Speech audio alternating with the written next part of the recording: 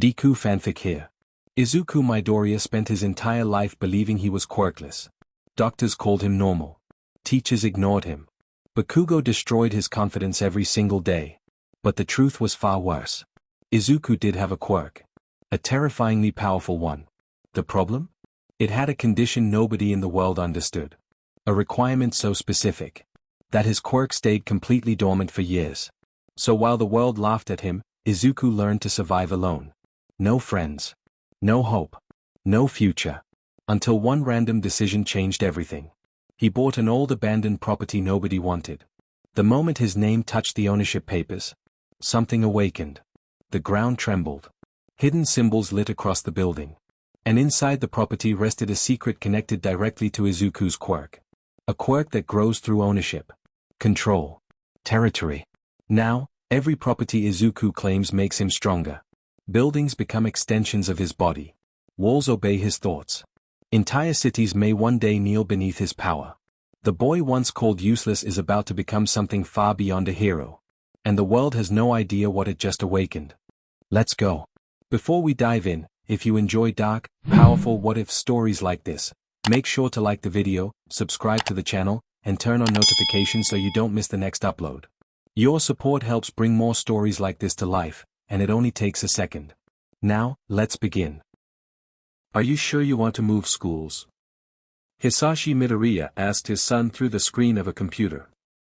The father loved his son very much, even if he was forced to live like a quirkless person. Yeah. I can't take it anymore, Izuku replied, clenching his hand into a fist under the table. Then I'll find a place for you to stay, Hisashi stated. Thanks Dad, but I want to use it. Izuku glanced at the picture of him and his mother on the wall. Are you sure, son? I know you're 16 already, but are you sure you want to use it? Hisashi asked. Mom left it for me before she died. She told me to use it when I decide to finally change my life. I've decided, Izuku declared. Then tell me if you need help, and don't get scammed, Hisashi said flatly. We both know you're too nice to say no, Hisashi deadpanned at Izuku. I'll make sure, Izuku the back of his head. Good luck son, Hisashi smiled warmly at Izuku. Thanks Dad, Izuku returned the smile. They bid their farewell and Izuku prepared to finally change his life. The day had been a roller coaster for Izuku. Bakugo had told him to jump off a roof. A slime-like villain tried to take over his body. All Might saved him, then proceeded to break his dream. He didn't even have the energy to go to the villain fight after All Might left him on that roof. Can I be hero even if my quirk is still dormant? Izuku asked hopefully. No. Izuku didn't need to hear anything more after that. Words to try to sugarcoat what the man said to him, 'cause at the end of the day, a no is a no. Izuku opened a drawer and pulled out a bank book. His mother had left one last gift before dying, and it was a terrifying amount of money. I should go check for a decent place, Izuku muttered as he went back to his computer. As he was looking up some places for sale, Izuku began to realize that he did not know what he was doing. He also needed to find a new school. Sheet. I need help. Good morning Mr. Midoriya, a woman wearing a business suit greeted Izuku. Good morning as well, Izuku bowed to the woman. I'm Mrs. Uru and I'll be the one showing you the properties that fit your requests, the woman said. Thank you, Izuku bowed again. Izuku was led to a black sedan. Once they got inside, the driver began to take them to the first property as Mrs. Uru began to show him pictures and explain about the properties. Izuku requested a property that was far away from other residential areas, basically isolated. Izuku also requested that the property was far from any busy areas, like markets. Izuku also wanted it to be fairly large, but was still within his price range. Only 2 properties came up. They were next to each other. Figures. This is the first property Mr. Midoriya. Mrs. Uru led him to a rather old-looking house that had a fence surrounding the whole land that came with it. It's bigger than I thought, Izuku admitted. It used to be stable. A lot of people used to come here to experience riding a horse. But all the horses died, which forced the owner to sell the property, Mrs. Uru explained. You told me earlier that it wasn't sold for 2 years, why? It seems to be a good place to build a hero agency, Izuku asked. The would be because of the area. It would be bothersome to go here and go back to patrol in the city, the estate agent answered. I guess it'll be harder to go here if you don't have your own vehicle, Izuku realized. Correct, would like to see the house. Mrs. Uru asked. Sure, Izuku replied as he followed the estate agent inside. The house had obviously seen better days, the floorboards were falling apart, the paint was already peeling off, and other problems regarding the state of the house. It was a good thing Izuku set aside money for reservations. My apologies, house isn't in a better state, Mrs. Uru spoke. Is alright, I plan on renovating anyways. You said that this place used to be a stable, can I see the actual stable? Izuku asked. Of course, Mrs. Uru cheerfully answered. Izuku saw that the stable for the horses also needed renovations if he planned on having a horse. Which was very tempting. Would you like to see the next property? Mrs. Uru asked as Izuku was debating on buying a horse. Alright, Izuku replied. They didn't walk very far to see the end of the fence dividing the two properties. This property was used as a fish pond until the previous owner moved overseas, Mrs. Uru explained. Izuku saw the fish pond which lacked the fish and was covered in moss. The house in the property was also in the same state as the previous property, but was actually larger. Have you decided on which one to buy, Mr. Midoriya? The estate agent asked. I'd like to buy the first, Izuku decided. Then shall we head to the office to finalize the purchase? Mrs. Uru asked. Izuku nodded. Here you are, Mr. Midoriya, thank you for doing business with us, Mrs. Uru gave Izuku a brown envelope. Thank you as well, Izuku bowed. Once Izuku got home to his apartment, he took a picture of the files and sent it to his father. There were more than he thought. He expected to only receive a title to the land, but he was also given a certificate that was proof that the land was allowed to house large animals. Neat. He still needed to get it approved if he actually plans on having a horse though. The moment Izuku touched the title to the land, a panel appeared in front of him. Territory established. Unlocking functions. Izuku was teleported to an all-too-familiar land. The property he just bought. Welcome to your territory. Izuku stared at the panel in front of him, swiping his hands through it a few times. Is this my quirk? Izuku's voice trembled. His body began shaking. You got to be kidding me? Izuku cried in outrage. I waited 12 years and now you show up. If Izuku had anything he could lift around him, he would have threw it by now, but unfortunately he was a small boy. After a few minutes of angrily stomping on the grass, Izuku sat on the ground panting. Please tell me you're at least useful after taking me all the way here, Izuku glared at the floating panel. I don't even have my phone with me, Izuku grumbled. Choose a task. Build. Shop. Beacon. Other options locked. Build. Izuku raised an eyebrow. Build. House. Other options locked. Screw it, house, Izuku spoke. Please identify house design. Izuku yelped as a green hologram of a box appeared in front of him. Cool. Izuku muttered as the box changed its shape as Izuku pictured a house. He didn't know how, but knowledge about construction and engineering was in his head. Like it had always been there since the beginning. Everything he needed to know about making his house was inside his head, and Izuku was putting it to good use. The simple box became a simple 2-story house. Both of the floors were 3 meters high and 2,000 square foot wide. It was still a glowing green hologram, but Izuku looked satisfied with his work. It was probably going to be completely devoid of furniture though. How do I place it? Izuku wondered, Then the hologram glowed and he watched in amazement as the house was being brought to reality. Izuku fell to the ground as his knees gave out. He could feel all his energy being drained from his body. As the house was being created, Izuku was slowly losing consciousness. Until he completely blacked out. First house created. Other functions being unlocked. Inventory unlocked. All possessions have been transferred to the inventory. Izuku stared at the panels floating over him as he lay on the grassy ground, looking up to the starry night. What happened? Izuku groaned as he got up. He looked behind him to see his newly built house. His eyes widened as he remembered what happened to him. My quirk must have used my energy to make the house, Izuku figured out. I'll check the inventory, Izuku muttered.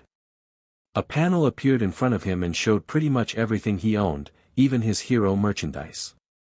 At least I don't need to go get my stuff anymore, Izuku looked on the bright side of the situation. He looked at the hero merchandise in his inventory with disgust. Every time he looks at it, he remembers All Might's words. If only I could sell it, Izuku grumbled. Would like to sell this item? Izuku's eyes widened. Yes. Item confirmed. Searching for buyer. Izuku stared at the panel of his quirk. Night Eye was in his office, looking over the files for his new case. The Shaiha Saikai had recently been suspected of producing a drag called Trigger, so they needed to be stopped after enough evidence has been acquired. It had been a busy week for the man and it will probably get even busier. Would like to purchase this item? Night Eye immediately got into a combat stance as a floating projection appeared ahead of him, asking him if he wanted to buy a limited edition Silver Age All Might figurine. What in the world? Buyer has been found. Establishing connection. Connection established. Izuku was not expecting a screen to pop out of nowhere to show Sir Night Eye of all people. He was most definitely not expecting to sell all his almighty merch to the man at that moment, but he did, so now he had 5 million yen. Pleasure doing business with you, young man, Night Eye spoke. Thank you too, Izuku bowed as the screen vanished. What the F dash? Izuku opened his eyes to see the white ceiling of his new house. Looking around the room, he saw that it was completely empty aside from his bed. Now that I'm rested, what surprises do you have for me? Izuku asked his quirk. Build. Shop. Beacon. Inventory. Beacon, Izuku spoke. Beacon set, none. Set beacon yes no. What even is a beacon? Izuku looked at the panel in confusion. Beacon. Marked areas where the user may teleport to. Available beacons too. That's convenient. Setting beacon. Beacon name, home. Izuku waited if his quirk was going to drain his energy, thankfully it didn't this time. First beacon established. Quests unlocked. Quest, start building. Build a fence. Reward. Failure to complete the quest in 2 o'clock will result in a penalty. Ah shit. Izuku thought that when his quirk told him to build a fence, he could use his quirk, he did not. Izuku was doing everything manually and without any proper tools. Screw this. Izuku threw the wood plank on the ground. Screw the penalty. Give me your best shot. Izuku shouted at the sky.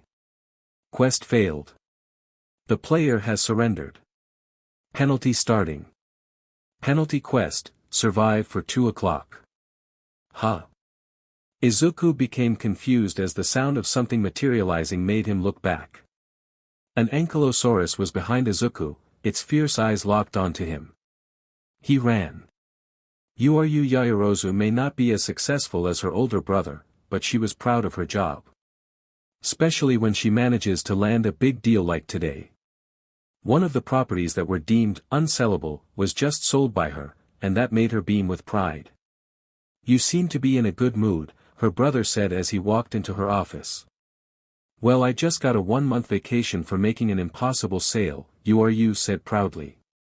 Sure, her brother didn't seem that impressed. I wanted to inform you that we'll be going to Hawaii for Momo's birthday, and wanted you and your husband to come with us, her brother informed. Looks like I'll be using that vacation early, you replied. Aren't ankylosauruses supposed to be vegetarians? Last I remember I'm made of meat. Izuku shouted as he ran for his life.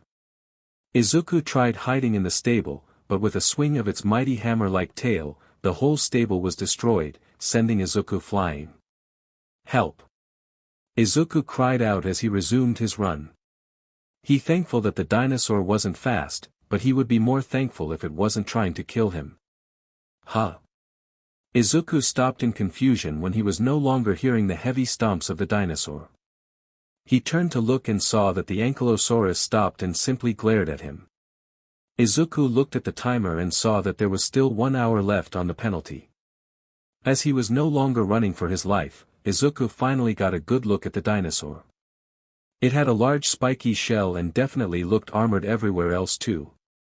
The tail looked more like a sledge than what it's supposed to really look like, and Izuku could swear the tail looked it was made of black metal. Then the tail glowed. Ah shit! Izuku immediately began running again.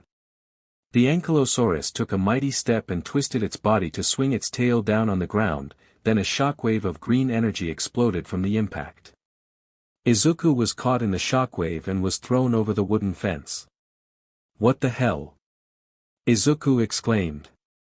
The dinosaur ran after him again. Izuku clutched his chest as he collapsed on the ground, hyperventilating after being chased by Quirk dinosaur. He was lucky the dinosaur only used its ability once the whole time. Penalty quest completed. Reward. Lord's crowbar. Lord's hammer. Izuku stared at the panel and opened his inventory. He took out the Lord's hammer to inspect it. It looked like a normal hammer except that it had green lines all over it. The Lord's crowbar was the same. At least I have tools now, Izuku muttered, then Izuku wondered if he had status screen like in games. Status. Izuku Midoriya. Property owned, 1. Beacons, 1. Home. Equipment. Lord's hammer. Lord's crowbar. Skills. Lord's body, passive. The player's growth is greatly enhanced inside their territory. Lord's domain, active. All allies within the Lord's territory will be greatly boosted. Dash, active. Boost the player's speed. It really is like a game, but it doesn't show my actual stats, Izuku rubbed his chin in thought. I'm guessing it uses my energy instead of mana like in games, Izuku figured. Quest, build a wall.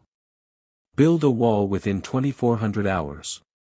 Reward, Tremor Ankylo. Failure will result in a penalty. You've got to be kidding me.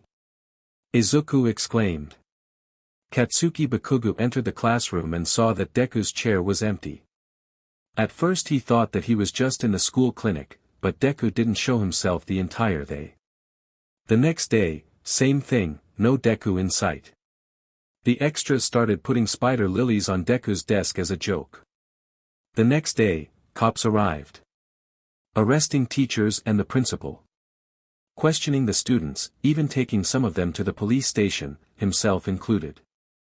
Katsuki sat in an interrogation room with a man wearing a trench coat in front of him.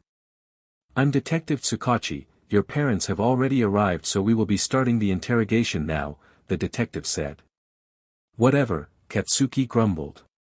Do you know someone named Izuku Midoriya? The detective asked. FNG Deku, Katsuki said in annoyance.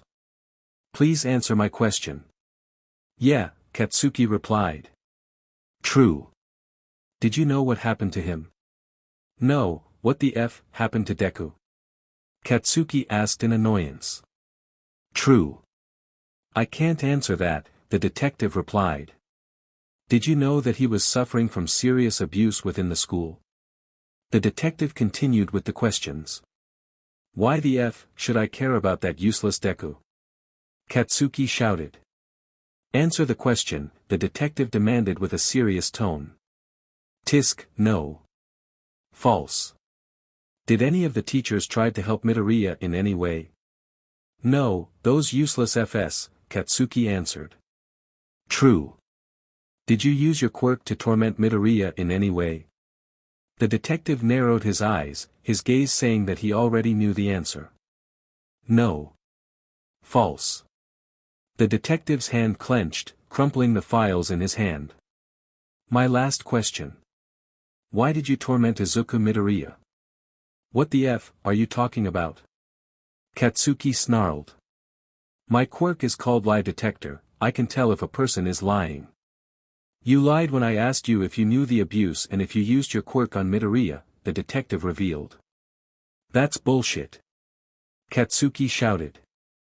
Answer me Katsuki Bakugo. Why did you torment Izuku Midoriya? The detective demanded. Because he FNG deserves it. Thinking he can be a hero without FNG quirk, looking down on me for even trying. Katsuki yelled out. I've heard everything I needed to know. The detective stood up and opened the door to see the saddened face of his mother and the disappointed face of his father. Izuku could barely held himself of the ground. The quirk had allowed him to build the wall with his quirk, but the problem was if he had any energy. Using the build function, he designed a 4-meter tall wall and laid it out to cover the whole property. Instead of fainting from exhaustion, the building would pause, leaving the green hologram in its place. I need help, Izuku muttered. Maybe I should try that. Shop, a panel appeared in front of Izuku. He could see different items, all of which sounded weird to him. Thankfully it had a filter. Izuku searched for anything to help with energy recovery. He found 2 things that could help. Energy recovery potion 3x 500,000 yen.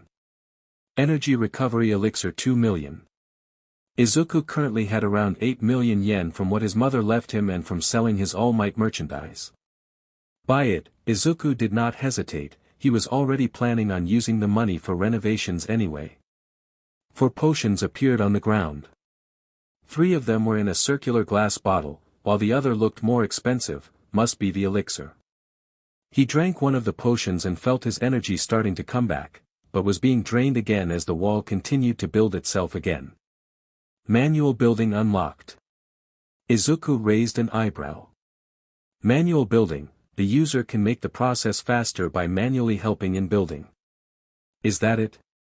That's pretty obvious, you know, Izuku sassed his quirk. Izuku did it anyway. Adding the manual labor and consuming 3 potions, Izuku finished a little over half of the wall. Time to test this one out, Izuku held the elixir in his hands. He still had 8 hours left to finish the wall, pretty good considering he added the time it took for him to rest. Hammer Mastery Level 1 unlocked. Hammer Mastery, when wielding a hammer, strength increases by 10%. Nice of you to help, Izuku mumbled before drinking the whole elixir bottle. Taste like grape, Izuku said before he felt his energy recovering at an amazing speed. He could see the wall immediately construct itself as his energy replenished. Izuku wasted no time, immediately joining on constructing the wall, no matter how little his help actually did. Unknown to him, the maximum amount of energy he had greatly increased because of the numerous times he had ran out and replenished himself. Yo Ryuko, where are you? Mirko, the rabbit heroine, jumped onto the balcony of her friend. What are you doing here, Rumi? Ryukyu, the dragon heroine, asked as she sat on her office chair watching the UA sports festival. Got bored, are you watching the sports festival? Mirko asked. Yes, you know I always do this to scout some potential sidekicks, Ryukyu replied. Female sidekicks, you never take in guys. Always saying that the world needed more female heroes, Mirko said. Whatever, did you really just come here cause you're bored? Ryukyu asked. Pretty much, Mirko sat on the couch. Suit yourself, Ryukyu turned back to watching the sports festival. Anybody caught your interest? The rabbit heroine asked. Yes, there's a girl that has an energy-based quirk, but can't use it properly, Ryuko replied. Weak, Mirko commented as she began snacking on some peanuts on Ryukyu's desk. She just needs some proper guidance, Ryukyu defended. Whatever you say, Mirko rolled her eyes. Ryukyu sighed. Quest completed. Summon function unlocked. Hammer mastery level up to 2. Finally done, Izuku dropped onto his bed in exhaustion. I never want to do that. Again, Izuku mumbled. I probably never would have made it. My quirk didn't provide the wood for the wall. He pulled out the television from his inventory and remembered that he forgot that he did not have any electricity. He would have probably froze to death if it was in the colder times of the year. I'll just scroll through the shop for entertainment, Izuku said half-heartedly. A few seconds later. Holy shit! Izuku jumped out of bed as he found something amazing. Evergrow Tree Seed 10000000. Evergrow Tree, a tree capable regrowing within minutes whenever it is cut down. Maximum growth height is 4 meters. Golden Carrot Seeds 5000000. Golden Carrot, a vegetable capable of healing injuries and replenishing energy. Izuku immediately bought them. Quest, Farming. Plant Evergrow Tree Seed. Plant 20 Golden Carrot Seeds. Reward. Failure. Izuku did not want to risk failure. Even if it didn't say penalty, Izuku knew his quirk was a sadistic prick that gave out ridiculous punishments. He immediately ran out of his house to plant the seeds. Izuku went to an open area, quite a far distance from his house. He took out the Lord's crowbar and began digging with it, making it into a makeshift shovel. Lord's green thumb has been acquired. Any plant the Lord plants himself will grow 100% of the time. That's what I'm talking about. Izuku cheered as he placed the Evergrow Tree seed into the small 15-inch deep hole he dug. Once he covered it up with dirt, he took out a weigher bottle from his inventory and poured into the ground. But before Izuku could leave, the ground began to shake and a tree popped out from under him. Holy shit! Everything alright, son? Hisashi asked. Izuku hasn't contacted him in a week. I was setting up in my new home and I didn't have any electricity yet. Izuku scratched the back of his head. He was currently in an internet cafe back in the city.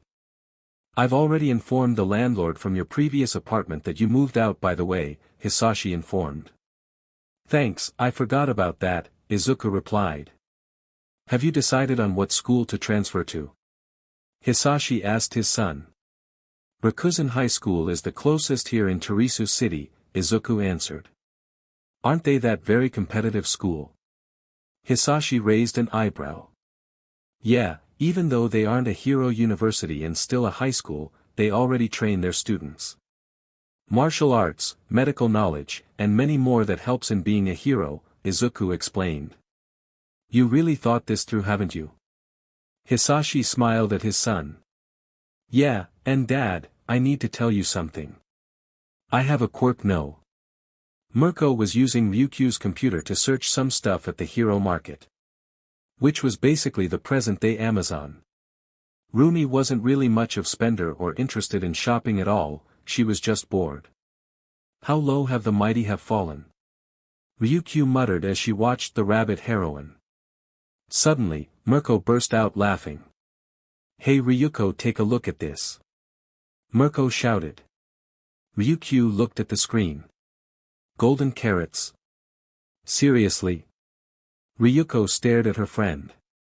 Some nutjob is trying to sell a carrot that can heal injuries and recover energy, Rumi continued to laugh.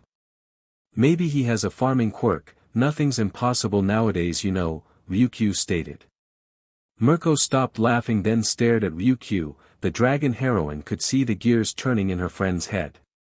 Mirko immediately pressed buy with Express DLVRY. Oi, that's my account. Ryukyu shouted. Yesterday. After talking to his father, Izuku had teleported home. He started strolling through the shop again and he quickly realized that he was running out of money, so he decided to sell some of the golden carrots that he had planted. People will probably think I'm some crazy idiot for selling these, Izuku said as he placed a seed in hole. He had spent hours making a proper farming area for his carrots. He was planning on mass-producing them if possible after all. Quest completed. Establishing rewards. Summon, Earth Fairy acquired. You have made an effort for the future. Establishing bonus rewards. Summon, Nature Fairy acquired. Wow! Izuku immediately went to the summon function. Summons. Tremor Ankylo. Earth Fairy. Nature Fairy. Summon both fairies, Izuku spoke. In a dazzling light show, two small little figures appeared. One of them is a floating rock with small pebbles connected to be fingerless hands. It had no legs or feet and was just floating. The other one looked like a green coconut that had a small plant growing on top of it. It had vines for hands and also lacked legs or feet.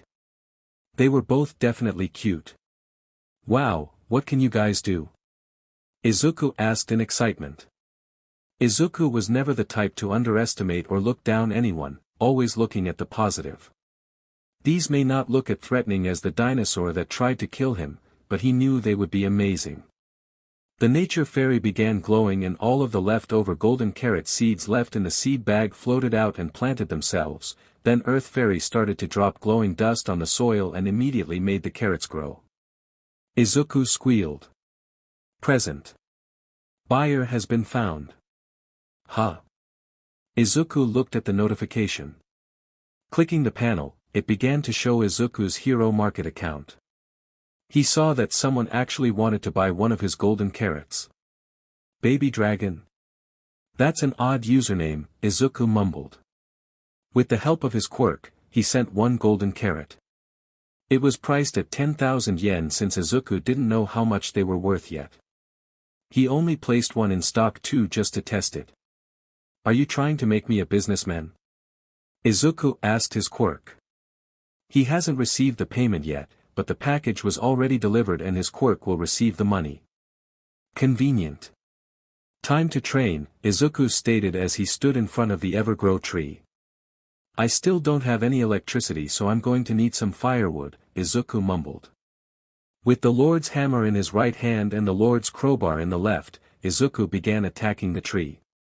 He only had one goal for this type of training for now. Crowbar mastery has been learned.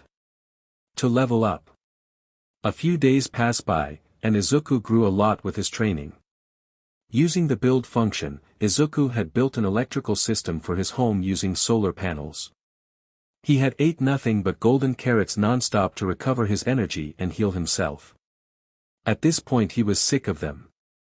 But it all paid out. Hammer mastery has leveled up to 8.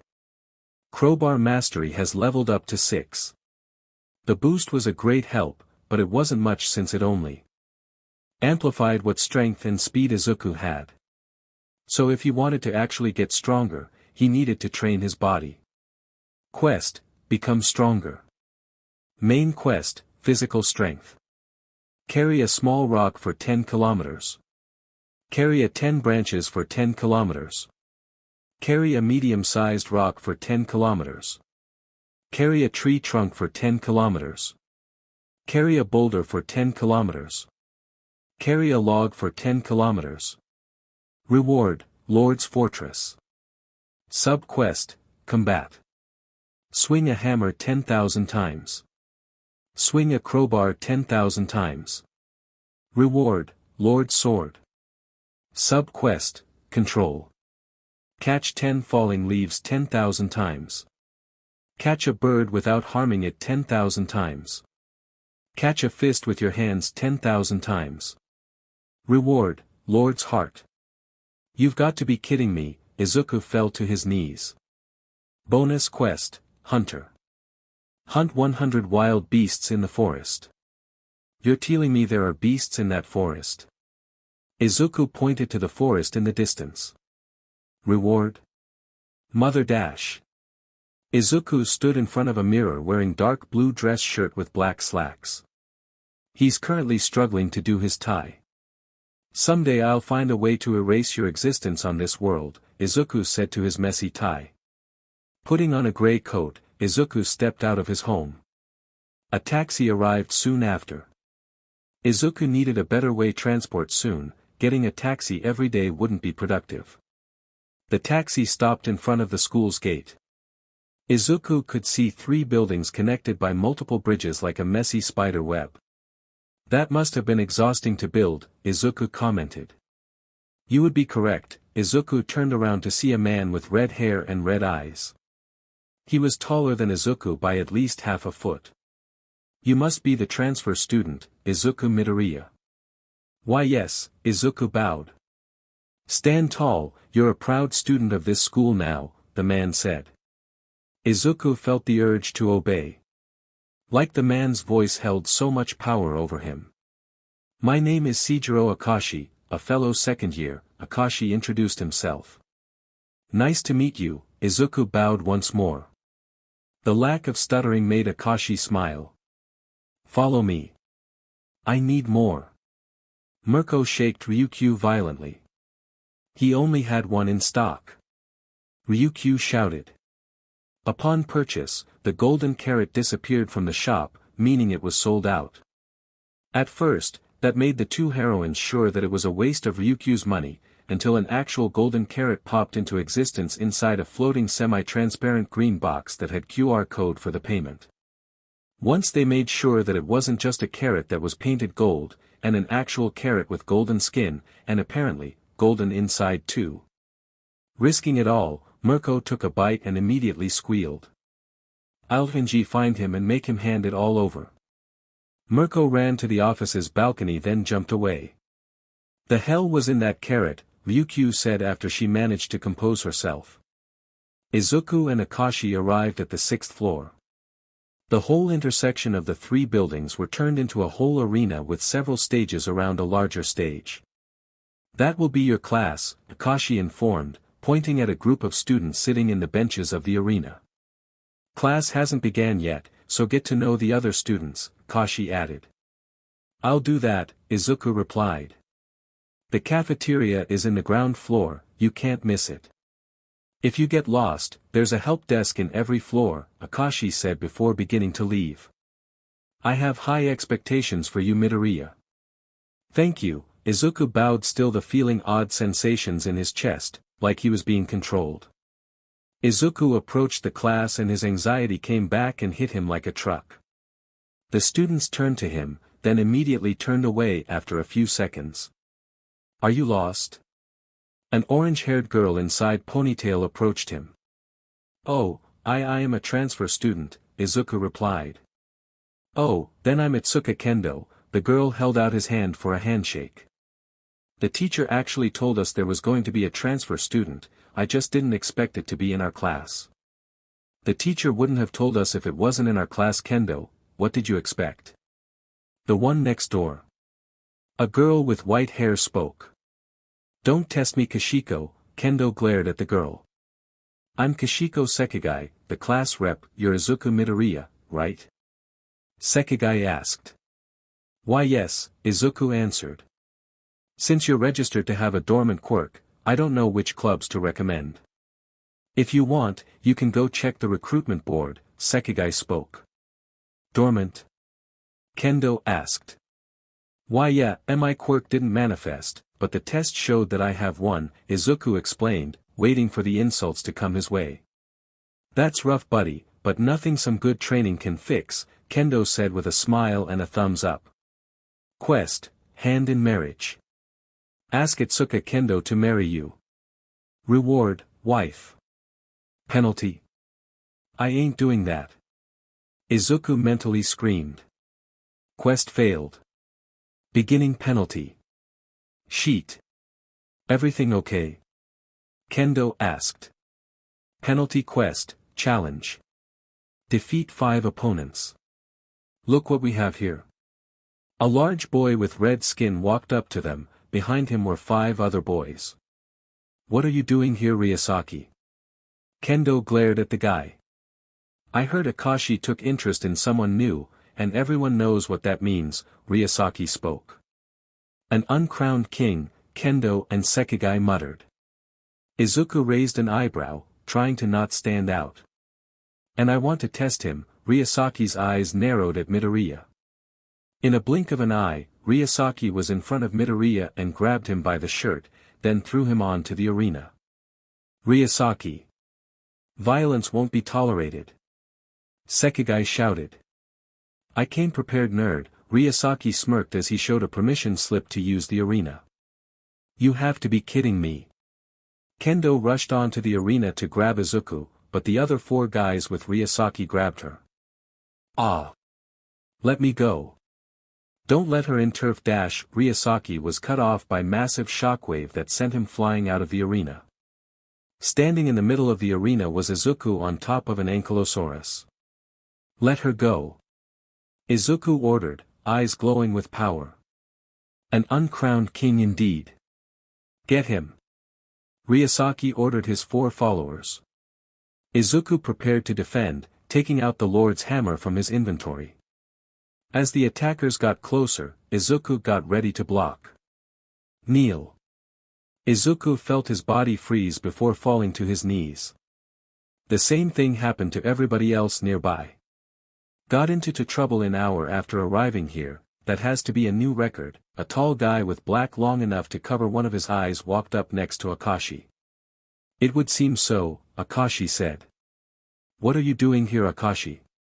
Ryosaki shouted as he got up. You asked permission to use the gym for training, that did not involve Midoriya-san. Akashi simply stated. Because he hasn't taken the test to have access to the arenas yet, Akashi explained. Ryosaki kept his mouth shut. When will he take the test?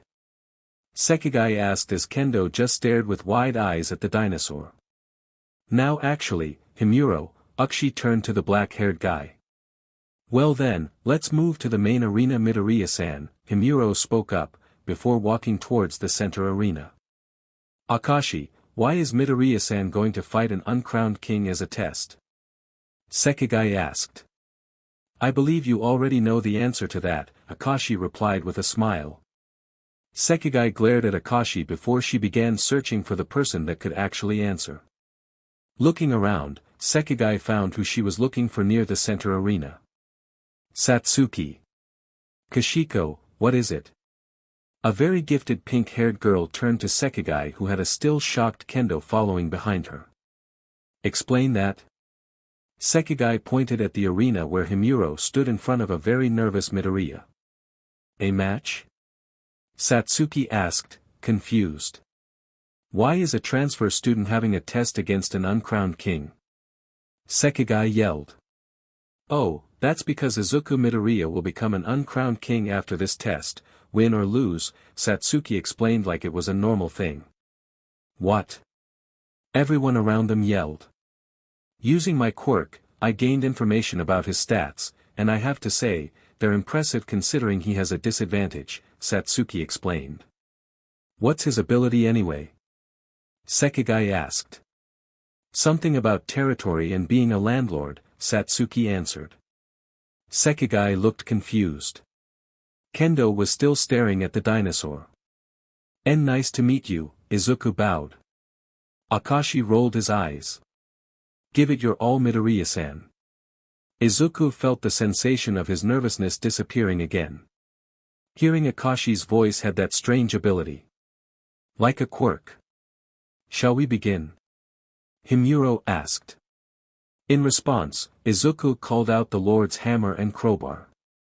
Yes. Begin. Dash. In the blink of an eye, Izuku was already in front of Himuro.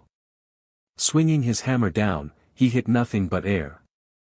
Himuro disappeared, making Izuku's attack to hit the ground, creating a small crater from the impact. The hell? That arena is made of reinforced tungsten and iron. A student yelled. Impressive power, Midoriya-san. Himuro landed a kick to Izuku's back, then disappeared again as the ankylosaurus swung its tail at him. He keeps disappearing to dodge attacks, but he should still be in the arena, Izuku thought as he put the crowbar in his mouth to hold it, then took out another hammer from his inventory. Hammer mastery, passive. Level 8.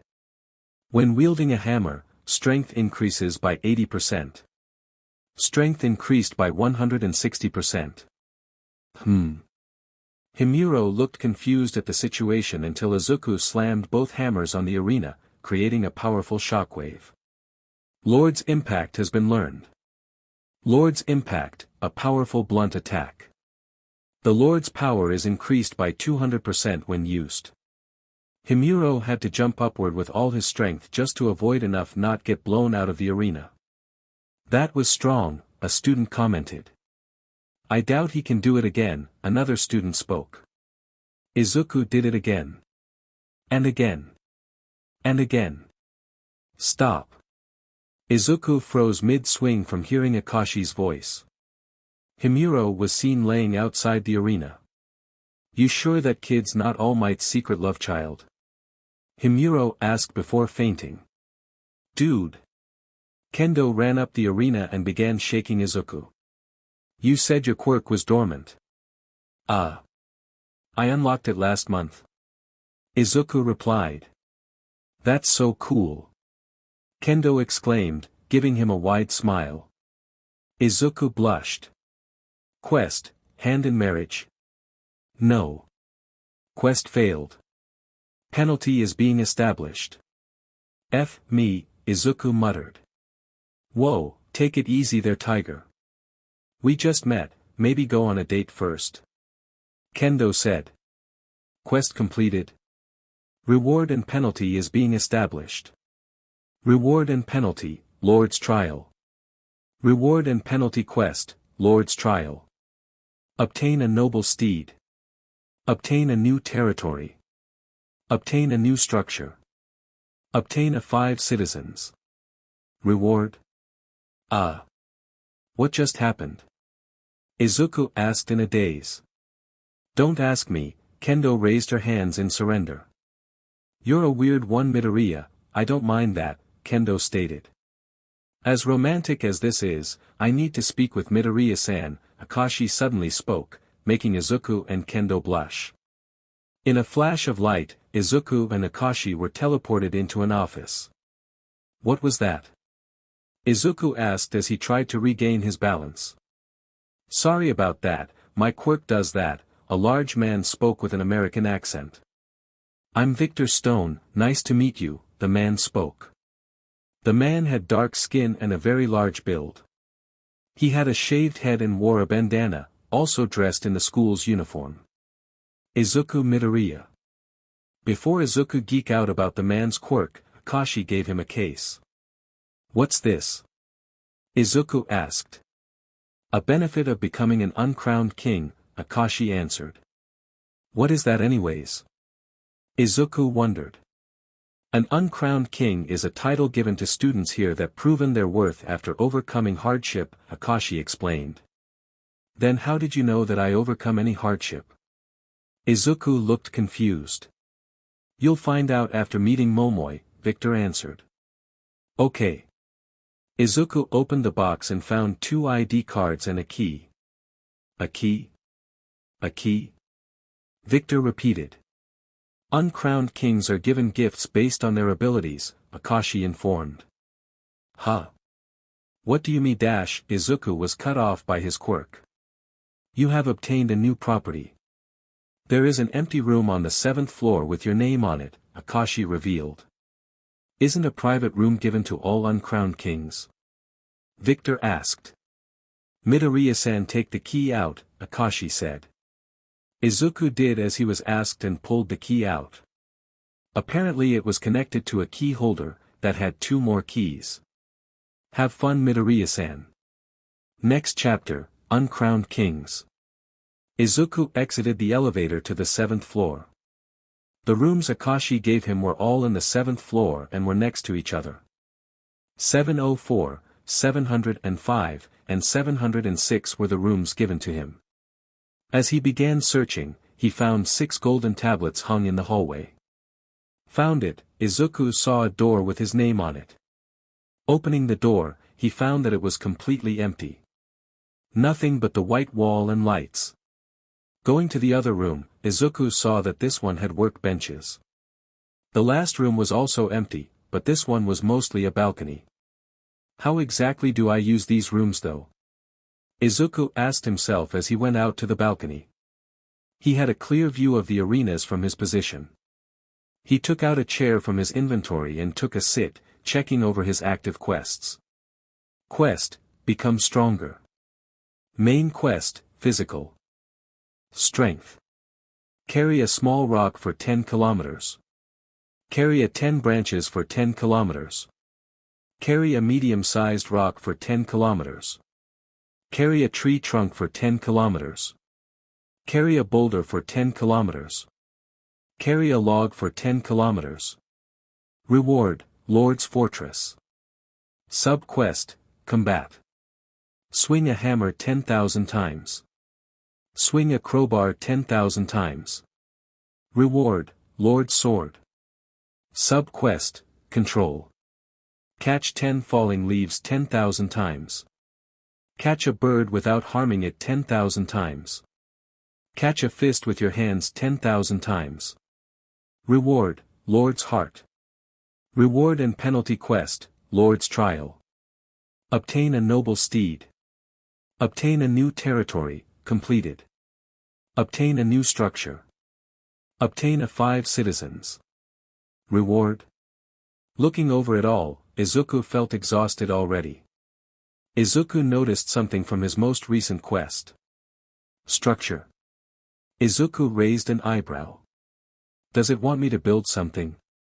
Deciding to try it out, Izuku used the build function to remodel the balcony room.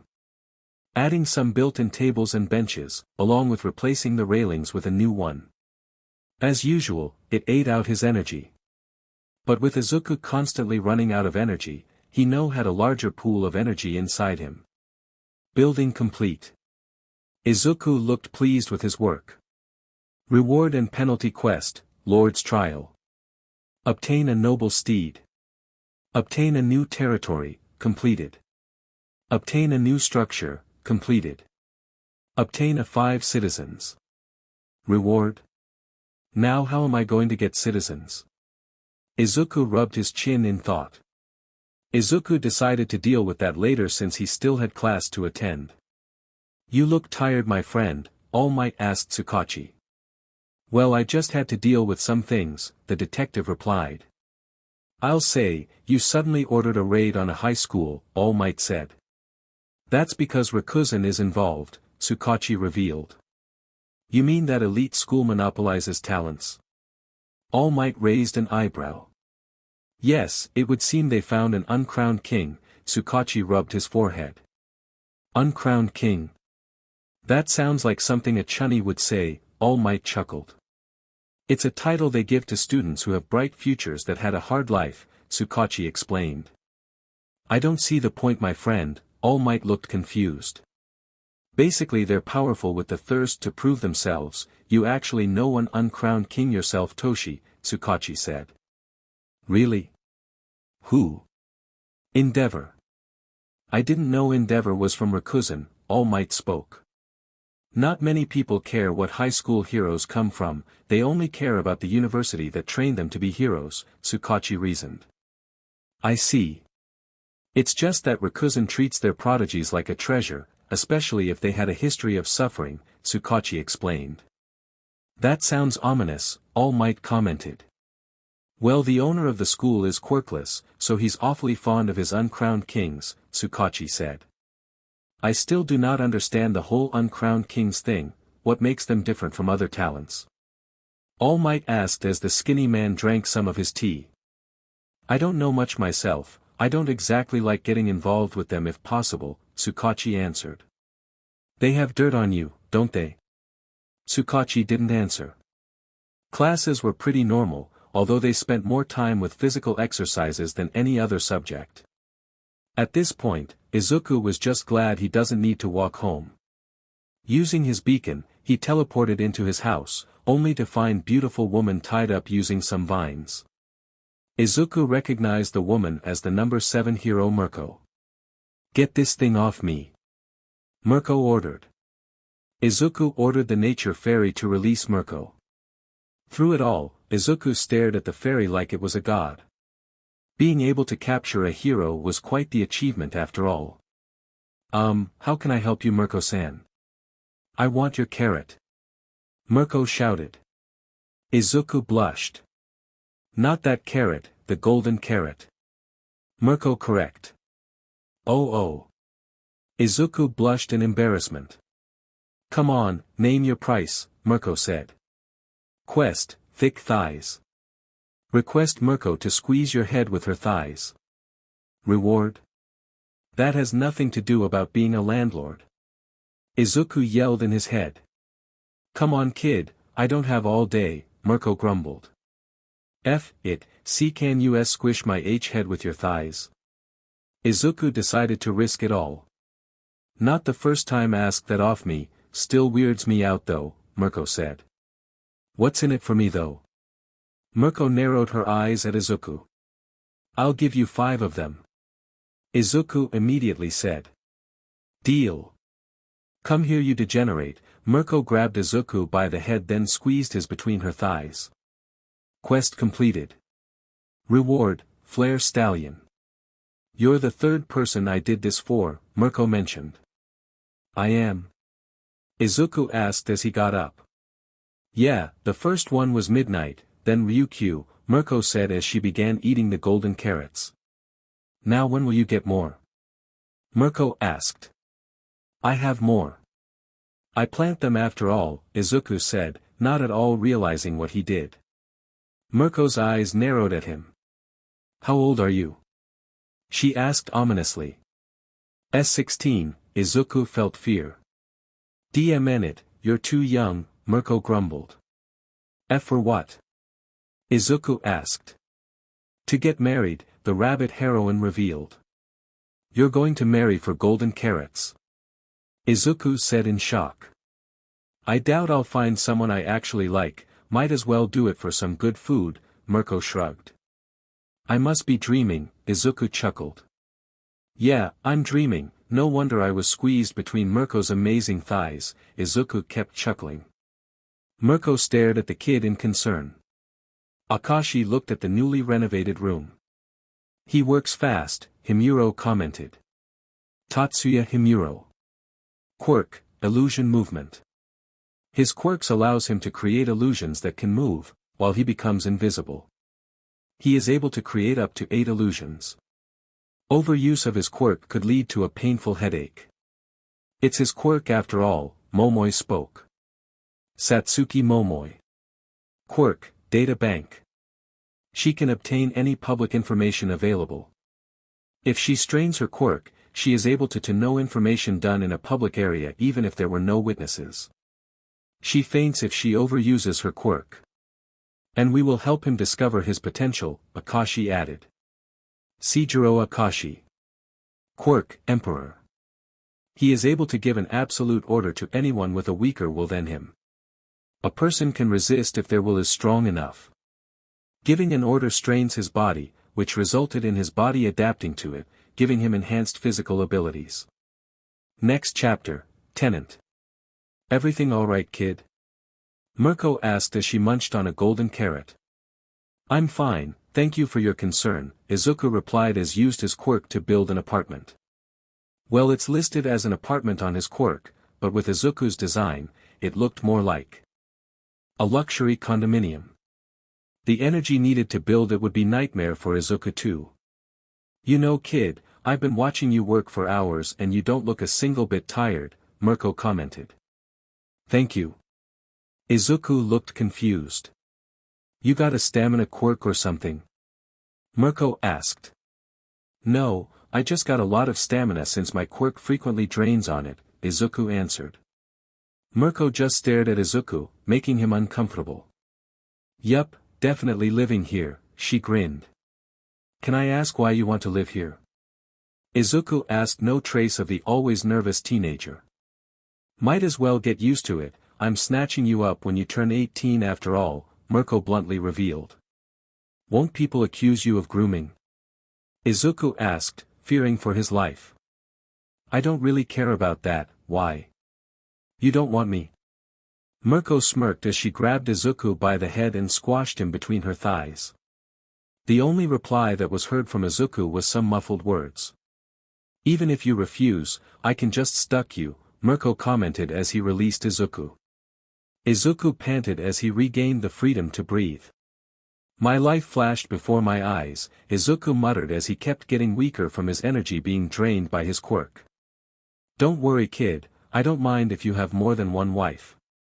Polygamy has been legal ever since some quirks that have SXL needs popped up, the rabbit heroine said as she watched the condominium build itself.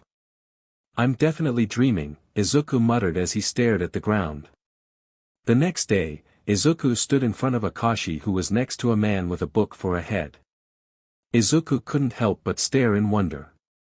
This is Professor Ayano Koji, Akashi spoke. Nice to meet you Professor, Izuku bowed. It's nice to meet you too young Midoriya, no I shall explain why you're here, the professor replied. Yes sir, Izuku stood straight. Being an uncrowned king has many benefits, one of your caliber, even more so, the professor started. The only thing we can do to help your physical training is to give you the resources, but knowledge is a different story, the professor spoke, making Izuku wonder where his voice even comes from. What do you mean sir? Izuku asked. We'll be using the professor's quirk on you, Akashi informed. My quirk allows me to transfer information of any book I have touched to any person, but it is mentally taxing on the person, the professor explained. We plan on using it on you so you have more time to train and not worry about classes, Akashi added. But only if you can handle it. Izuku's face showed a very determined expression. I can do it. Izuku exclaimed. His confidence is because of your quirk, isn't it? The professor whispered to Akashi. Akashi just smiled. The professor grabbed Izuku's face. 1 month later. Mind telling where you've been the past month? Ryukyu asked her friend. Why? Missed me? Mirko asked. The rabbit heroine was currently dressed in some casual clothes. A white sweater and blue jeans. You suddenly stopped coming here to sleep and no other agency reported that you stayed at there, so it's concerning, Ryukyu said. I just found a place to live, Rumi shrugged. A place you actually want to live in? Really? Ryukyu looked shocked. What's that supposed to mean? Mirko raised an eyebrow. Do you know how whiny you are about where you stay? You don't even like staying in a 5-star hotel room. Ryukyu shouted. Not my fault I have good standards, Mirko huffed. Good is an understatement. I want to see this place, Ryukyu stated. Why? Rumi raised an eyebrow. If it gets you to actually live there, then I want to see just how good the place is, Ryuko replied. Mirko felt nervous for some reason. Izuku had a dazed expression as he followed behind Itsuka. You good? Itsuka asked in concern. Yeah, just getting used to a whole year's worth of knowledge jammed in my head, Izuku replied. Alright, for a second there I thought you were staring at my butt, Itsuka said as she unconsciously covered her behind. And no. I didn't mean to. Izuku panicked. Don't worry, we already cleared it up, Itsuka said. Both of them were outside of the school, and were heading to the mall. It was actually the first time Izuku would be going on a date, and it was because of his quirk. So do you go around asking people to F you? Itsuka asked with a teasing smirk. And no, that wasn't what I meant back then, Izuku replied. You definitely surprised me though, not many guys actually liked a boyish girl like me, Itsuka said. Then it's their lost, Izuku said. Look at you being smooth, Itsuka punched his shoulder playfully. Quest hand in marriage. Could you stop that? Izuku mentally screamed. Mission failed, penalty quest, survive. Izuku's eyes widened. A building suddenly exploded. It was the Ryukyu agency. Get down. Izuku pulled Itsuka towards him as he summoned his earth fairy to create a dome of earth to protect them. What's happening? Itsuka asked as the screams of the people filled the area. Heroes were busy evacuating people as Ryukyu was facing what looked like a giant snake. Izuku could see a white blur as well, which was most likely Mirko. Get the hell out of here. A hero rudely yelled at them. Itsuka began to pull Izuku to get to safety. I need to help, Izuku spoke. We're not licensed, we could get in trouble, Itsuka argued. Izuku clenched his teeth. Go. He ordered his earth and nature fairy to help. I hope you don't get in trouble for that, Itsuka said. We can at least help with evacuation, Itsuka pointed to a shop that had its entrance blocked by debris. Right. Izuku nodded. Where the hell did this guy come from? Mirko asked. Ryukyu roared in her dragon form as she slammed her tail on the giant snake.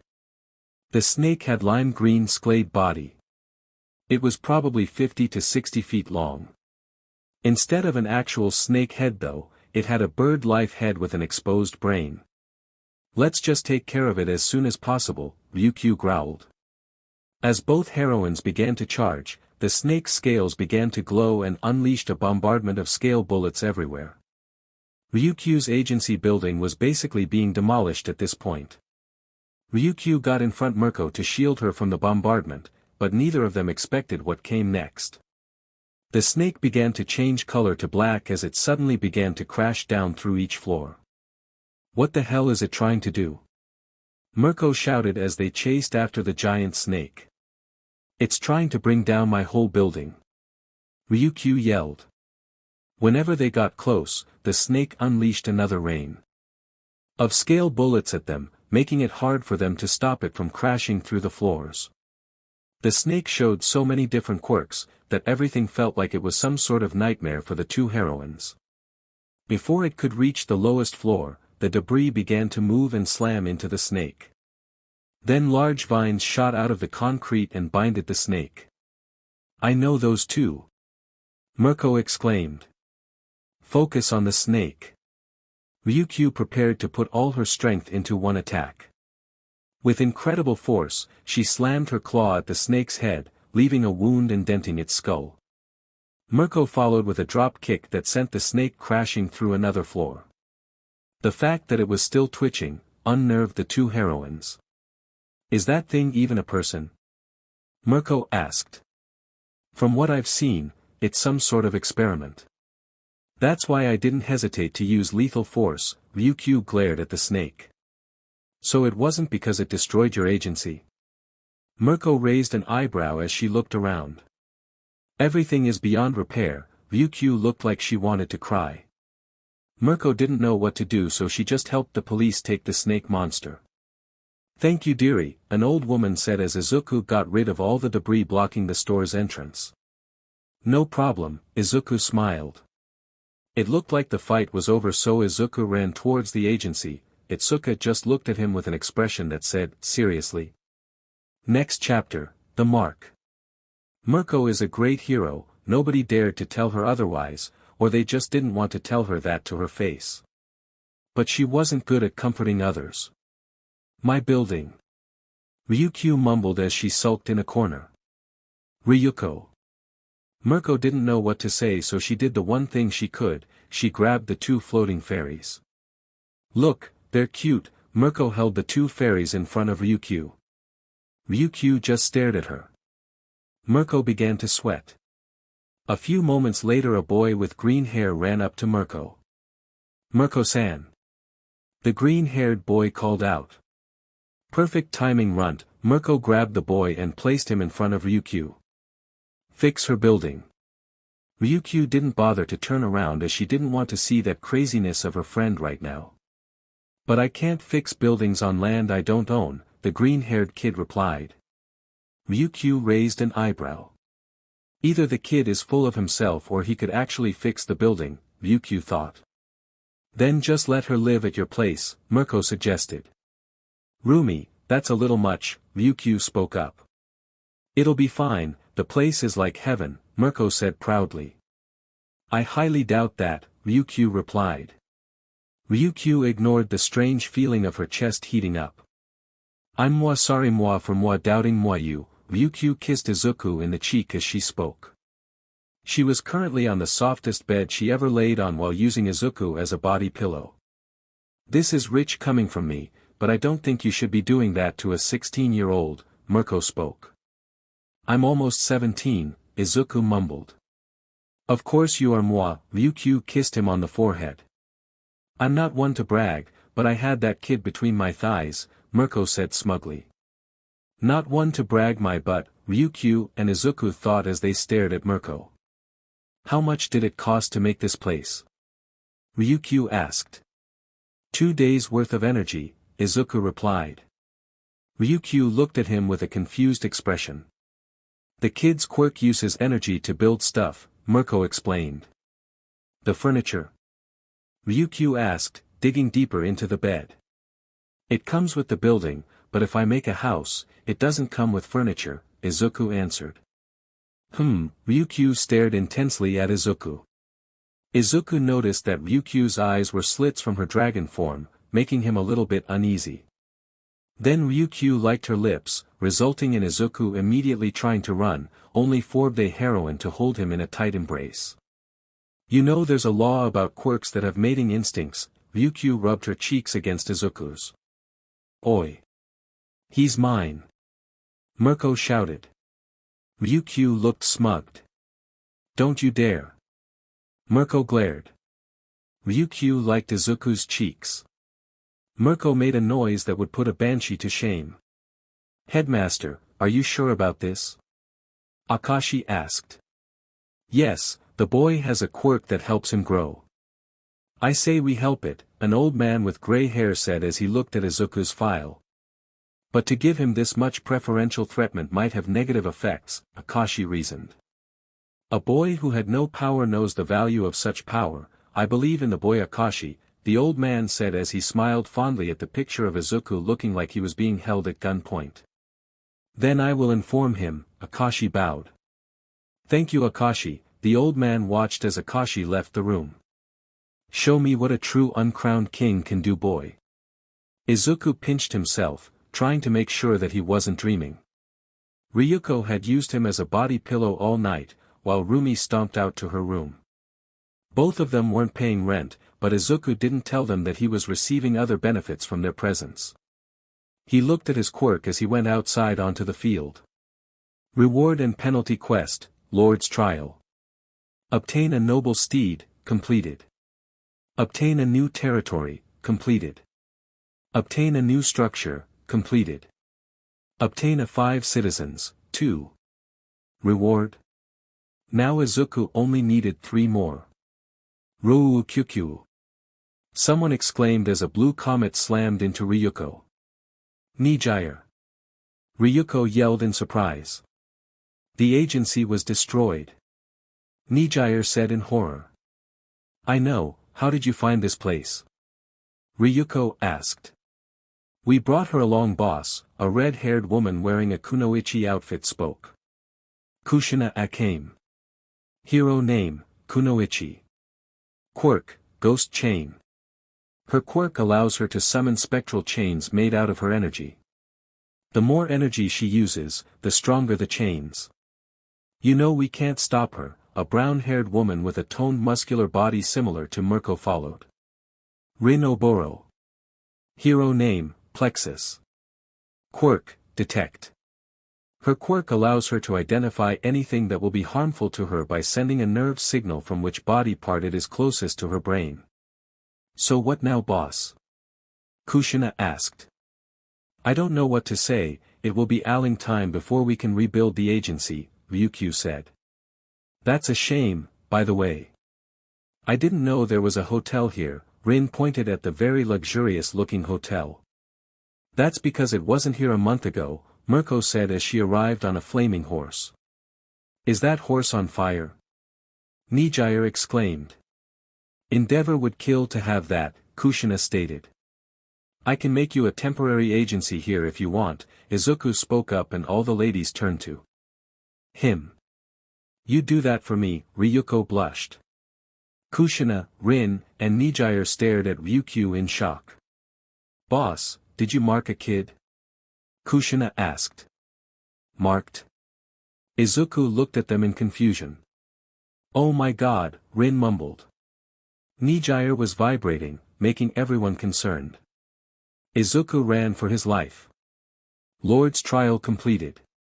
Reward, zone capture. Zone capture allows the Lord to turn an area into his territory temporarily. Izuku saw the panel after he finished making a temporary agency for Ryukyu. It was 4-story building with a symbol of a dragon head on each of its 4 sides at the top floor. I'll make sure to reward you after the paperwork, Ryuko inked seductively at him. What does that mean? Izuku asked nervously. People marked with animalistic quirks can get married early and have multiple wives, after the paperwork is done, Kushina explained. Izuku fainted. Next chapter, Izuku vs Akashi. Izuku stood in front of Akashi at the center arena of Rikuzen High School. Why am I here? Izuku said nervously as the while school was watching them. To be honest, we were just supposed to be fighting in a training room. But Akashi turned to the rest of the uncrowned kings. Place your bets. Victor shouted. Momoi and Tatsuya were collecting food vouchers from the students and giving them tickets. You can bet with food vouchers. Izuku looked at the situation in confusion. It's only illegal if money is involved, Akashi stated. Aren't you the student council president? Izuku asked, wondering why Akashi was allowing this. Yes, I am, Akashi said just as the match began. Now kneel. Akashi's left eye turned gold as Izuku fell to one knee, then Akashi was leaning down low, aiming a diagonal cross to Izuku's face. Izuku gritted his teeth as the attack sent him flying and crashing into an invisible wall. In a moment, Akashi was already above him, an axe kick aimed at his chest. Izuku crossed his arms to block, but futile, make way, Izuku undid his guard and the kick slammed down on his chest. Fight back Midoriya. Izuku heard Kendo scream from the stands. Unyielding tenacity has been activated. I can do this all day, Izuku stood up, calling out his gear. Disarm, Akashi ordered. You're on your own. Izuku's gear vanished, leaving him with only his bare hands. Some Fenji quirk you are. Izuku exclaimed as Akashi charged at him again. Freeze. Izuku felt his body get paralyzed as Akashi unleashed a flurry blows at him. Izuku just stood there and took all the attacks, then a back kick sent him crashing to the barrier once again. The crowd cheering for Akashi to finish him off. This is the part where you say that this isn't fair, Akashi said as he walked towards Izuku. It was never fair since the beginning, Izuku muttered as he was barely getting up. The dash, Akashi was cut off by a hammer barely missing his head. It was never fair. Izuku roared as far deeper voice came out of his mouth. Instead of the Lord's hammer, a rectangular metal hammer was seen. The head resembled a large sludge hammer, but the handle was only the same length as a regular hammer.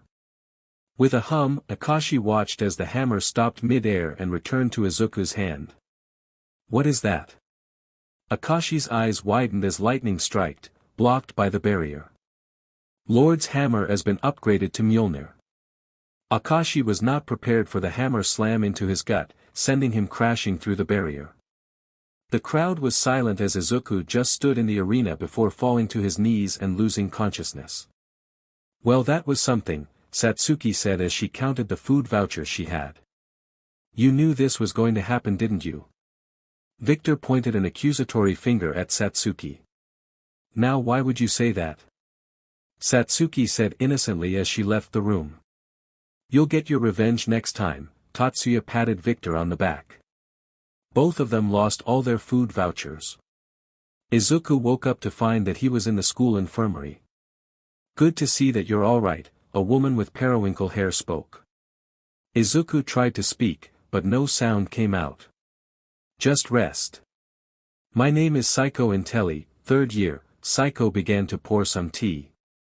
I'm one of the 6 uncrowned kings, with the last one recently graduating, you're now the 6th. Izuku just stared at how elegant she drank tea. If you want a kiss you can just ask, Psycho teased. Tried to say something again, but he only failed began to cover his blushing face. Momoi was right, you are fun to tease, Psycho smiled, then her expression turned serious. Well, I was simply tasked to inform you something since Akashi is currently unconscious, Psycho stated. You no longer need to attend classes, and will strictly focus on training, Psycho revealed. Izuku looked in shocked, wanting to ask questions. Goodbye, Psycho smiled before Izuku's vision darkened once again. What's he doing? Nijire whispered to Ryukyu. I don't know either, Ryuko replied as they watched Izuku carry a bunch of sticks and ran around the field. Are we supposed to be watching a training montage? Kushina asked. Isn't there supposed to be some soundtrack playing then? Nijire asked. We're not in some shounen manga, Nijire, Ryukyu stated. Rin barged into the room, carrying a speaker on her shoulder playing workout music. We don't take no for an answer, boss. Rin exclaimed. Ryukyu just sighed. Izuku held a letter in his hands. Dear Mr. Midoriya. As the principal of Rikuzen High, I grant you permission to focus on your training provided to you by your own quirk. Any lessons needed will be transferred to you via a professor's quirk. Izuku read through the letter in disbelief. The fact that he woke up in his own home didn't bother him at all anymore. He just stared at the panel in front of him that refused to disappear now. Quest, become stronger. Main quest, physical strength. Carry a small rock for 10 kilometers. Carry 10 branches for 10 kilometers. Carry a medium-sized rock for 10 kilometers. Carry a tree trunk for 10 kilometers. Carry a boulder for 10 kilometers. Carry a log for 10 kilometers. Reward, Lord's Fortress. Sub-quest, combat. Swing a hammer 10,000 times. Swing a crowbar 10,000 times. Reward, Lord's Sword. Sub-quest, control. Catch 10 falling leaves 10,000 times. Catch a bird without harming it 10,000 times. Catch a fist with your hands 10,000 times. Reward, Lord's Heart. Izuku as he ran around the field with sticks tied to his back, while swinging a crowbar and a hammer around. Despite everything he did, the quest didn't budge. Am I doing something wrong? Izuku muttered. In the distance Izuku saw his ankylosaurus swinging its tail with perfect precision to cut through a tree. At that moment, Izuku found out what was missing.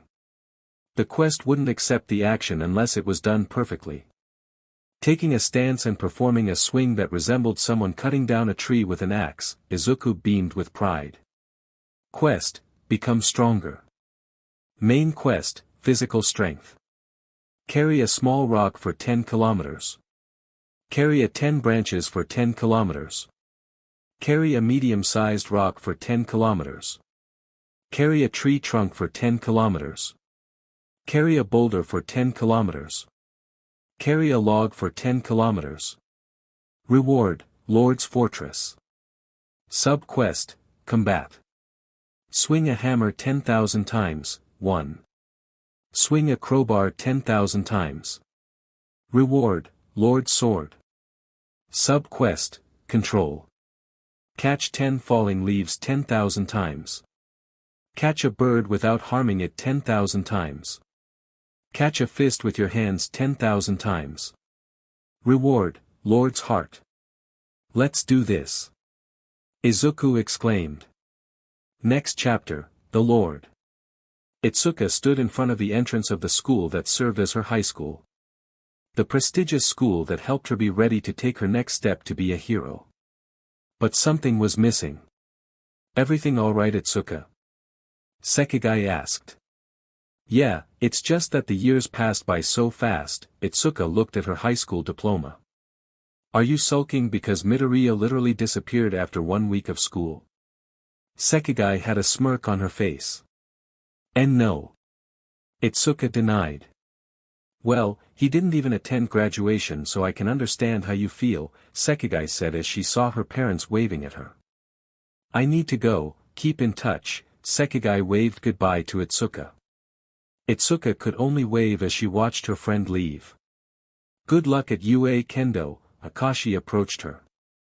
Good luck as well Akashi-san, Itsuka replied to her now former student council president. Do say hi to Izuku at UA for me, Akashi had the same smirk as Sekigai. Itsuka could only blush. Why do they keep teasing me with that JRK who disappeared on me? Itsuka grumbled as she walked along the side of the beach. The beach used to be a dump, but someone apparently cleaned it after buying it. A large portion of the area was completely covered by giant wall of wood, even the water. Whatever is being built in there must be massive, Itsuka commented as she noticed a group of people trying to break in the wall. Itsuka was about to take action when the ground began to tremble. You have entered a challenge zone. Welcome to the Noble Trials. Trial, Abyss Manta. What's going on? Itsuka asked in confusion. What the hell is that? A man ran out of the hole they made in the wooden wall. Let's get out of here. A woman from the group shouted. One side of the wall collapsed and Itsuka froze at the sight. A giant dark blue manta ray with black underside floated in the air as if it was in water. Moving like it was swimming, the manta ray began to chase the running group of people. They said it was going to be easy cash. One of them yelled. Shut up and run. Another shouted. Itsuka could only watch as water began to stream around the manta before it crashed onto the beach, creating a giant wave of water that siloed up the group. She began to run before she was taken by the waves as well. Luna Cannon. Mirko shot like a bullet, hitting the approaching wave. The wave dispersed, revealing that group of trespassers were unconscious. You alright kid? Mirko asked Itsuka. Yeah, thank you, Itsuka replied. The fight's not over yet. Ryukyu roared as crashed down on top of the manta ray. Where did that thing come from? Mirko asked. Probably someone who has noble-type quirk, Ryukyu answered. DMN it, those thing just popped out a year ago and it's already a problem. Mirko cursed. Noble-type quirks.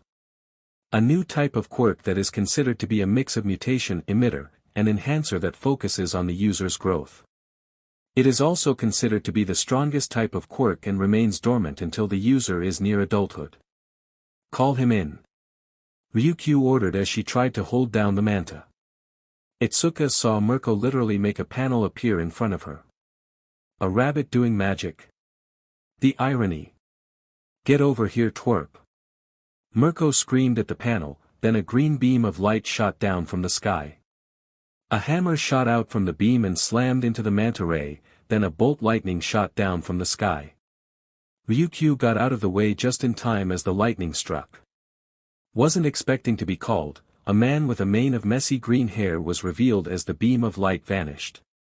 He had a muscular build and was 6 feet tall. He was wearing a sleeveless shirt that hugged his muscular frame. Itsuka stared at the man, a weird feeling of fondness and anger bubbling in her chest. Then she saw his face. I'll take care of the man couldn't finish as Itsuka suddenly slapped him. Where have you been Izuku Midoriya? Itsuka shouted. Kendo. Izuku stared at Kendo with wide eyes. You just suddenly disappeared on us and Akashi wouldn't even tell us why, Kendo glared at him. They told me to train, Izuku replied until blast of water hit him. Midoriya. Kendo shouted in worry. That was uncalled for, Izuku muttered as endured the hit and pulled out a sword from his inventory. The Lord's Sword. Did you know that you're in my territory? Izuku's voice turned deeper as his eyes glowed with power. Mjolnir returned to his hand as he held his word in the other. With amazing speed, Izuku blasted forward. The manta tried to summon another tidal wave as it charged, but a giant green tortoise-like monster crashed into it. It had a mossy shell with some plant life growing on it. It was as big as Ryukyu's dragon form, maybe even bigger. It held down the manta ray as Izuku striked. Stabbing his sword on the manta, he slammed it down with Lord's impact, making a shockwave of electricity. The manta turned into fragments of light as it vanished. Just how powerful have you become? Itsuka asked. Izuku looked at his quirk. Izuku Midoriya. Property owned, 6. Beacons, 1. Home. Equipment. Lord's Hammer. Lord's Crowbar. Lord's Sword. Skills. Lord's Body, passive. Level max. The player's growth is greatly enhanced inside their territory. Lord's Domain, active. Level max. All allies within the Lord's territory will be greatly boosted. Dash, active. Level 9. Boost the player's speed. Lord's Green Thumb, passive. Any plant the Lord plants himself will grow 100% of the time. Lord's Arena, active. Creates a zone that acts as the Lord's territory. Hammer Mastery, passive. Level max. When wielding a hammer, strength increases by 200%. Crowbar Mastery, passive. Level max. When wielding a crowbar, speed increases by 200%. Sword Mastery, passive. Level 5. When wielding a sword, critical hit increases by 50%. Lord's Impact, active. Level 7. A powerful blunt attack. The Lord's power is increased by 800% when used. Zone Capture, active. Level 3. Allows the Lord to turn an area into his territory temporarily. Summons. Tremor Ankilo. Skill, Earth Hammer. Earth Fairy. Skill, Soil Nourishment. Nature Fairy. Skill, Enchanted Seed. Flare Stallion. Skill, Infernal Charge. Forest Behemoth. Skill, Raging Forest. Strong Enough. Next chapter, UA. Something wrong, show? Present Mike asked the hobo glaring at the files on his desk. Just found a problem child in the applications, Eraserhead grumbled as he showed Present Mike the file. Izuku Midoriya, what's the problem with him? Present Mike raised an eyebrow as he read the file. He has a noble type quirk, Eraserhead answered. Neat, those are pretty strong quirks, the voice hero said. But it comes with an attitude, Aizawa informed. You think the kid will be arrogant? Mike asked as he handed the file back. No, people with noble type quirks tend to have a grudge with people who have powerful and flashy quirks, Eraser explained. Oh, and since most students who get the hero course have strong and flashy quirks. Mike realized. I can already feel the headache, Aizawa grumbled before he drank his coffee.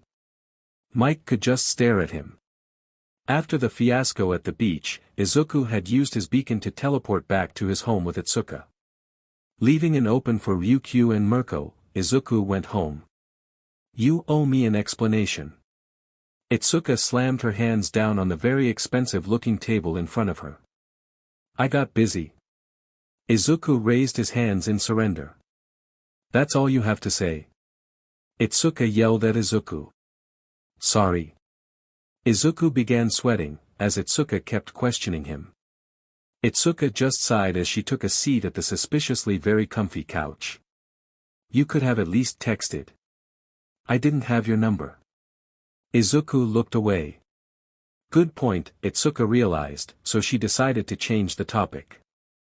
What about the UA entrance exam? She asked. I'm ready for it. Izuku declared proudly. You better be ready when I score higher than you.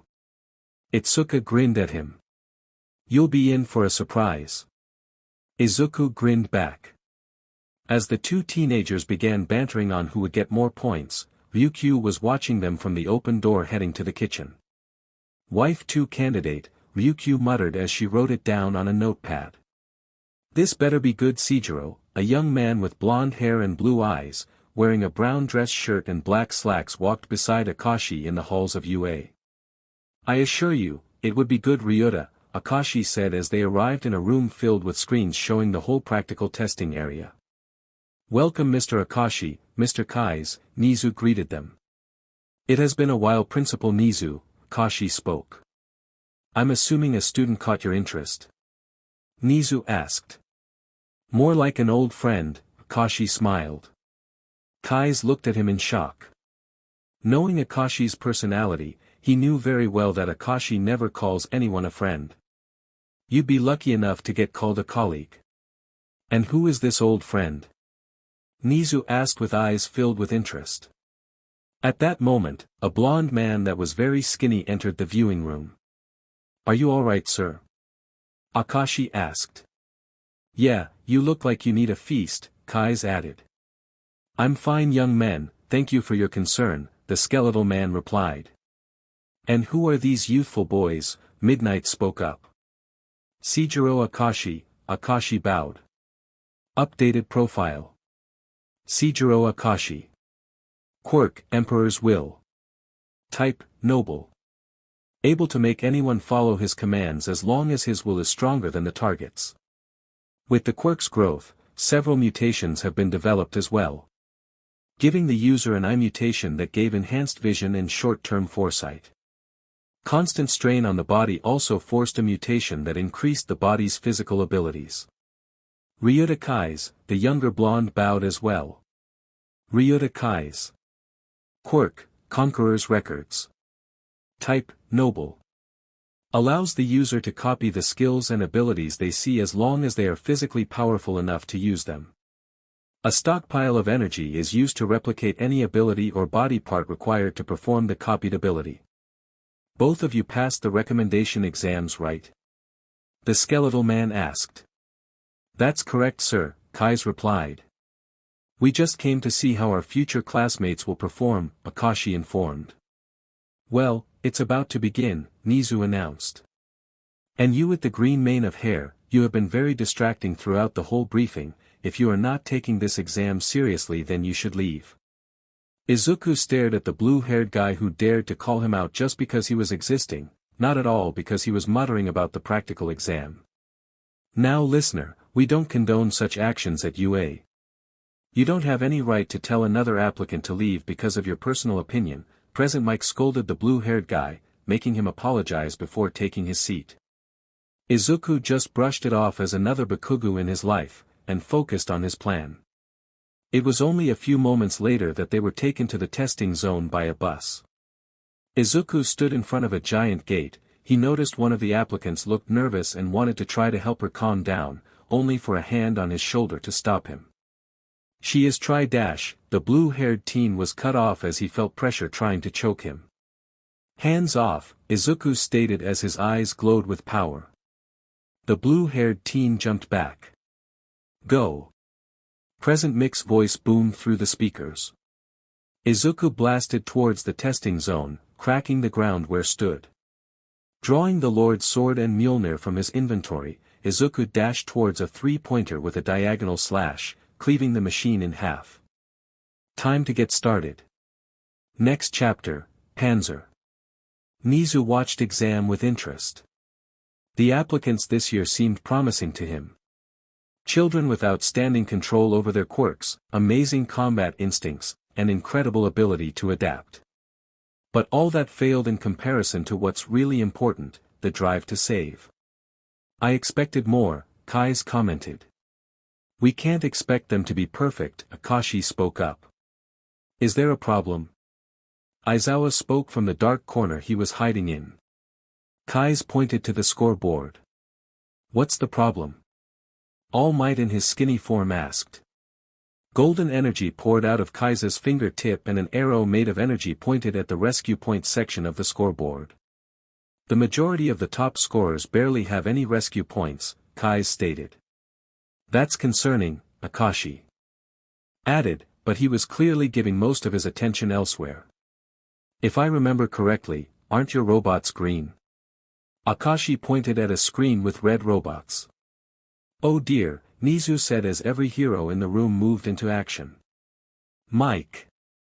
Stop the Eraserhead said to his earpiece but was replied with nothing but static. Sheet.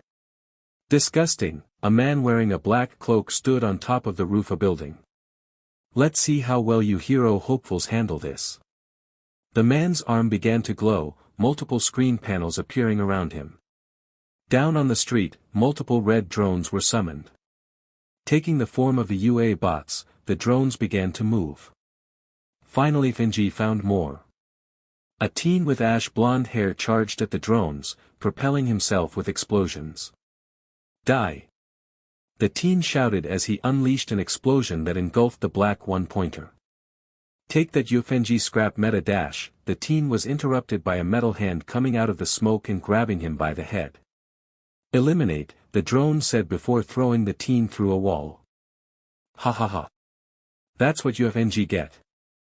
The cloaked man cackled as he watched everything from one of the screens. Now let's have some more fun.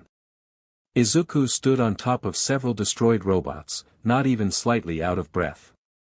Something feels odd, Izuku muttered as he noticed a red two-pointer come out of an alley. He was quite a distance away from the other participants to avoid stealing any points, so he didn't know much of what was happening. The red two-pointer charged at Izuku with speed that made the first bots he faced look like a snail in comparison. The tail shot forward but stopped inches away from Izuku's left eye. That was really aimed to kill. Izuku's eyes glowed as he crushed the drone's tail in his hand, then a bolt of lightning came down from the sky. More robots came out of the alley. Emergency quest, war. Task, save. Takedown. Reward. Haven't seen one of these in ages. Itsuka barely dodged the cannonball that was fired at her by a red three-pointer. She could see several of the other applicants getting trapped under a net, then getting dragged away by a red one-pointer drone. What the hell is going on? Itsuka shouted as a two-pointer slammed its tail on a dude made out of metal and sending him crashing through a whole building. Get down! A pink woman with horns pushed her down as another cannonball was fired at her. The cannonball exploded into a net that captured the pink woman. Don't worry, I'll get you free. Itsuka enlarged her hand to get the net off of the girl, but a metal fist drove into her side. Eliminate, a red one-pointer drone stated. Yew. The drone was hit by a sonic blast of sound that immediately destroyed it. Present mic. Itsuka and the pink woman exclaimed. Get to the entrance, listeners, Mike said as he ran towards the ether applicants that needed help. Itsuka got the net off of the pink girl. Let's go. Right. The heroes were intercepted by the red drones the moment they reached the testing areas, stopping them from entering the fake city. Where are these things coming from? Snipe asked as he shot down another drone. I don't know, but we need to take care of them fast, Midnight said as she used her whip to fight a red one-pointer. Where's All Might? Vlad King asked. His question was answered by the symbol of peace crashing to the ground near them, with ground shaking right after. A massive shadow loomed over all of them as a red zero-pointer was summoned. How many of those things do we have? Midnight asked. 6, Ectoplasm answered. You think their numbers are the same as how many of our test bots are? Aizawa asked. I sure hope not, Midnight spoke up. But there's a possibility, Ectoplasm said. Well f-. Next chapter, Titans. Izuku sliced a red robot in half, then his hammer returned to his hand after bashing through another robot. What's with the color change, he muttered as he looked at his surroundings. Eliminate, a robot fired a blast of energy towards him. Izuku simply blocked it with his sword, then dashed towards the robot and cleaved it in half. Open a beacon. A beam of light shot down to the ground and a horse with flaming hooves and tail ran out, then 2 winged women flew out. One of them wore a green dress that had a floral pattern, while the other wore a brown dress that had symbols resembling crystals on it. You called my lord? Sylph, the nature fairy bowed. What's the task, my lord? Terra the earth fairy bowed. Save the applicants and destroy all the robots in sight, Izuku instructed as he got on Flare Stallion. As you command, my lord, both fairies took to the sky. Izuku rode through Mach City, cutting down all the robots that stood in his way. Heading towards the center of the city where the walls dividing the test area met, Izuku noticed the amount of robots he encountered began to increase. I guess I'm heading in the right direction, Izuku smirked. I knew one would show up, a voice echoed through the city. Izuku looked up to see a man wearing a cloak standing above a tower that wasn't there earlier. I'm guessing you're the nuisance. Nuisance? The man's voice became irate. You're the nuisance here, the man shouted as several pods suddenly dropped from the sky and began transforming into mechs. You have a lot of toys, Izuku smirked. I'm not done, the man said as the ground began shaking as 6 building-size robots burst out of the ground. Let's see how long these guys last. What are these things? Kirishima yelled as robots were charging at the applicants despite everyone being told to evacuate.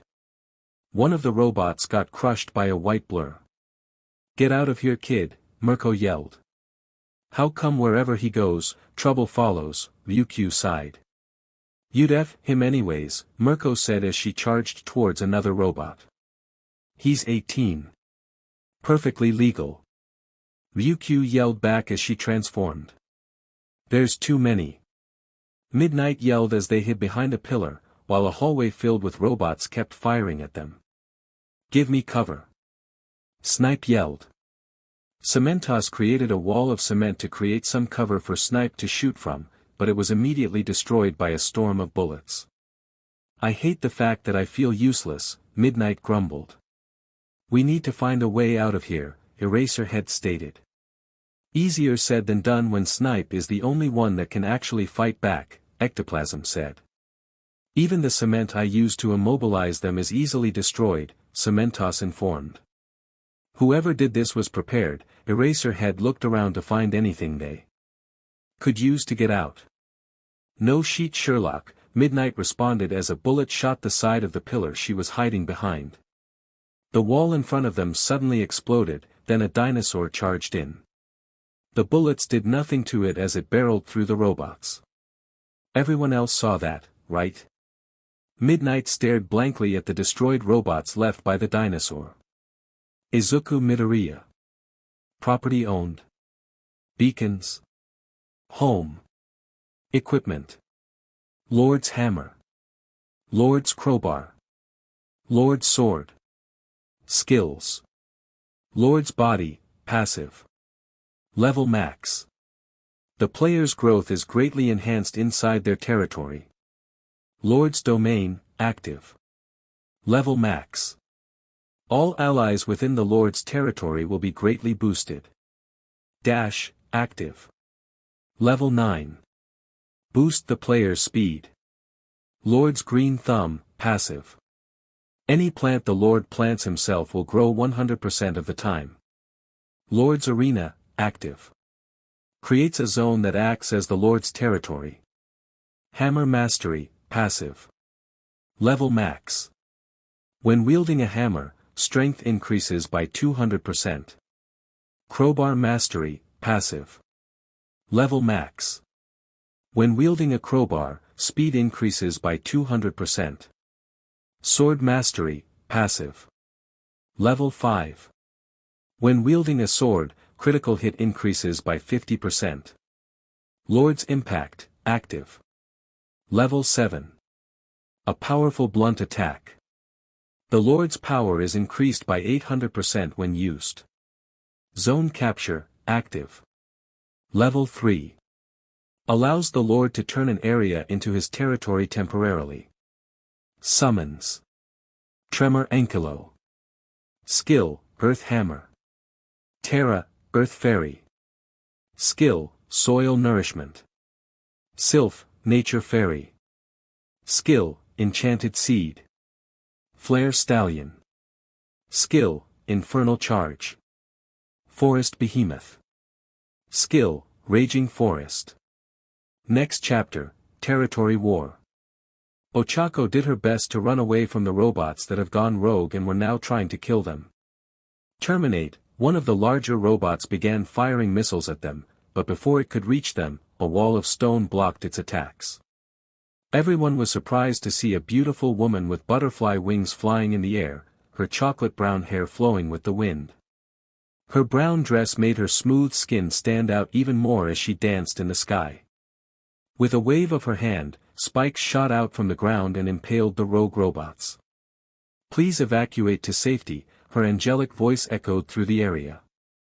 "What's your hero name?" Ochako heard one of the applicants shout.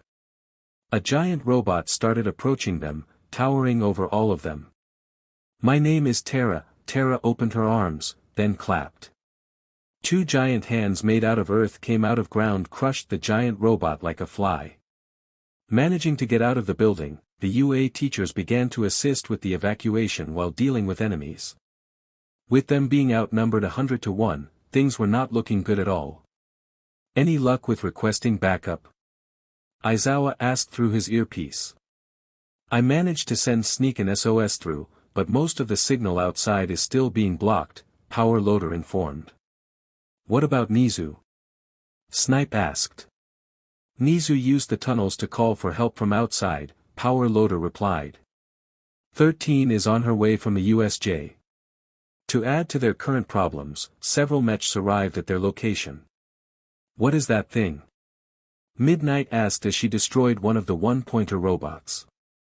"Probably one of the main army." Aizawa glared at the robot as he used his capture weapon to send another robot crashing towards it, only for the mech to shrug it off. Smash! All Might shot towards the mech, destroying THR mech with a punch. "Where the F have you been?" Midnight yelled at All Might. "We had to deal with quite the number of robots on the way as well." Akashi ran up to them with his uniform torn apart in several places. "Quite the attack," Kai's added, his body covered in oil. "We need to focus on evacuating the students," Aizawa spoke up. "Understood." Akashi and Kai's ran towards the testing zones, but stopped in their tracks as a shadow loomed over them. "Is that?" Kai's stared at the massive plant that kept growing, then started bending towards them, almost as if it was making a bridge. The giant beanstalk crashed into the ground near them. They could see that the vines were still moving as if it was alive. The heroes were about to attack it, but stopped when students began coming out of it. "The F dash." Kai's stared at the teenagers that ran out of the beanstalk. "That was freakiest thing I ever experienced," one of the students yelled as he ran out. "All the students from Area A to C have been evacuated," a woman with green hair and butterfly wings informed them as she flew in the sky above them. "Who are you?" Aizawa asked. "I am Sylph," the woman answered before flying away. "This day just gets weirder and weirder." "The area is cleared," Terra informed Izuku when she arrived. "That's all I needed to hear," Izuku said as he smashed one of the mech's head. Behemoth, another beam of light shot down from the sky, then a massive beast charged out and tackled a zero-pointer. "You think you can defeat my army?" the man yelled as he summoned more robots. "Who the hell even are you?" Izuku raised an eyebrow. "I am Armada." The man took off his robe to reveal a military uniform. Name, Suga Kogiki. Alias, Armada. Quirk, General. Type, Noble.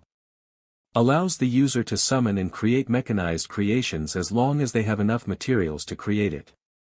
They are also able to replicate any mechanized creation within a 100-meter radius. "Well, I wonder how long you can last, Armada." Izuku smiled as his summons gathered as well.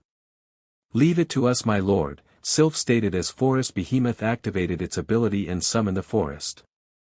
With the added plant life to the area, Sylph gained even more power. "Take care of the minions." Izuku began charging towards Armada, taking down any bot that tried to stop him. "For my lord." Sylph used the vines and trees to take down robots to clear a path for Izuku. Name Sylph. Race, Nature Fairy Adult. A fairy that was blessed with the power to control nature. They can accelerate the growth of plant life and improve their condition. Depending on how well they are raised, a nature fairy's connection to nature may grow. For his glory. Terra created a fissure on the ground that swallowed up the robots that tried to get close to Izuku. Name Terra. Race, Earth Fairy Adult. A fairy that was blessed with the power to control Earth. They can shape the Earth to anything they wish. They summon earthquakes or cause landslides when angered. Depending on how they are raised, an Earth Fairy can either be a great disaster or a blessing. Keep it up. Izuku grinned as he kept charging. Flare's stallion began to faster now that there weren't anything in its way. Armada looked irritated as he called upon robots that resembled spiders, only to be shot down by spears made out of rocks. UBSTRD. Armada roared as he continued to summon robots to only be destroyed by Izuku's summons. You're using robots designed to be taken down by students, Izuku said as he jumped off his horse. You were doomed to fail from the start. Grabbing Armada by the neck, Izuku threw him at a wall. And unfortunately for you, Armada could even react as a sword went through his chest. Izuku stared at him with glowing red eyes. I show no mercy. This is the culprit? Tsukachi asked as he approached the scene. He nodded at Eraserhead who was standing at the side as he approached Nizu. Yes, Nizu answered. We don't know who exactly finished him off, but it was most likely one of the applicants, Nizu stated. Stabbed through the chest, and a bruise on the neck, Tsukachi read the file an officer gave to him. Most likely someone with super strength and has proficiency with weapons. We already have some suspicions who they could be, Nizu informed. I'll look into that later, Tsukachi responded. Does this guy have any motive for attacking? He has no connection to the school at all, not even a failed attempt at the entrance exam, Nizu answered. So, he's one of those guys, Eraserhead commented. Tsukachi sighed. He knew Eraserhead was referring to the type of people who had a vendetta against hero society. They hated the concept of heroes and most likely attacked UA since it's considered to be the best hero school in Japan. How bad was it? Tsukachi asked. No casualties, but 57 students were injured, Nizu informed. Thankfully, no serious injuries. The report said that one of the applicants stepped in. Tsukachi glanced at the giant beanstalk stretching over the wall. Aizawa let out an annoyed sigh. A student named Izuku Midoriya intervened and helped with evacuation. Getting the feeling that he had heard the name before, Tsukachi made a mental note to look it up. We'll check what we have on him, then get some statements with the involved parties. As Detective Tsukachi was leaving, he couldn't shake the feeling that everything wasn't over yet. Izuku rubbed his forehead in annoyance. Because of how large his property was, the tax he needed to pay wasn't cheap. Adding the other properties he owned around Japan, the amount he needed to pay could buy a whole building. Hard being rich. Ryuko walked into the room dressed in her hero costume. I'm thinking of making my own country at this point, Izuku answered. Done with hero work? Ryuko took a seat on his lap. Yeah, it's been really quiet after all, Ryuko stated. My sidekicks could easily handle the petty thugs that think they could cause trouble in my city, Ryuko laughed. The door suddenly slammed open. I knew you two were getting cozy without me. Mirko yelled and jumped at them. What are we doing here, Dad? Fuyumi asked as she and her father stopped in front of a massive iron wall. We're here to meet your potential husband, Endeavor stated as he got out of the car. Fuyumi clenched her hands but didn't say anything. She knew very well that going against her father would result in nothing but making her life harder, so she just went along, hoping that things would be better. As they approached the gate, a powerful roar shook the whole area. The roar had come from inside the walls, and that had made Fuyumi a bit more hesitant to continue inside. A small gate at the corner of the 5-meter-tall gate opened and a woman with short light blue hair came out. Do either of you have an appointment? She asked as a clipboard appeared in her hands. I do, Endeavor answered. The woman stared at the hero for a moment. Name? She pulled out a pen from the pocket of her business suit. A tick mark appeared on Endeavor's face. Enji Todoroki. Here you are, please follow me, she gestured for them to come in as she pushed open the smaller gate. Fuyumi wondered if the woman really didn't know who her father was or was brave enough to act like that towards him. But once they were inside, they were greeted by a magical sight of cute little creatures working on the farm. "Watch out!" a periwinkle-haired woman yelled out as she was heading straight for them on a bull-like creature. Endeavor was about to act, but the blue-haired woman was faster. With a wave of her hand, tendrils made from water snagged the bull and the woman on it in seconds. They were smoothly placed on the side, where a familiar-looking blonde woman wearing a red dress began scolding the periwinkle-haired girl. "I apologize for the interruption, let us continue." The blue-haired woman turned back to Fuyumi and Endeavor. "Who are you?" Endeavor asked with narrowed eyes. "My name is Aqua," she simply replied as she began leading them to a giant facility. What caught their eyes was a majestic horse with a red mane and a flaming tail, along with flickers of flames on its legs. Fuyumi could tell how much her father was interested by how intense his stare was at the horse. "It's nice to finally meet you, Endeavor," a man came out of the facility. He stood around the same height as her father and was almost as muscular. Aqua led them inside a lounge inside the facility and served them some tea and snacks. "My name is Izuku Midoriya, may I ask why you requested a meeting with me?" the man spoke as Aqua poured them some tea. Fuyumi had to admit that if this was the man she had to marry, it wouldn't be much of a problem. But even though he seemed like a good guy, Fuyumi still wanted to at least get to know him better. "I came to talk about marriage," her father went straight to the point. Midoriya glanced at Fuyumi. "I'm afraid to say that I'm already engaged," he answered. "Multiple wives shouldn't be problem," Endeavor replied. "May I ask why me?" "You're in possession of a powerful noble-type quirk," Endeavor answered. Fuyumi could see Midoriya narrow his eyes at Endeavor. "What does she think?" Midoriya turned to Fuyumi waiting for an answer. Wanting her opinion, that alone pretty much wins her favor. I am not opposed to it," Fuyumi said. "Then allow me to disco-dash." Midoriya was interrupted by the room's door slamming open. "Hell yeah!" Mirko shouted. "We need all the help we can get with this big guy." The blonde woman from earlier that Fuyumi now recognizes as Ryukyu followed behind Mirko. "I'm the fiancé here," she sighed with an exhausted expression. Fuyumi honestly felt like life here would be better. Name, Aqua. Race, Water Spirit. Title, Guardian of the Sea. A water spirit with the authority to call upon the power of the sea wherever she is. With the power to turn even a puddle of water into a devastating force, there's no foe that this spirit can drown. Strength A. Speed A. Vitality A. Magic SS. "It's been a while," Seijiro said as he lowered the car window to greet Satsuki and Himuro. "Just a few weeks," Satsuki said as she got in the car. "Where are we going?" Himuro asked. "To Green Meadow," Seijiro answered.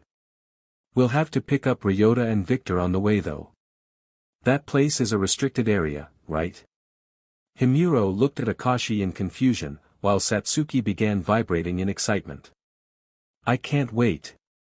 Satsuki exclaimed. "What the hell's going on?" Himuro scratched his head. "Is that a waterfall?" Fuyumi pointed at a waterfall in the distance. "Yes," Izuku answered. "Why is it pink?" Fuyumi couldn't help but question everything she was seeing. It was as if she was in an entirely different world. She easily accepted that there were little floating workers on the farm, that could have easily been explained as a quirk, but this wasn't. "You think that's weird? Wait till you see the floating island," Mirko said before jumping away. "Floating island?" Fuyumi turned to Izuku with wide eyes. "You'll get used to it," he assured her.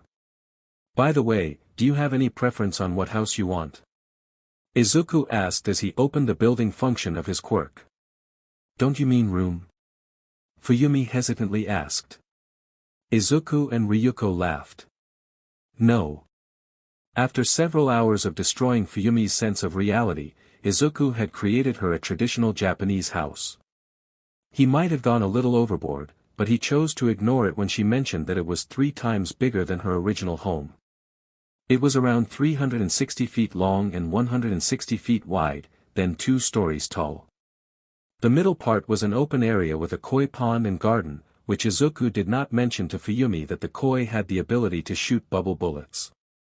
How that worked was a mystery to him as well, he just wanted koi fishes in the pond. "If you need anything else, just tell me," Izuku said before leaving to go back to the guest lounge. Akashi and the others should be arriving in a few hours, and he at least wanted to prepare a few things for them. Izuku. Satsuki latched onto him the moment they saw him. Izuku had greeted them at the gate, happy to see everyone again. "So, you're the berserker," Ryota stepped forward. "Nice to meet you, Ryota-san," Izuku rubbed the back of his head, embarrassed about hearing the nickname they used to call him. Likewise, Ryota shook Izuku's hand. "Let's head inside," Izuku gestured to them to follow him. Upon entering, everyone was amazed by the magical sight around them. "I was prepared to see some unusual stuff, but I didn't expect you to have an army of stuffed animals," Victor commented as he saw the fairies doing farm work. "How many are there?" Akashi asked. "Around 30 for each type," Izuku answered as they reached the lounge. "Any preferred drink of choice?" "Anything is good," Akashi answered with the others agreeing with him. "Oh. Do you have anything magical?" Satsuki asked excitedly. "Coming right up," Izuku said before heading towards the kitchen. "I don't know what's weirder, her asking that or him having it," Himuro mumbled. After a few minutes, Izuku came back with what they assumed to be a yellow-colored juice. Taking a sip, they immediately had the urge to chug the whole thing within seconds. "What is this?" Ryota asked. "Carrot juice," Izuku answered simply. "I'm no genius, but isn't carrot juice orange?" Ryota hesitantly said, starting to doubt whether that was true anymore. "Carrot juice is yellow." Victor mumbled, already given up on reality. After a while to get over the carrot juice and asked for more of said juice. The group began chatting and trying to catch up. "I'm going to Island in a few weeks since I have something to present in their expo this year," Victor revealed to them. "Congratulations, what are you presenting?" Izuku asked. "That's a surprise," Victor grinned. "What about you, Akashi?" Izuku turned to the red head. "I was originally going to attend UA, but after what happened, I'm having second thoughts," Akashi answered. "The school being attacked you even before you attend is a pretty huge red flag," Ryota shrugged. "I'm going to live here," Satsuki declared proudly. "Did you just decide that by yourself?" Himuro raised an eyebrow. "He has no choice," Satsuki said in finality. "What about you, Himuro?" Izuku chose to ignore Satsuki and asked Himuro. "I'm going to be Shiketsu," Himuro replied. "Even though UA is said to be the best." "Which school got attacked during their entrance exam?" "Touché." Fuyumi never believed in happy endings. With the life she has been through, happy endings were just things in fairy tales. Laying on her new bed that was abnormally soft and threatened to swallow her whole, Fuyumi wondered if she might have given up too early. Comparing Izuku Midoriya to the men in her life, he was definitely on the top of the sadly short list. "Are you okay?" Ryukyu asked as she stood in front of her open door. "Yes, just trying to get used to." "Well, everything," Fuyumi answered. Ryukyu suddenly had a very faraway look. "That's going to take a while. Why did you call us here, Nizu?" Aizawa asked as he sat down. Currently, all the UA heroes were gathered in a room for a meeting. "I called you all here to discuss a rather problematic thing that I found out," Nizu stated as the projector flared to life and showed several images. "As you all know, 2 years ago, the noble quirks began to appear. Along with a never-ending headache," Aizawa grumbled.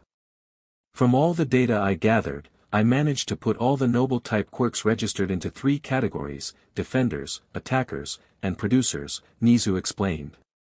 "A prime example of a producer is Izuku Midoriya," an image of Izuku appeared on the screen. An example of an attacker would be Armada, the man that attacked us recently.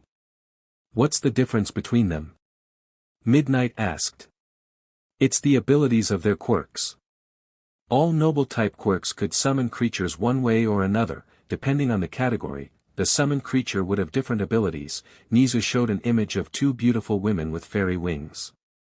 The producer category has summoned creatures that have ability that has a relation with nature or the environment, Nizu explained before showing an image of the destroyed robots from the entrance exam. Attackers have more military-related creatures. So, it's basically a war game, Aizawa figured out. Correct, but there's also unique abilities granted to the person itself, Nizu added. Armada had the ability to create firearms at will. You said you found out something problematic, Ectoplasm said. Yes, images of destroyed places and random creatures were shown. A total of over 7,000 noble-type quirks have been registered, Nizu revealed. My goodness, All Might gasped as he saw the destruction. Over 6,000 noble-type quirk owners have died in the past 2 years, Nizu informed, shocking the heroes once more. Is someone hunting them down? Present Mike asked. No, either their quirk is the cause, they fought each other, Nizu answered. Why would they fight each other? All Might wondered out loud. The main reason is still unknown, but I believe it has something to do with the drawback of their quirk. Another headache coming, Aizawa grumbled. Is this the place? Tsukachi stared at the giant wall that surrounded the area. If he had to make a comparison, this place would be able to compete with UA. Before Tsukachi could even ring the doorbell, a gate opened and a beautiful woman with blue hair that looked like it was flowing in water stepped out, while a group of teenagers followed behind her, and one of them being trapped in a bubble. If you wish to return, do not hesitate to inform us so we may give you a warm welcome, she stated. I don't even want to leave, the teen trapped inside the bubble yelled. That's not an option, the woman said before the bubble popped, dropping the pink-haired teen. Oh, who might you be? The woman turned to Tsukachi. I am Detective Naomasa Tsukachi. I need to speak with a man named Izuku Midoriya regarding what happened at UA. That would be me, a muscular teen with green hair stepped forward. Tsukachi waited as the Izuku Midoriya sent off his friends before following him inside the property, where he proceeded to witness the strangest things in his life. As a detective, Tsukachi was well informed about noble-type quirks, but he had never seen one this developed. What did you want to ask me, detective? Izuku Midoriya asked. Regarding Armada, what did you know of him? He was a nuisance, Izuku replied before taking a sip of his drink. Any prior encounters before the UA incident? No, first time I met him. Tsukachi proceeded to ask more questions, all of which Izuku answered truthfully. That continued until he no longer had anything to ask him regarding the case.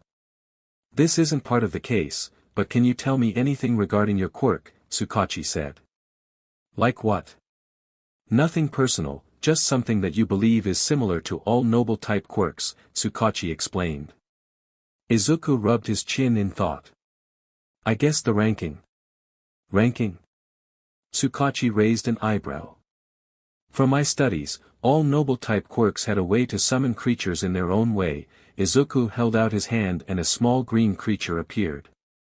This is a nature fairy, and it can help plants grow faster and better. I see, Tsukachi remembered seeing a few of them on the way to the lounge.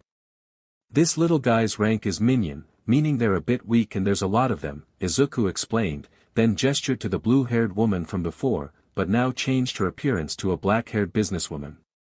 She's Aqua, a hero rank. I am a water spirit, with the title, Guardian of the Sea. Aqua began to glow. Her hair turned blue once again and her clothes turned into a light blue dress that looked like they were made of scales. In her hands was a trident that shined under the light. She's unique. What other ranks are there? Tsukachi asked. From the weakest, minion, elite, hero, and deity, Izuku answered. From your perspective, what rank would All Might or Endeavor be placed if they were summoned creatures? The detective asked. Instead of Izuku, Aqua was the one to answer. The fiery human would be an elite at best, Aqua stated. The brute would be similar to a newly evolved hero rank. Tsukachi turned to Izuku, who only nodded. Although he found it hard to believe, Tsukachi could understand it. Endeavor would look weak in the eyes of a water-based creature, and punching water would hardly work as well. But having a way of measuring the power of these creatures would be useful. I see, thank you for answering my questions, Tsukachi bowed. It's no problem, detective, and something you might need to know, Tsukachi raised an eyebrow. Summons don't disappear after the user's death. How is everything going, Melissa? David Shield walked into a large lab where mountains of robotic parts were laid out. Papa! Melissa exclaimed. It's going well so far, she said as an explosion rang out from where she just came from. Maybe there's some little problems. I came here to tell you that a friend of your uncle might want to ask you about details of your new quirk, David Shield informed. I don't have much to say other than I can make robots a lot easier now, Melissa replied, glancing at the pile of machines. But I'll try my best to answer his questions. I'll mention it to them then, David Shield nodded. So, what are you working on now? Oh. Melissa excitedly led her father towards a giant machine that was being held up by multiple pillars. This is all gear, Melissa patted the machine. All gear? David raised an eyebrow at his daughter. It has hundreds of different tools in it, capable of lifting over 100 tons, and high temperature resistance, Melissa listed. It's the perfect construction machine, she declared proudly. How did you manage this? David looked over the machine. It required me to sacrifice 5 machines I previously summoned using my quirk, then I used over a dozen more to strengthen it, Melissa gestured to the piles of robotic parts surrounding them. Sounds like a game mechanic, David commented as he rubbed his chin. I'll call someone to sort this out, might be able to use these parts in the future. Name, all gear. Rank, hero rank. Race, machine. A machine designed to be the perfect builder. Capable of building a fortress faster than an army of workers, this machine is worth its weight. With its strength and tools at its disposal, this machine does not fall short in combat. How are we going to decide who passed? Midnight asked as she placed down a stack of paperwork on the table. After checking over all the students that withdrawn their application, scoring them based on the exam wouldn't be an option anymore, Nizu said as he looked at the list of students left.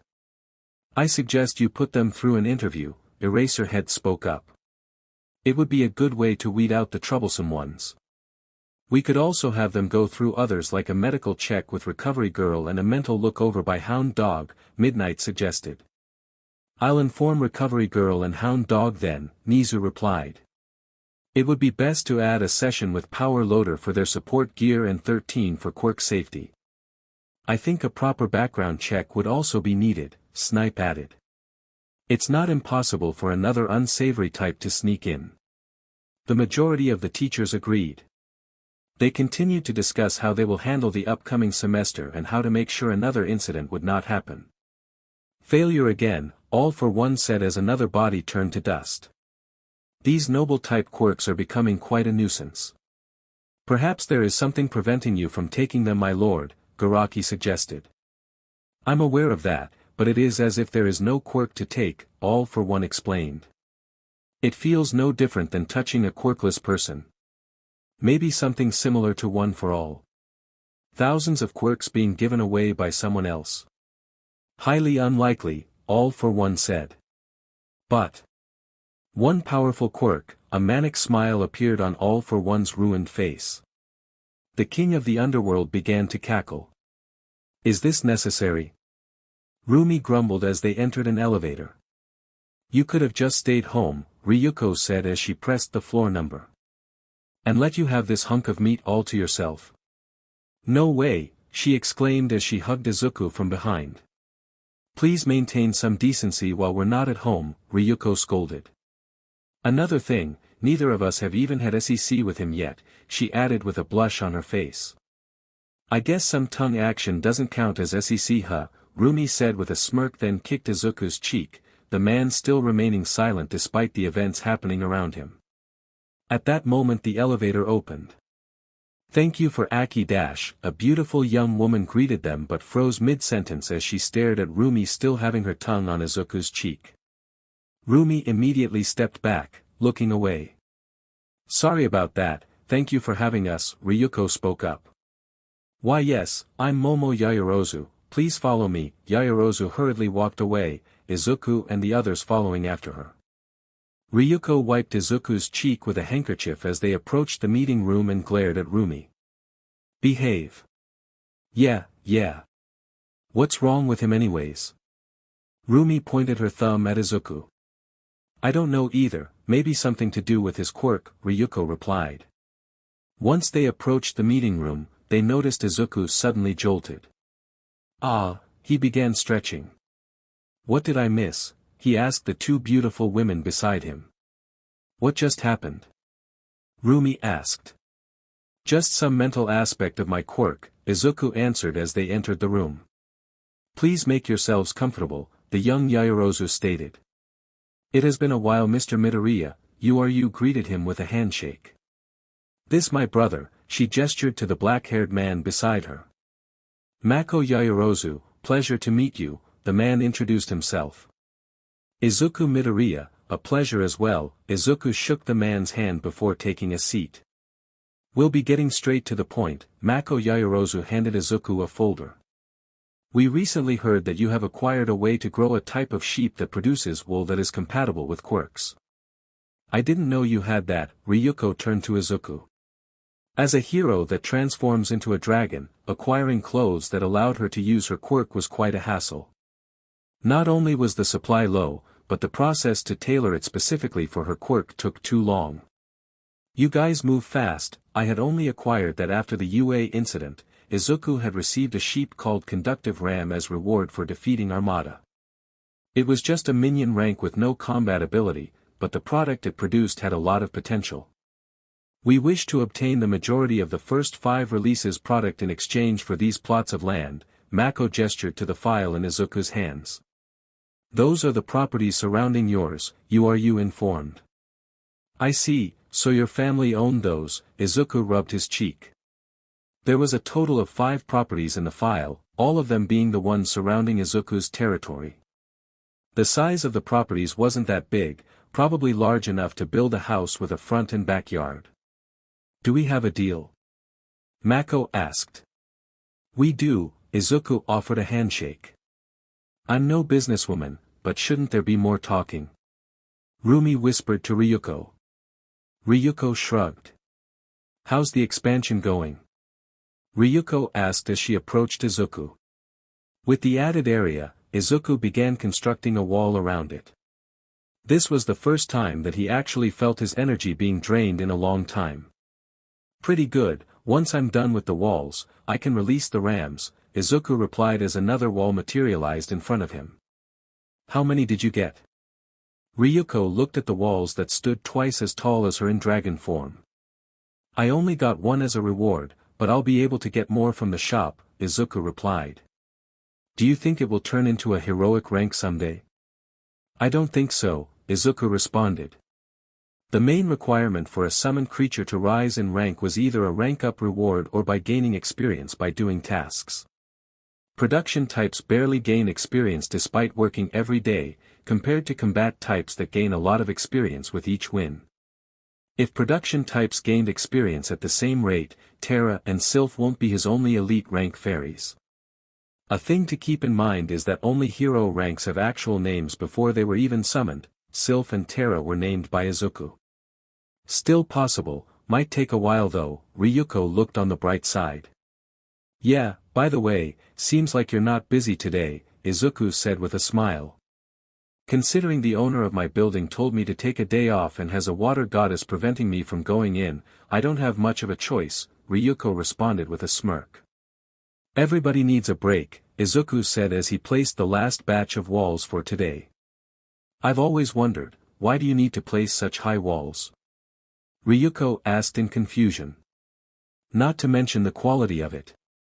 Even I won't be able to dent it. Because my quirk warned me, Izuku answered. Warned you of what? Ryuko asked in concern. Other people with similar quirks, Izuku said as they began walking back to their house. Is it because noble quirk users started going to war with each other? That, and I'm sure a lot of people would want what I have, Izuku answered. Well, if it came down to it, you have me and Rumi, Ryuko promised. Thank you, Izuku replied. Oh. Ryuko reacted when she felt Izuku pinch her butt. Keep that up and I might not be able to wait for our marriage to be legalized. It's reassuring to know that the only thing stopping you is the thought of doing something illegal, Izuku said, then pinched her again. Come here. Ryukyu roared. I hope you bring pleasant news, doctor, all for one spoke as Garaki entered the room. It is regarding the beast that we obtained a few days ago, master. Garaki clicked something on his tablet and an image appeared on the screen above him. The summoned creature of those noble type users that died? What about it? All for one asked, not being able to see the image on the screen yet. I'm glad to inform you that the minions we lost in order to obtain it were not a waste, Dr. Garaki said proudly. To obtain the summoned creature, All for One had sent out over 100 of his minions to capture it with only 3 returning alive. The summoned creature was said to be at the peak of hero rank summons. Its former master would have been a big threat with it under his control, but fortunately, the man was stupid.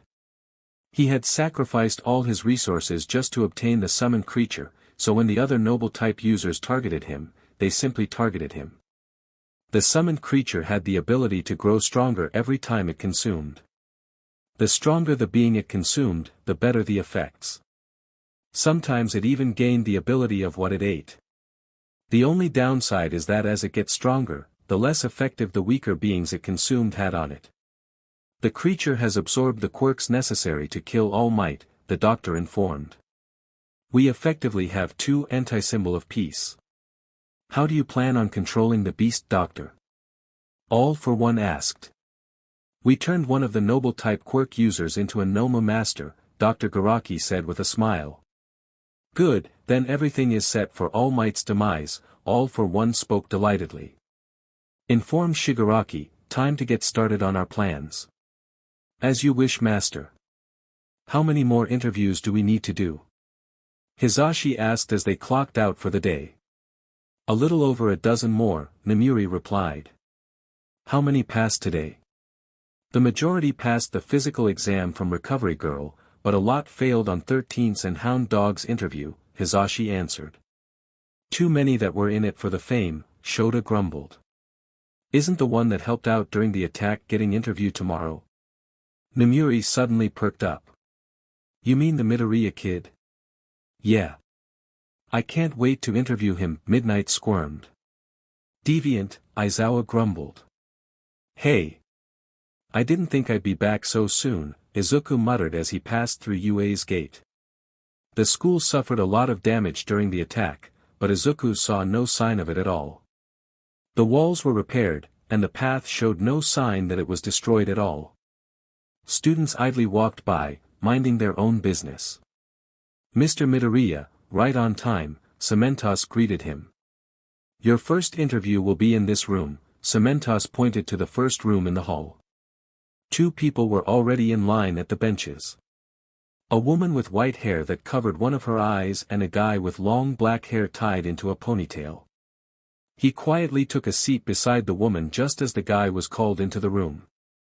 Izuku guessed that the majority of the students had backed out on their application, so UA chose this as their alternative.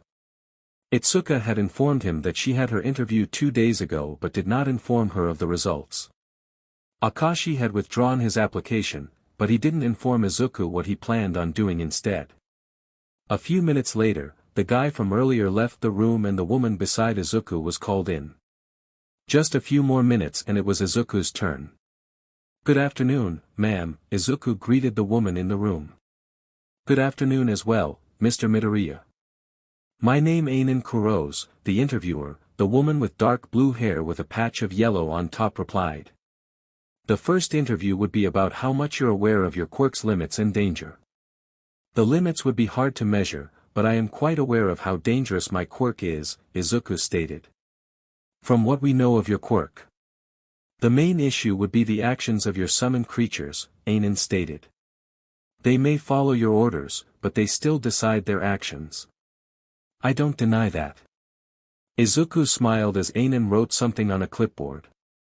He was well aware of how dangerous the summoned creatures were. And it only occurred to him that he didn't actually ask them where they came from. The interview continued, discussing mostly about Quirk safety and how his quirk could help with that.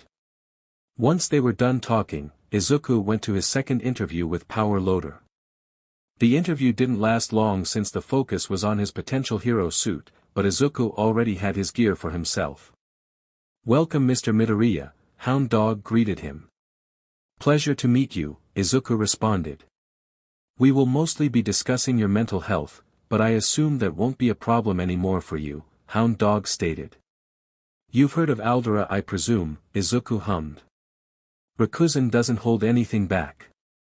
They've done it before, the hero mentioned. The only concern I had was that if you became someone like Endeavor, acting so high and mighty. Izuku smiled. Yes, Rikuzen does have a history of producing arrogant individuals, Hound Dog said bluntly. I've met them. Not a fan, Izuku remembered his first encounter in class and meeting Endeavor in person. Rest assured that I didn't become some egotistical maniac, an image of an old friend popped into his head. That's good to know, and I apologize for the rather straightforward statements, Hound Dog replied. It's all right. I preferred it that way, Izuku said as he got up. The last interview was an optional one with the principal and the potential homeroom teacher if he got accepted. Izuku decided to skip that part and went straight to the physical examination, which he would pass with flying colors. Test number 723, Melissa said to the recorder before pressing a button. Several crates dropped from the ceiling, then all gear started building. The contents of the crate were a bunch of wooden planks, nails, and other building supplies. The test was designed to test how efficient all gear was building on the spot. The machine opened the crate with ease without even destroying it. The nails were pulled by a magnet and the other building materials were separated by different extra mechanical arms. In less than 5 minutes, all gear had assembled a small shed. Good, now disassemble all of it, Melissa glanced at the dozen sheds in the corner. With heroic rank machine doing its thing, Melissa began writing down the results of her test. In the past weeks, she had tested all gear to its limits. Building, repairs, combat, rescue, and many more. This should be enough, Melissa muttered. As she was about to finish up, the door to the workshop opened. Who are you? A man in a lab coat entered, but Melissa had never seen them before. Island was an isolated place, and the people working here rarely changed, so if a new face appeared, it was hard to miss. Melissa Shield, right? The man smirked. Yes. Do you need something? Your life. The man suddenly lunged, a spear appearing in his hands. All the machinery around Melissa sprung together to form a wall, but it didn't stop the man. The spear destroyed the wall, then the man rushed towards her. But he was suddenly stopped by a metallic fist colliding with his spear. Eliminate, all gear uttered as its arm turned into a blaster. Blast of energy showed towards the man, but the intruder easily avoided it. Dozens of mechanicals' arms shot out from all gear's back and chased after the intruder. The man fought them back with his spear, managing to push them and sever a few. Some machinery was tossed towards him, but he easily avoided it while slashing 4 mechanical arms. This is getting troublesome, the man raised his arm. Caliban. An armored warrior with a lance appeared. Distract the machine. The armored warrior began fighting all gear, barreling through the mechanical behemoth's attacks. The man focused his attention on Melissa. Burning spear, he launched the spear towards Melissa. She tried to create another wall again, but the spear blazed through. The workshop exploded. Melissa felt helpless as a searing pain was all she felt on her left side. Everything was on fire and the sounds of footsteps getting closer weren't assuring at all. "You're a hard person to kill," the man kneeled on one leg in front of her. That gave Melissa a clear look at the man. He had brown hair and looked to be a Western man. "Why are you doing this?" Melissa managed to groan out. "Since you're asking that. You must be a production class," the man responded. "It's better if less people knew about the siege class, even if you'll die either way," the man raised his spear. As Melissa waited for her death to come, a panel appeared in front of her.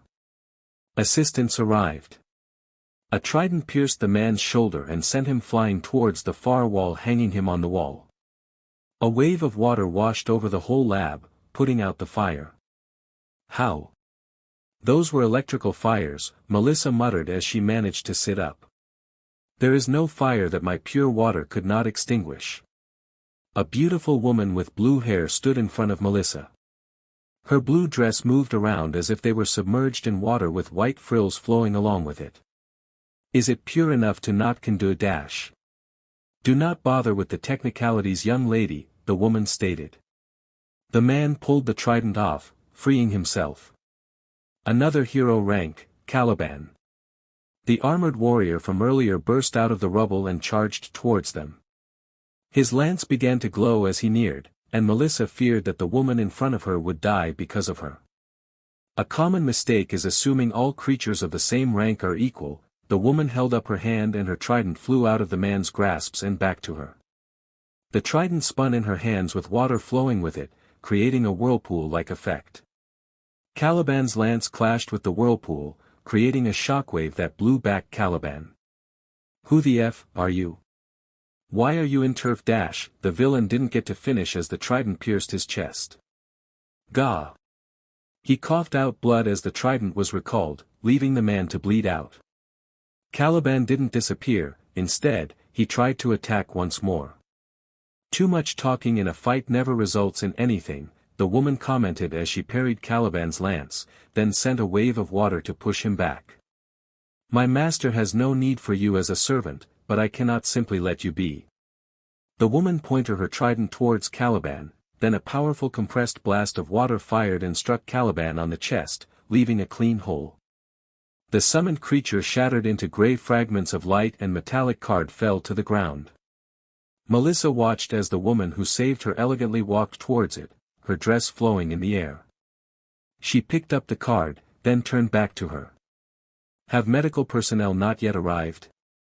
I expected more from such an establishment." At that moment, heroes and police officers smashed the doors open. "Ah! Such cliché timing," the woman commented before turning back to Melissa.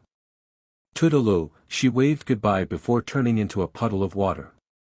As Izuku was facing his greatest enemy, the IRS, Aqua appeared in her true form. Did something happen? Aqua approached Izuku and placed a metal card in front of him. He picked up the card with a confused look.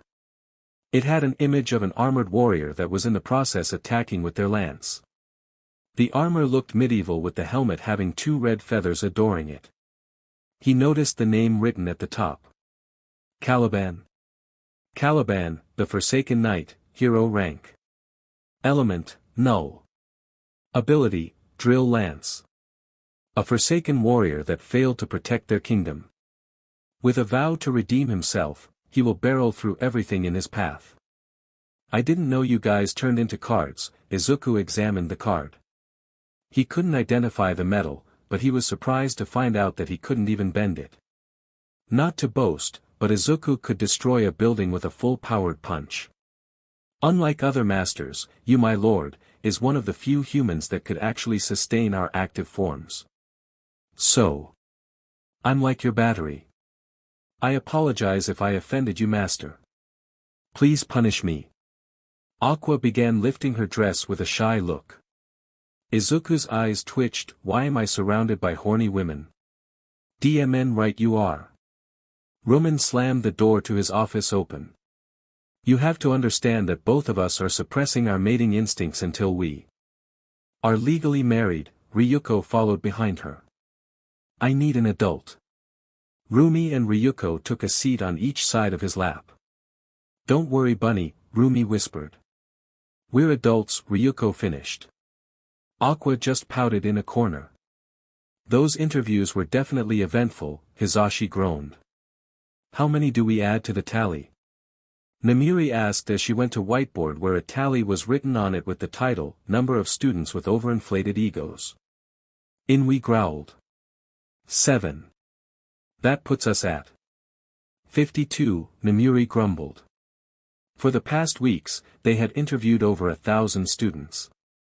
Most of which were either arrogant because of their flashy quirks or were only driven by blind greed.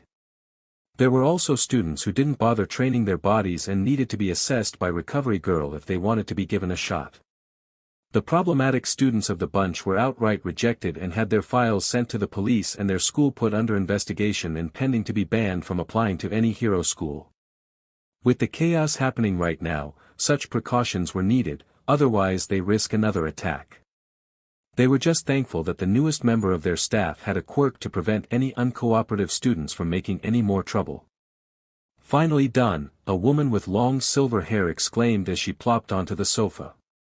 "How are you exhausted but still look like you have modeling gig in a minute, Mira?" Namiri asked. "That's a trade secret," Mira winked. Mira Shiranui. Quirk, dead zone. Type, noble emitter.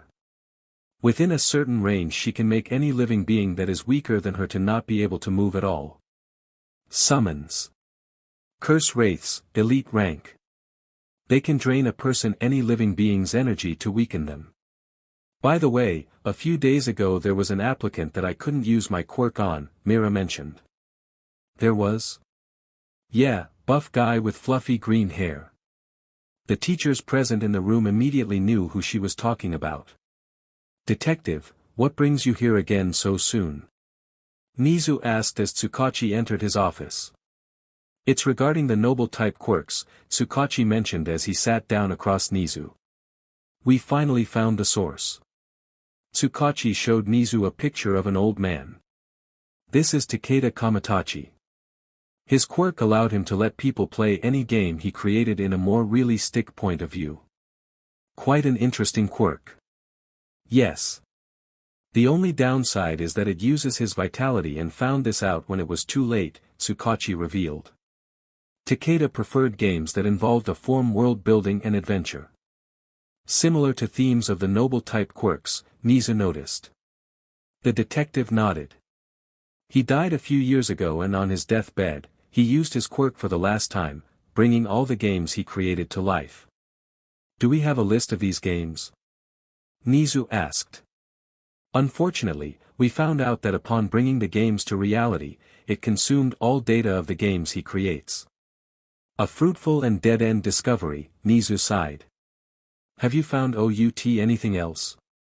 Tsukachi handed Nizu a file. "From what we got after investigating Takeda. We found out that the criteria for being chosen is having a non-altered body structure." "Fascinating," Nizu scanned through the file. "That explains why all quirkless people gained a quirk. It also included people with quirks that very little physical influence like Seijiro Akashi's mental quirk. Ryota Kai's also gained a noble-type quirk despite his quirk being somewhat powerful already," Nizu mentioned. "We considered that too, but apparently energy-type quirks that don't offer direct enhancement are still passable. That's why Toshi didn't get a boost despite being formerly quirkless. One for all directly enhanced the body. There's too much debatable area for any proper identification to be done," Nizu pointed out. As useful as the information was, it would be hard to use to identify any unregistered noble-type quirk users. The full capabilities of a quirk are often not found out, so it will be hard to tell whether it fit the criteria for the noble-type quirk to manifest. This is all we have for now. We're still trying to get in touch with any of Takeda's relatives to get any more useful information." "Very well. Though it is quite intriguing to think that a single person caused all this chaos," Nizu commented. "I wonder if he's satisfied with the chaos he caused." "I hope he regrets it," Tsukachi replied before leaving. Izuku was currently going through the list of his active summoned creatures, checking for anything out of the ordinary. That brought his thoughts to the topic of these summoned creatures. There was too much that confused him. Such as the inconsistent level power each summoned creature had even when they're of the same rank. They had an evolution system, but not a level system, so it was hard to figure how strong they currently were. A prime example was Aqua. Compared to other hero-rank summoned creatures, she was too strong. She slaughtered every hero-rank summon that she faced and did so with ease. And whenever Izuku tried to ask her about it, she didn't know the reason either. This is frustrating. Izuku pinched the bridge of his nose. All of his summoned fairies had the same level of power. Sylph and Terra were equally as powerful as elite summons. It was only hero ranks that became confusing. Heroi C evolution. Defeat, Aqua. Reward? Izuku stared at the new quest. Looks like I'll be doing this the old-fashioned way. Izuku got up and made his way to the undeveloped part of his territory. It was one of the recent areas he got from the Yaoyorosis. It was a barren land with a lake. If he was going to fight his strongest summon, he wanted to be in an empty place to avoid damaging any of the facilities. Aqua, at the mention of her name, the guardian of the sea appeared in front of Izuku. I don't need to tell you, right? Aqua got into a stance, aiming her trident at Izuku. Not all, master. A hammer materialized in Izuku's hands, then he slammed it into the ground, sending a wave of electricity everywhere. Aqua summoned a wave to block the attack, then launched her trident towards Izuku. A sword with a golden handle appeared in Izuku's hand and blocked the trident. The trident returned to Aqua and her hair began to glow. She began spinning her trident above her head and water began to swirl around her. Izuku's hammer began to spark, while his sword began to emit golden light. Izuku raised his hammer up. Thor's wrath has been activated, evolved from Lord's impact. Izuku jumped into the air, aiming his hammer down on Aqua. Tidal crush. Aqua unleashed a high-pressure blast of water towards Izuku. Luminous divide has been activated. Izuku spun midair and slashed the blast of water in half, then used the momentum to roll midair to continue the attack with his hammer. Heart of the Sea. A dome of water appeared around Aqua, blocking Izuku's attack from getting any closer. Smite has been activated. Both of Izuku's weapons began to shine. Raising both his sword and hammer into the air, he then slammed them both down onto the dome and a bolt of lightning shot down from the sky. The dome shattered, but Aqua managed to escape just in time before the attack reached her. I apologize for this, master. Aqua's dress began to glow as well, while the whole area began to slowly get flooded by water. Then tendrils of water began to shoot towards Izuku. He rushed towards Aqua, cutting down the tendrils that got too close to him. Lightning Surge has been activated, evolved from Dash. In an instant, Izuku was above Aqua. His hammer and sword were no longer in sight, instead, a golden spear could be seen. Gungnir. Gungnir. The spear shot down towards Aqua, and when it was mere inches away from her head, an explosion of water blew everything away. Izuku was glad he had this fight away from the facilities, otherwise everything would have been destroyed by the wave Aqua had created. The small lake in the area had practically tripled in size after that. The only thing left of Izuku's last attack was the weak currents of electricity traveling in the water. That was the least of his concern as Aqua's glowing body began to change. The light shattered like glass as her new form was unveiled. Hair as blue as the ocean floated in the air as if they were in the water. Her smooth bright skin shined as if they were glowing. Her dress looked like it was made of water yet looked as solid as armor. It didn't make sense. Aqua. The ruler of the sea. Deity rank. Just looking at you is somehow hurting me, Izuku commented. I will take that as a compliment, master. Aqua twirled her golden trident, and pillars of water shot towards Izuku. Gungnir reappeared in Izuku's hands, then he surged forward, drilling through the pillar of water. Once he reached Aqua, the water around them dispersed, creating a dome that isolated them from the world. Izuku felt his body get heavier as if he was underwater. An ability that came with my promotion master, Aqua said as she rushed towards Izuku. Let's test just good it is. Izuku threw Gungnir, but Aqua simply batted it away with her trident, causing her to be blown back quite a bit.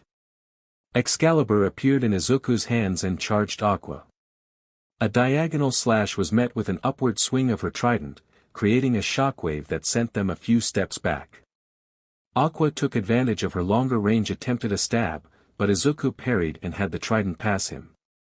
He stepped forward with a slash, aiming for Aqua's shoulder. The ruler of the sea elbowed the rear end of her trident and used her stomach as a fulcrum to slam the end of the trident at Izuku. He couldn't react in time and took a direct hit to his side, sending him crashing on the wall of Aqua's domain.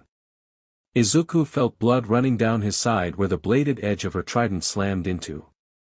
I didn't expect such an ungraceful attack from you. Gracefulness would be worthless if I couldn't protect you, master, Aqua replied. That would have been so sweet if I wasn't the one you're fighting, Izuku smirked as he got up. Activating Lightning Surge, Izuku attempted to get into Aqua's blind spot. But when he got around her, she twirled her trident downwards and pushed the bottom of her trident when the tip locked onto him. Her movements were so fluid that the simple push shifted into a palm strike stance without disturbing the trajectory of her trident. The trident was launched towards Izuku, the 3 blades piercing his stomach. Ack! He coughed out blood as the force behind the trident even launched him to the wall of the domain. Heroic evolution successful. Task failed. The walls of the domain disappeared and Izuku fell to his knees as the world around them returned. Aqua approached him and pulled out the trident, getting a pained groan from Izuku before proceeding to heal him. I don't understand. The task failed, but you still evolved, Izuku muttered as he got up. Perhaps the reward would have been another skill master. From what I've heard, you have not gained a skill since obtaining me, Aqua stated. Izuku rubbed his forehead in frustration. I'll think about it another time. I'm sure I'll get another chance in the future, Izuku sighed, then looked around the aftermath of their battle. The whole area was turned into a giant lake. Should I make an aquaponics system? It would need a big investment of resources, but if it succeeds, he'll gain a lot of benefits from it. And who knew what kind of things the system could provide for it? With me here, it will surely succeed, master, Aqua boasted. Izuku trusted Aqua's abilities, but there was a difference between being a goddess that can drown the world and someone taking care of some fishes and plants. I'll think about it. Fuyumi was somewhat concerned at the fact that she was getting used to living in this magical place. As a little green creature handed her some tea, she watched another identical creature make a whole tree grow in seconds. It's like watching a farming game in first person. What's cooking good looking? Fuyumi turned around to see Rumi Usajiyama walking up to her dressed in jeans and a white shirt. I'm just watching the fairies, Rumi supplied. Yes. The fairies, Fuyumi nodded. I just didn't expect to ever see something like this. They look so happy despite working so hard. That's because they're not working. Rumi slumped down on a sofa that sparkled and began to shine as its ability to restore energy kicked in. You know that blue-haired water girl? Ms. Aqua? Yes, her. She explained to us that those fairies love nothing more than planting and harvesting, Rumi explained. She said that in the world they came from, it was hard for these fairies to do what they wanted since there were predators, so being here and doing field work is like heaven for them. Their world? Rumi shrugged. Not sure about that. All I care about is that we have farming simulator pets. Rumi chomped on a golden carrot. Fuyumi just nodded, then remembered something she needed an answer to. Ms. Mirko, can I ask? About your relationship with Ima breed him, she said bluntly. Oh. I see.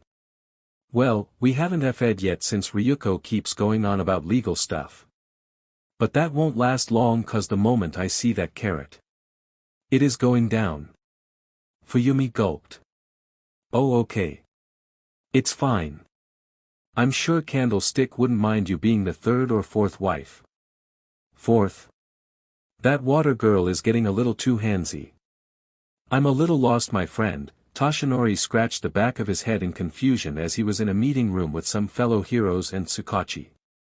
The detective had just finished explaining the recent incidents involving the noble quirk users. These children are killing each other so naturally, Toshinori said in concern. We also can't ignore the power they possess, Endeavor spoke up. I recently had to face this. Endeavor threw 2 cards onto the table. One of the cards had an image of a monster made of water, while the other was made of rocks. I didn't think the number 2 hero was into this stuff, Hawks smirked. Endeavor's eyes twitched. Allow me to explain, Tsukachi picked up the cards. The heroes in the room, All Might, Endeavor, Hawks, and Best Jeanist gave their full attention. The summons used by people with noble-type quirks take on these kinds of forms when their owner is defeated. The most common forms are either a card, a marble, or a stuffed toy. Tsukachi showed them an image of a stuffed toy in the form of a gorilla in his phone. They really went for the game theme, huh? Hawks commented. That's because the source was a game, Jeanist pointed out. Now to discuss why all of you were asked to join this meeting, Tsukachi handed all of them folder. A few of them formed an alliance and has been actively attacking other people with noble-type quirks to get stronger. All Might held up a picture of a giant slime. Is this the size of a building? Toshinori asked. Yes. Reports say that the slime monster was 50 meters tall. Terrific, Endeavor groaned. The Kingdom Alliance. These brats are really going for the medieval theme, huh? Mirko commented as they received the briefing for the raid. Are these children really that powerful that we would need all of the top 10 heroes? Hawks asked as every member of the top 10 was present for the raid. Based on our intel, there are at least 20 with noble-type quirks in their alliance, Tsukachi answered. The majority of them have been confirmed to have attacked civilians, so they are already labeled as villains. Tsukachi pointed to the list of names on the briefing screen. We provided as much information on their abilities as possible, but as some of you may know, noble quirks have a tendency to bestow random skills to their wielders. Mirko cringed. Tell me about it. The person all of you need to be wary of this. The leader of their alliance, an image of a young woman with black hair appeared on the screen. Our intel told us that the theme of her abilities were illusions and stuntons. Her summoned creatures are succubus and other demonic creatures. Quite the troublesome abilities, Edgeshot commented. Is there a possibility that she used her abilities on the other members of her alliance? We can rule out that these children have simply been put under hypnosis. We thought of that as well, but unfortunately, they are doing this on their own volition. What about the other people working for them? Ryukyu spoke up. We're not certain of that, but her abilities have a time limit, so it's unlikely that they have anyone actually working for them that is hypnotized, Tsukachi answered. Most of the heroes looked down. The thought of dealing with teenagers didn't sit right with them. We'll handle the beach, Mirko suddenly spoke up. Aren't you eager? Hawks responded. As much as we trust your abilities, this woman is still dangerous, Mirko, Best Jeanist spoke. And like other noble quirk users we've faced, they have creatures with mystical abilities assisting them. Mirko smirked. I got my own backup right here. Mirko pulled out what looked like a book page. The others looked at her in confusion. Let me explain, Ryukyu stepped up. We have an acquaintance with a noble quirk as well, and his summons take the form of book pages when inactive. Well, that's certainly the first time I've seen a book page used, Tsukachi mentioned. May I ask the rank of the summoned creature? Rank? Crust looked up in confusion. Summoned creatures have ranks to identify how powerful they are, Yoroi Musha told the shield hero. Convenient. See for yourself, Mirko handed Tsukachi the book page, which the detective accepted with a raised eyebrow. He was quite happy when he got that one. This is quite detailed. The owner had quite the talent in analysis, Ryukyu mentioned proudly. Name, Sylph. Race, Forest Dryad. Rank, Hero++. Origin, Fairy Grove. Element, Nature. Offensive, S. Defensive, SS. Production, SS. Compatibility, S. Adaptability, S. Raised from a nature fairy, Sylph has a deep love for every living thing. She protects her allies by using her nature abilities to call upon plants to create walls of durable wood or bind her enemies with vines. With the plants imbued with her magic, they are more durable and stronger than what is commonly seen in the wild. She also grants her allies a passive healing buff when they are close to her. The healing buff is powerful enough to help a person survive a stab to the heart, making by far her biggest asset on the battlefield. The most common use for her abilities outside of combat is to grow produce to an exceptional quality. Occasionally even granting the produce with magical abilities like healing. Though Sylph possesses a warm and kind nature, she is extremely protective. Being identified as a threat to her allies immediately subjects you to a curse that weakens your body as you breathe in the pollen she emits. Detective Tsukachi stared at the book page. This seems like it was written from a personal observation. And I can't even put to words how powerful this one is. Tell me about it. Apparently raising one from scratch puts them on steroids, Mirko shrugged as she grabbed the book page back. With the summon's help, this raid might go a lot smoother. Izuku looked deep in thought as he looked at his quirk's new ability, Worldview. A new ability he awakened after Aqua had been promoted to deity rank. Worldview gave Izuku the ability to look over the world where the summoned creatures originally lived. If he had to describe it, it was like watching the Discovery Channel on the television. The world itself didn't have a name, but the different areas did. One area that Izuku has access to view is Fairy Grove, the place where all his fairy summons originally lived.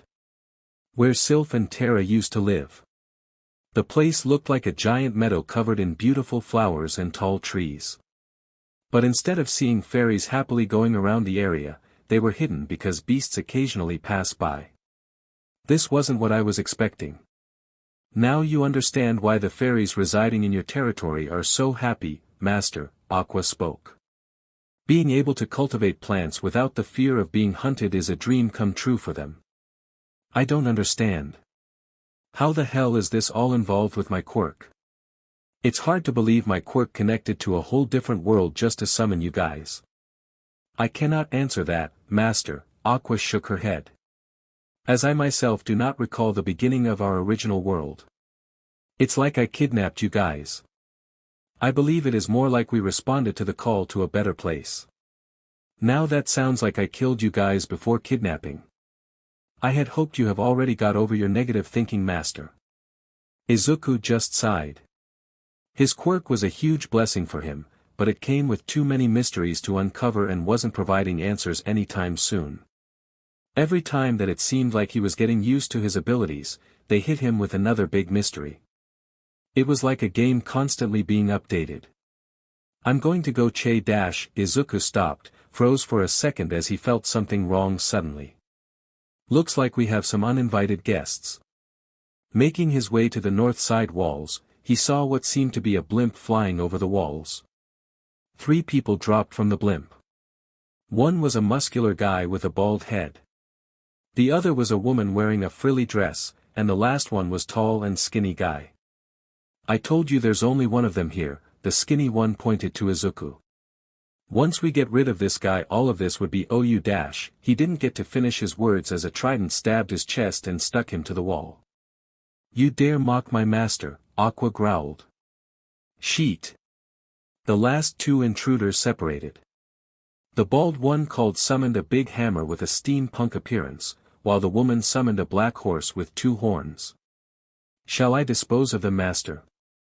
Aqua asked, recalling her trident and watching as the man it impaled perished as their blood gushed. Leave one alive.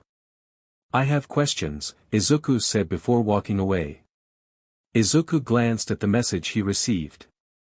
Defend. Task, defeat intruders, 1-3. Reward.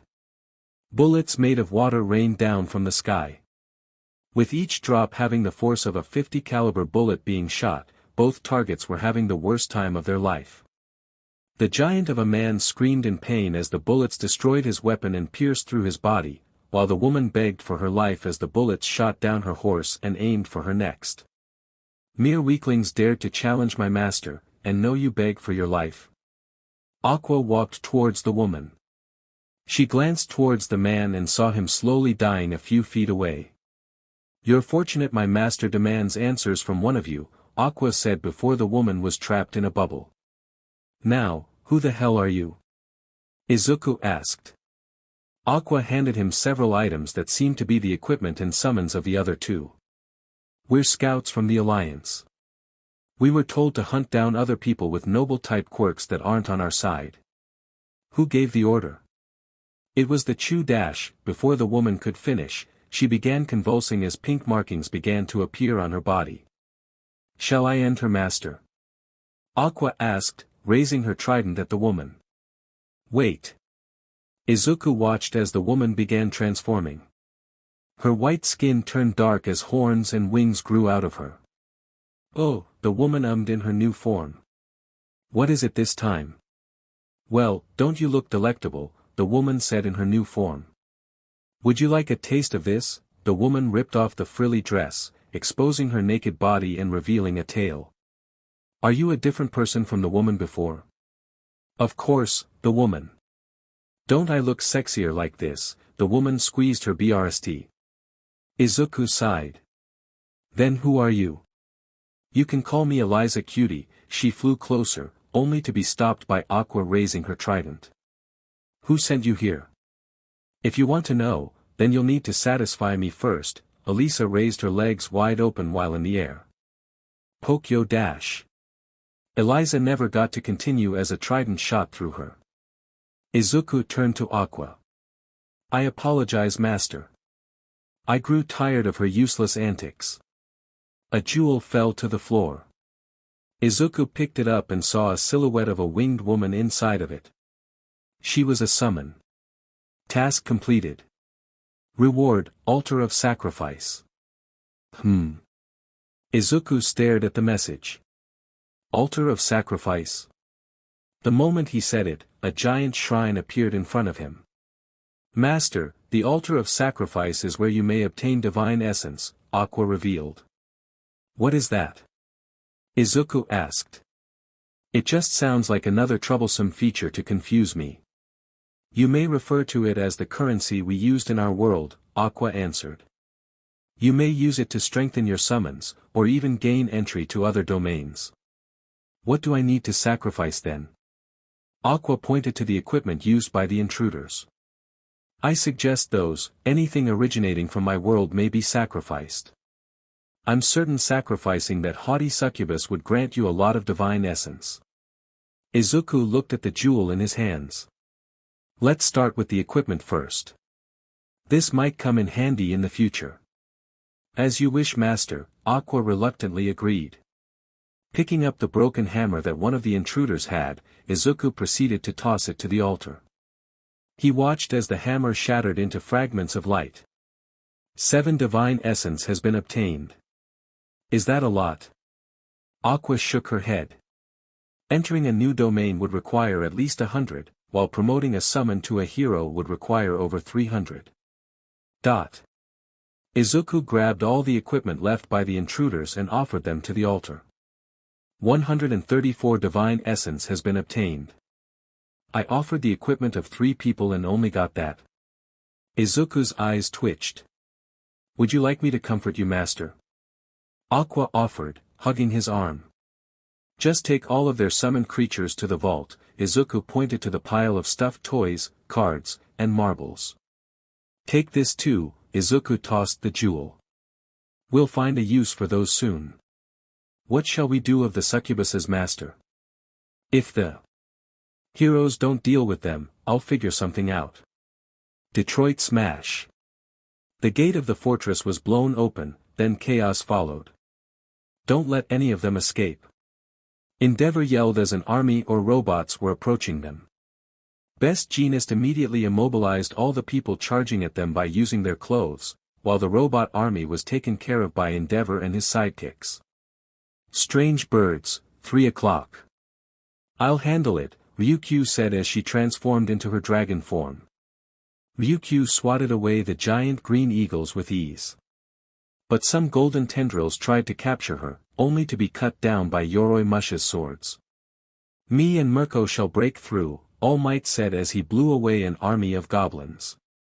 Go ahead, big guy. The main building is wide open, Hawks responded from where he was scouting.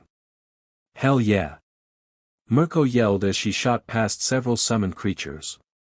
Out of my way, she screamed as she smashed a rock golem with a single kick. Smash! All Might blew the entrance open and revealed a monster waiting for them. The monster had red rocky skin with spikes running down its back all the way to its spear-tipped tail. It stood 3 meters tall and had a bulky figure. Both All Might and Mirko could feel fear towards the monster. The F-dash. Mirko muttered in confusion. It must be the monster's ability. All Might rushed the monster. Smash! All Might's fist collided with the monster, creating a powerful shockwave that blew everything away. But to their shock, the monster didn't even budge. The monster grabbed All Might's head and slammed him into the ground. Then his fist began to glow and spark with red electricity before slamming down on All Might, unleashing another powerful shockwave. The F is with that thing.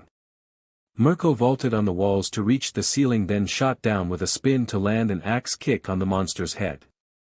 The monster didn't even flinch. It grabbed her leg, but before it could do anything, vines wrapped around its body. Not today, monster. Sylph appeared. Activating her ability, all her allies began healing immediately. Even the heroes and police officers outside the building were being affected by her ability. Additionally, the enemies will start to get weaker. I probably should have called you out sooner, Mirko muttered. Turn this place into a jungle. With pleasure, my lady, Sylph replied. Giant trees shot out of the ground, turning the whole area into a giant forest. The monster they were facing managed to tear through the vines and charged towards Sylph. Stubborn BSTRD. Mirko kicked the monster on the side of the head, but it still didn't budge and continued charging towards Sylph. Being with Master has taught me how to deal with beast like you, Sylph said as she summoned vines to bind the monster's limbs, then the sound flesh bones being twisted rang out. The monster's arms and legs were twisted, mangled by the vines, preventing it from moving. Dear God! All Might exclaimed in shock at the scene. Oh my, I didn't expect my baby to be defeated like this.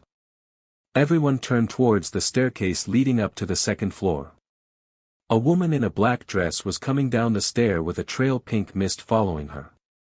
You must be the boss around here, Mirko growled and charged, but some women with black wings and skimpy outfits got in her way. What the hell? The woman snapped her finger, then the whole area morphed and turned into a wide castle chamber. There were no exit and the only people there were All Might, Mirko, Sylph, the black-dressed woman and her group Beaches. Do you like it? The woman asked as her demons giggled. What is this place? All Might asked as he noticed that his movements were restricted, and his energy was slowly being drained. He could also feel that he was nearing his limit despite Sylph passively healing him. Let me introduce myself first. I am Haruka Taiga, and my noble title is Demon Queen of Lust, Haruka bowed. And this lovely place is my domain where any act of violence is prohibited. The F-dash. Mirko tried to attack, but her body couldn't move. Ah, too bad. Any attempt at an attack would not work here. Haruka approached Mirko with her demons floating around All Might. Haruka placed a hand on Mirko's face. Hands of Beach. Ha. Unfortunately, I as well can't attack, Haruka said, then she perked up. But I don't have to, she grinned. As long as both of you are in here, your energy will be slowly drained away and given to me. And I can offer that energy to the altar to obtain more of my babies, Haruka's demons giggled once more. Are you forgetting about me? Vines suddenly wrapped all the demons up along with Haruka. What? Haruka looked around in shock. How? Your domain only works on humans, human, Sylph replied as the vines tightened. Heh, so what? You still can't get out of here, Haruka smirked.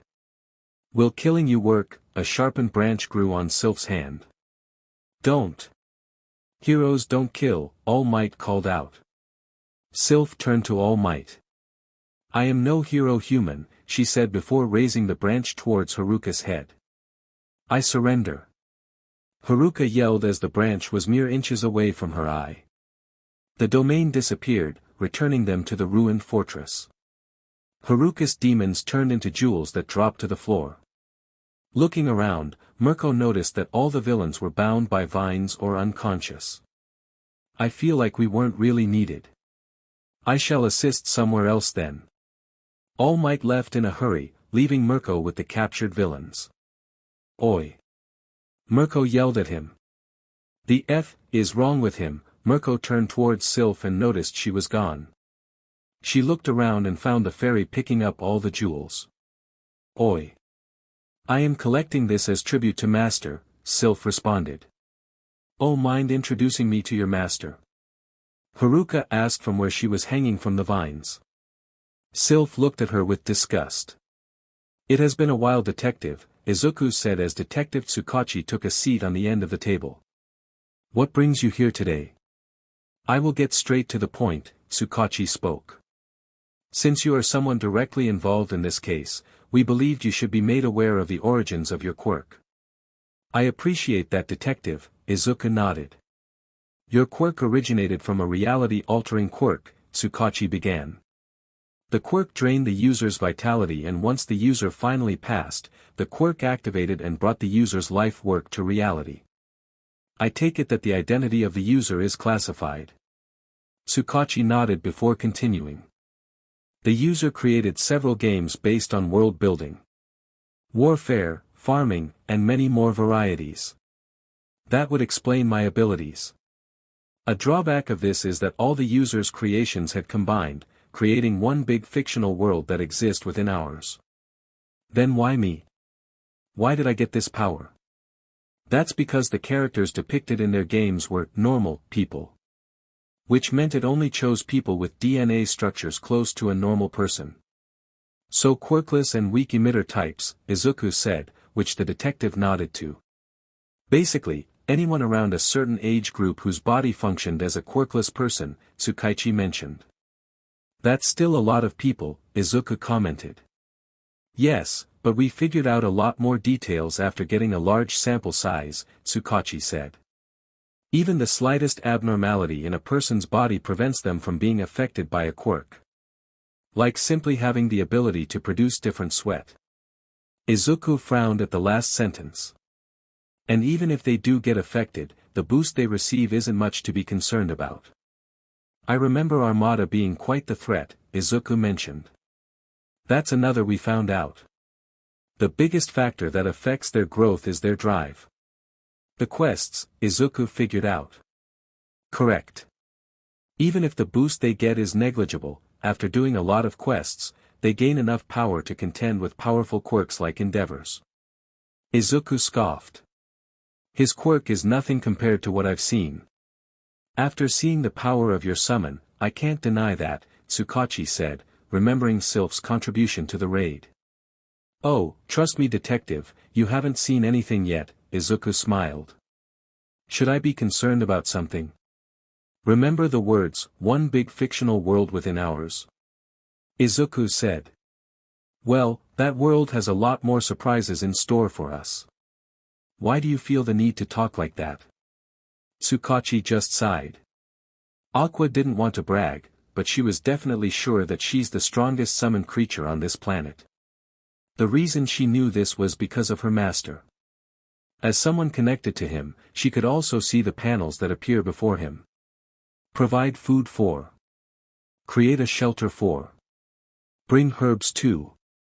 Numerous trivial quests were given to him in bulk, and to his knowledge, these quests provided no reward until he found out about divine essence. Yet, he chose to do them without hesitation.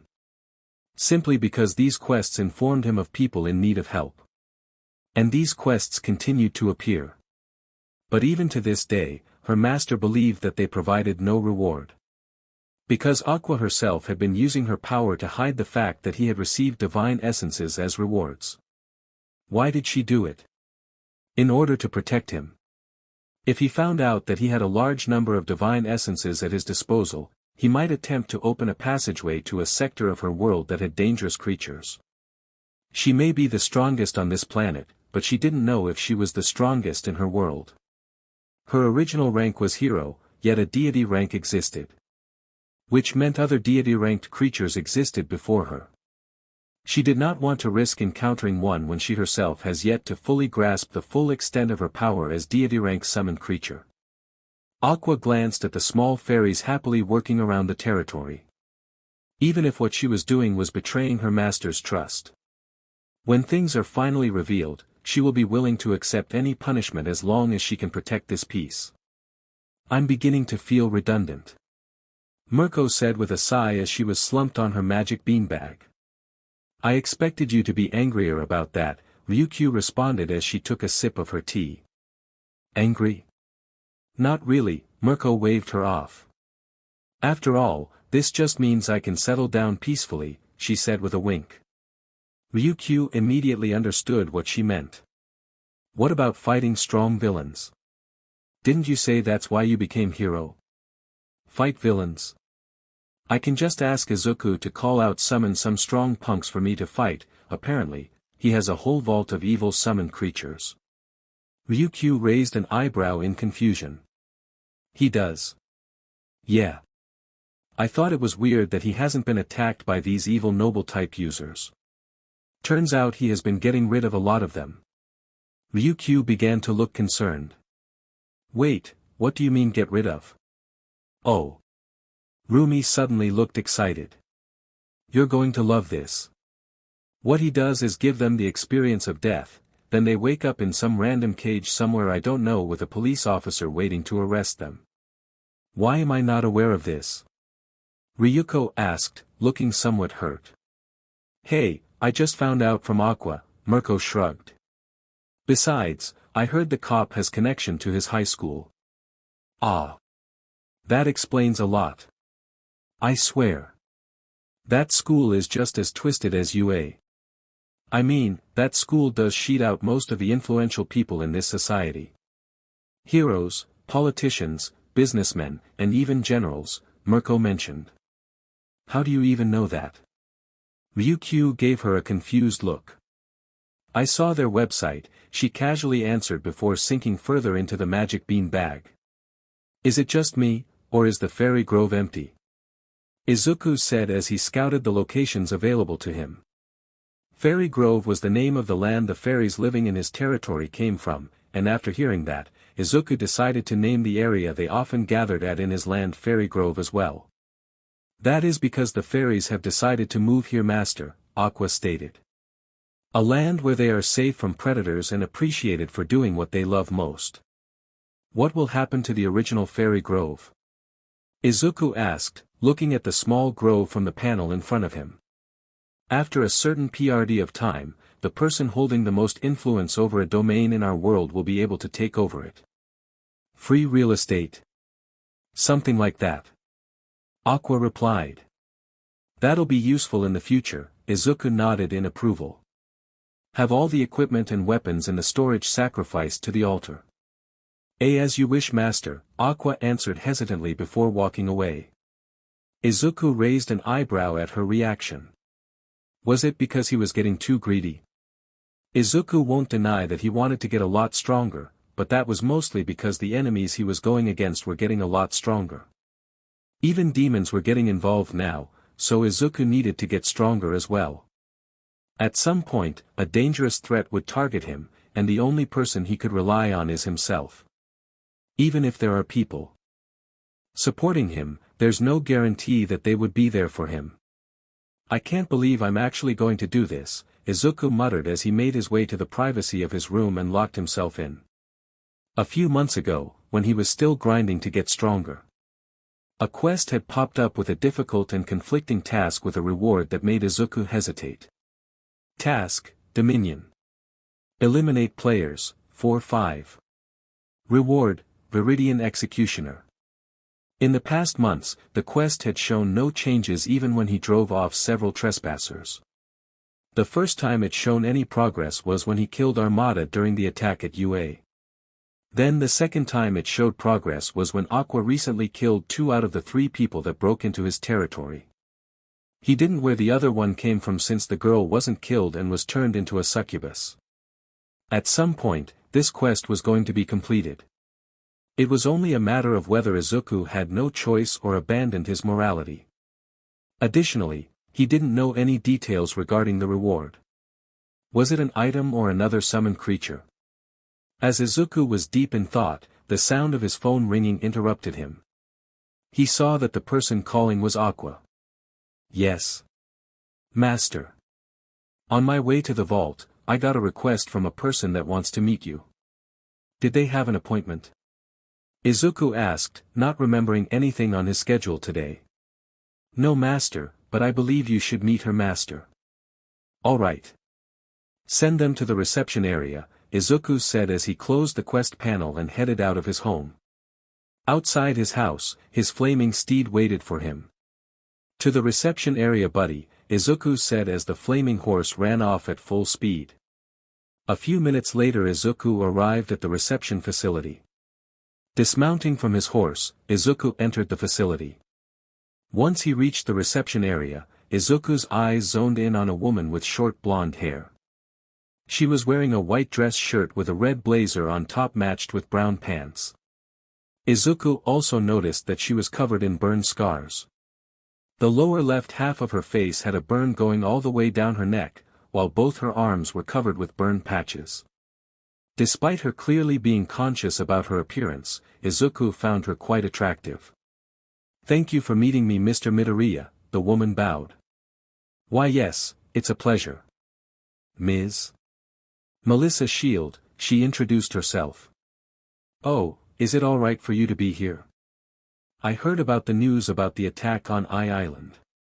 I've already recovered, but as you can see, the attack left some scars. She raised her arms. Actually, the attack is the reason I came here. I wanted to thank you. Thank me? Izuku looked at her in confusion. Yes. It took a while to find her, Melissa pointed at Aqua. But that was because we found out she wasn't a human and was a summoned creature from a noble-type quirk. Oh, the time when you came back with Caliban, he turned to Aqua who nodded. If it wasn't for your summoned creature, I would have died during the attack. Don't mention it. I just did what anyone with my power would have done, Izuku said. And Aqua was the one who saved you. Well, she has firmly established that she does not act without your approval. Izuku turned to Aqua. Seriously?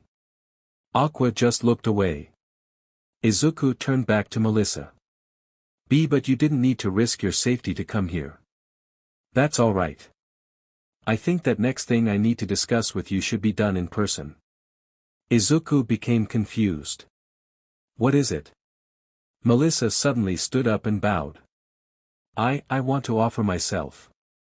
I made a map of what I think Izuku's territory would currently look like. What? Izuku stared at Melissa Shield in shock. A lot of people with noble-type quirks have been forming alliances and are even becoming a threat to their government, Melissa explained. I know I may be strong compared to you, but please allow me to work with you. Oh, that's what you mean, Izuku sighed in relief.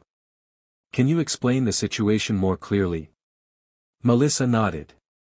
Using abilities and resources from Island, I did a lot of research about the situation regarding people that obtained noble-type quirks, Melissa began. Several large groups and organizations have been appearing all over the world, with some of them even big enough to be a threat to their government. It's that serious? Izuku wondered why he hadn't noticed something like that. I'm surprised nobody has approached me before you. That's because you are by far the strongest person I've seen with a noble-type quirk, Melissa mentioned. You've managed to grow your empire to this size by yourself, while the big organizations don't even have half of this. I don't want to sound arrogant, but they seem incompetent at that point, Izuku commented. It is simply because you're quite gifted master, Aqua spoke up. By my guess, the second strongest in this planet would only have one hero-ranked summon, while you already have plenty at your disposal. How many does he have? Melissa asked. There would be 4 if you exclude me, who has already reached deity rank, Aqua answered. Then there's the trash in your vault master, several of them are of hero rank as well. They're not mine, Izuku stated. But it is only a matter of applying some considerable force to make them submit, Aqua said. Enough of that, Izuku turned back to Melissa. Can you tell me more about what's going on? The reason they started forming groups is apparently because of something called promotion, Melissa informed. I read that it was quest that was extremely hard to clear of your alone. The tasks? I'm not sure how many there are, but I found out 2 of them. The first task is to establish a base, and the second is to have a troop system. Troop system? Izuku turned to Aqua, hoping she could answer. It is something you unlock after obtaining a commander, an executioner, a guardian, and a sage, Aqua answered. I fit in the category of sage, she added. Do I not have anyone to fill the other positions? Aqua shook her head. Each role has a specific requirement to be met. My requirement as a sage is a significant mastery over magic. A commander would need leadership, and a guardian would need to be a walking fortress.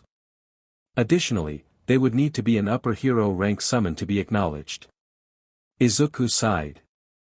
That's a lot of work, so the others decided to work together to achieve a promotion.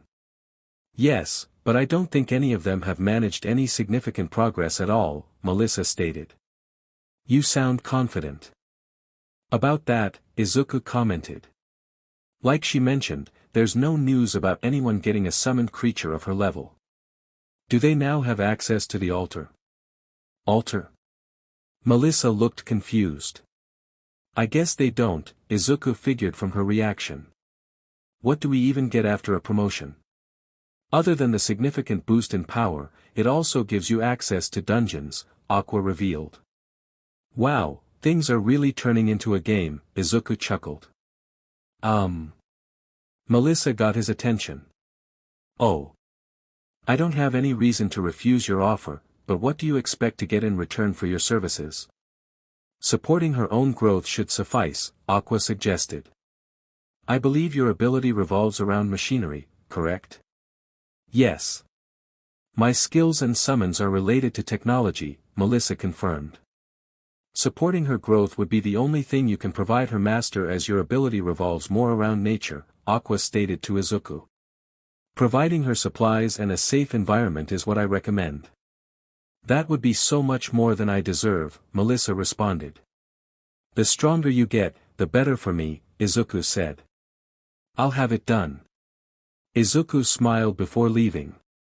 A lot better than I expected, Itsuka commented as she entered the classroom.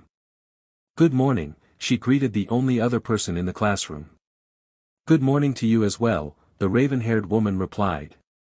My name is Momo Yaoyorozu, it's a pleasure to meet you. Itsuka Kendo, likewise, Itsuka introduced herself. Did you arrive a whole hour early too? Itsuka glanced at the clock. Yes, Yaoyorozu sighed. I had several things I needed to take care of, so I arrived early. I just didn't expect things to be done so quickly though. I heard they had a lot of new hires with noble-type quirks, Itsuka mentioned. And they're related to production too. Ah. Yaoyorozu visibly frowned. Is something wrong? Do you not like people with noble-type quirks? Itsuka asked in concern. Oh, nothing like that. It just made me feel like my quirk became redundant, Yaoyorozu stated. What do you mean? Itsuka took the seat beside her. My quirk allows me to make any item that I know the molecular makeup of, Yaoyorozu revealed. Which is basically something noble-type quirk users can do as well. Come on, the things they can make aren't that good, and most of them are only restricted to a few things. You can probably make anything you want. Not anything, but I see your point. But having the ability to summon magical creatures would have been great, Yaoyorozu said. Well, you can have this if you want, Itsuka pulled out a folded-up book page. Do you have a noble-type quirk, Kendo-san? Yaoyorozu asked. Itsuka shook her head. Nope, but my friend does. And the last time I visited I picked up a few these. Itsuka took out several more folded pages. Isn't it a bit cruel to keep them like that? Yaoyorozu hesitantly asked. Itsuka shook her head once again. Not at all. Apparently, they go to some pocket dimension and are either resting or playing there. Yaoyorozu unfolded the paper to see a picture of a cute green fairy. Do you mind if I? Go ahead. Just picture it being summoned, Itsuka instructed. Like calling out a pet. Yaoyorozu nodded, then a few seconds later, the piece of paper turned into a floating green fairy. Wah! Yaoyorozu's eyes sparkled as the fairy happily flew around her. Is it really alright for me to have this? Won't your friend be angry? It's fine. He's got hundreds of them. Just give it a few pots or a small flower bed and they'll be happy, Itsuka mentioned. I heard they're rather possessive of these since they're hard to get, Yaoyorozu stated. Are you sure it's okay to give me one without telling your friend? Itsuka's mind flashed back to the literal swarm of fairies loitering around Izuku's territory. It's fine, Itsuka assured her. Even if he randomly saw it with you, he'll just wave at it. Did he enroll at UA too? Yeah. He's in a different class though. Speaking about that. I heard UA changed their hero course curriculum, Yaoyorozu mentioned. They did? Itsuka looked at her in confusion. Do I really need to have a class? Mira Shiranui asked. I know I'm in the rare few that managed to get a noble-type quirk that already graduated, but I'm already head of security. No, you're not, Aizawa pointed out. You're just part of security. You were hired as a teacher. That's how he got all of us too, Aizawa whispered in the last part. What's the point of even having a class with only 4 students? Mira complained. You already made Class 1A all combat-oriented, and 1B has the less combat ones. Why separate 4 students? Those 4 all have noble-type quirks just like you, so the traditional hero methods won't work well with them, Cementos explained. Why not? Mira raised an eyebrow. It's not like they already have a hero-ranked summon. Nemuri leaned towards her coworkers. Who's going to tell her? I have millions of dollars to my name. But I still have to go to college. Izuku muttered as he was heading to UA. That got me wondering. Who does your accounting? Ryukyu asked. My father does, Izuku answered. Then how come I've never seen him? He lives in the city, Izuku said. Even before my mom passed, he was never really around.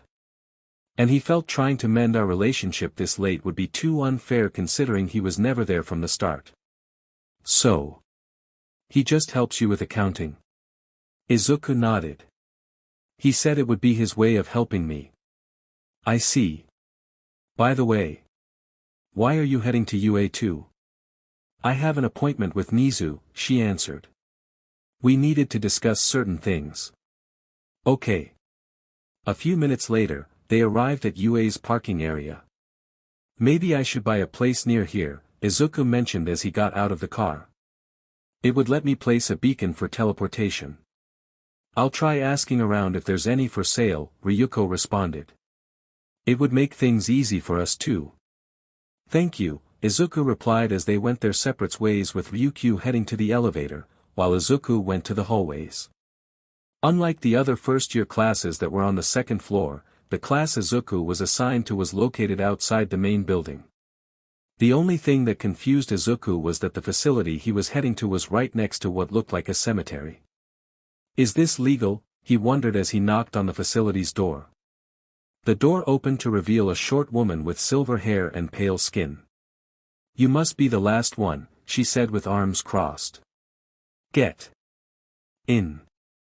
Izuku stepped inside to see 3 other students in the room. A purple-haired guy who looked like he hadn't slept in years. A woman with short black hair and a stoic expression. And the last one was a woman with long black hair, round glasses, and a muscular physique. Welcome to 1N.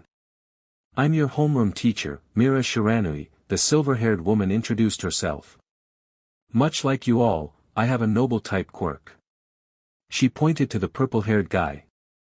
He sighed and stood up. Hitoshi Shinso. How did you get admitted? I applied for Gen Ed, but took my chance on the interviews, he answered. Didn't take the robot exam. When I applied for UA, I still didn't have any useful combat abilities, so I only applied for Gen Ed. Mira nodded. Now, what's your noble classification? Izuku raised an eyebrow at the question. Necro. He raised another eyebrow at the answer. Alright, Mira pointed to the short-haired woman. Same thing. Yui Kodai. Hero course exam. History.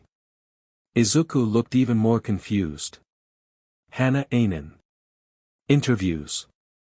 History. I have questions. Izuku raised a hand. Necro. History. Have you been living in a farm or something? Mira crossed her arms. Something like that, Izuku answered. Noble-type quirks have a theme for the abilities they give their users. Mecha for those sci-fi-like abilities with those robots and futuristic weapons. Necro for these spooky powers. Mira summoned a ghost-like creature that began floating around. It's not official, but the community set it up. I see. What about this then? Izuku summoned a fairy. Magic. Okay. Izuku Midoriya. I took the hero course exam, he introduced himself. Now that you all know each other, I'll explain why you were all separated from the other classes. Mira went towards the board. For starters, the majority of your classes will be spent enhancing your quirks since sooner or later, you'll be receiving quests related to UA. Is that because the quests always relate to our current situation? The woman named Hannah asked. Yes. Based on my experience, we'll be mostly on guard duty. Isn't that because you're part of security? Shinso asked. You even have a badge. Partially, but the quest you'll get around here will mostly be making sure there's no trouble. Especially with the arrogant first years. We're first years too, Hannah spoke up. But you hate bullies, right? Mira grinned. Oh. I'm starting to understand the assignment, Hannah grinned back. So, it's like that, Shinso caught on. Bully hunting, Kodai said. Izuku really wondered if this school operated legally. Bully hunting. The first activity Izuku had to go through on his first day of class. Initially, he thought nothing of it since it was the first day of class, but he could never be more wrong in his life. Apparently, due to the interview conducted by the UA staff, a lot of the students who scored decent scores in the practical exam were thrown into Gen Ed due to the strict interviews. Even most of the students that managed to get into the hero course were under probation. This resulted in a lot of spiteful teenagers that think their chances were taken from them even though most of them only scored decently in the practical and flunked the written exam. Out of my FNG way losers, a guy with green-skinned arms shoved a group of students in the hallway despite there being plenty of space around them. Observing the guy, Izuku could already figure that he had some sort of physical enhancement quirk, supported by the fact that he easily shoved a group of students aside. It was most likely passive as well since there was a clear mutation aspect to it as well. He didn't need to intervene though with his new classmate, Hannah, taking the initiative. Hold it right there, punk. A short argument and scuffle later, Hannah had the student in chains and was dragging him out of the school. Out of curiosity, Izuku followed them to find out where she was taking them. It led him to a facility that looked more like a haunted house than a school shed. It had a very gloomy vibe with cartoony ghost floating around it. Peeking though one of the windows, he found Mira-sensei in front of students that were chained to chairs and seemed to be giving them a firm scolding. I'm liking this school already. Izuku turned around to find Hitoshi Shinso pushing a cart with 3 male students tied up and their mouths gagged. He wheeled them inside where Mira-sensei enthusiastically greeted them, followed by the empty chairs suddenly gaining ghostly limbs and grabbing the delivered students. Izuku really refused to believe this school operated legally. Tsukachi was getting tired of the recent events. The world was slowly being turned into a game board by players that had no remorse for sacrifices. Every day, numerous cases about illegal quirk use involving noble-type quirks were piling up on his desk. Even when a major organization was finally disbanded, the crime rate didn't go down. Even the Hero Commission was facing severe backlash due to being targeted by a lot of noble quirk users. It wasn't really a surprise to Tsukachi since the majority of noble-type quirk owners were the victims of the society created by the Hero Commission. With formerly weak quirks getting a massive boost in power, their hate was pointed at the people who created the society that made them suffer. The only thing Tsukachi was relieved of was the fact that they mostly avoid innocent people. The crime began to funnel away from civilians. Small businesses and residential areas didn't suffer from the crimes of noble quirk owners. Unfortunately, schools, hero agencies, and the Hero Commission branches were constantly attacked. Reports of students known for bullying and a lot of teachers were found dead at scenes. Countless terrorist attacks on hero agencies and targeted attacks on heroes. Which led him to where he is now, Endeavor's agency. "Thank you for meeting me," Tsukachi said as he took a seat on couch in Endeavor's office. Endeavor's agency was the most targeted by terror attacks and Tsukachi was hoping to find out why. Cooperation would be for the best in this situation. Endeavor actually looked exhausted as he sat on his desk. "Do you have any clue why they're targeting you the most?" "I believe we actually found a clue," Endeavor replied. "Among the ones we captured and identified, we actually found something in common between them all." "That is?" Tsukachi prepared to write everything down. "They're fan mail," Endeavor revealed, making Tsukachi raise an eyebrow. "Their letters contained the same thing. They asked me if they could be a hero with their quirk. The team that handles it denied them, stating their quirk would be worthless as a hero," Endeavor explained. "I can't say I would have said something different had I read it myself. I would have probably just ignored it." "I see," Tsukachi wrote everything down on his notepad. "They reached out for any form hope, but got shut down instead. That likely made them resent you." "They won't be the first," Endeavor said in a tired tone. "How was school today?" Rumi asked as Izuku magically appeared back home. "Weird and eventful," Izuku commented, then he snapped back to Rumi when he noticed something. Rumi was sitting naked on the couch. Izuku looked away with his face red. "Why are naked?" Rumi smirked. "You see. We finally got a reply about the legality of our situation." "That sounds ominous," Izuku said nervously.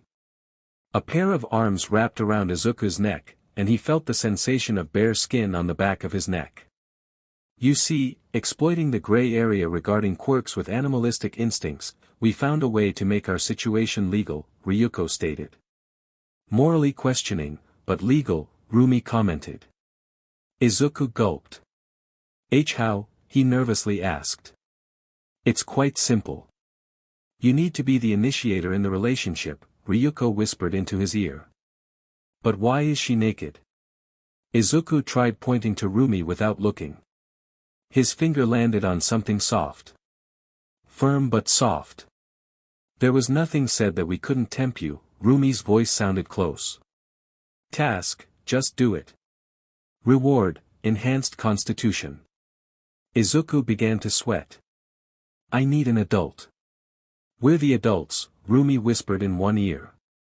"And we need you," Ryuko whispered in the other. Fuyumi had seen a lot of weird things ever since she moved here, and she learned to not question it since she won't even get a straight answer. Though, her life here was peaceful. She only hoped her siblings were living well too, but she knew better than that. She got out easy, while her little brother was still under her father's care. And she didn't even know her own mother's condition. Going for a walk to try and clear her mind, Fuyumi ran into Mirko, who was crawling away from the main house. "Are you alright, Mirko-san?" Fuyumi asked in concern as she ran to her side, helping her to her feet. "Why yeah. I'm good," Mirko replied strangely. "Caillou!" An odd screech came from inside the house. "We should go," Mirko began frantically limping away. "But," Fuyumi pointed to the house in concern. "Shouldn't we dash?" "No." Mirko exclaimed, almost like she was afraid, something Fuyumi never expected the rabbit hero to be.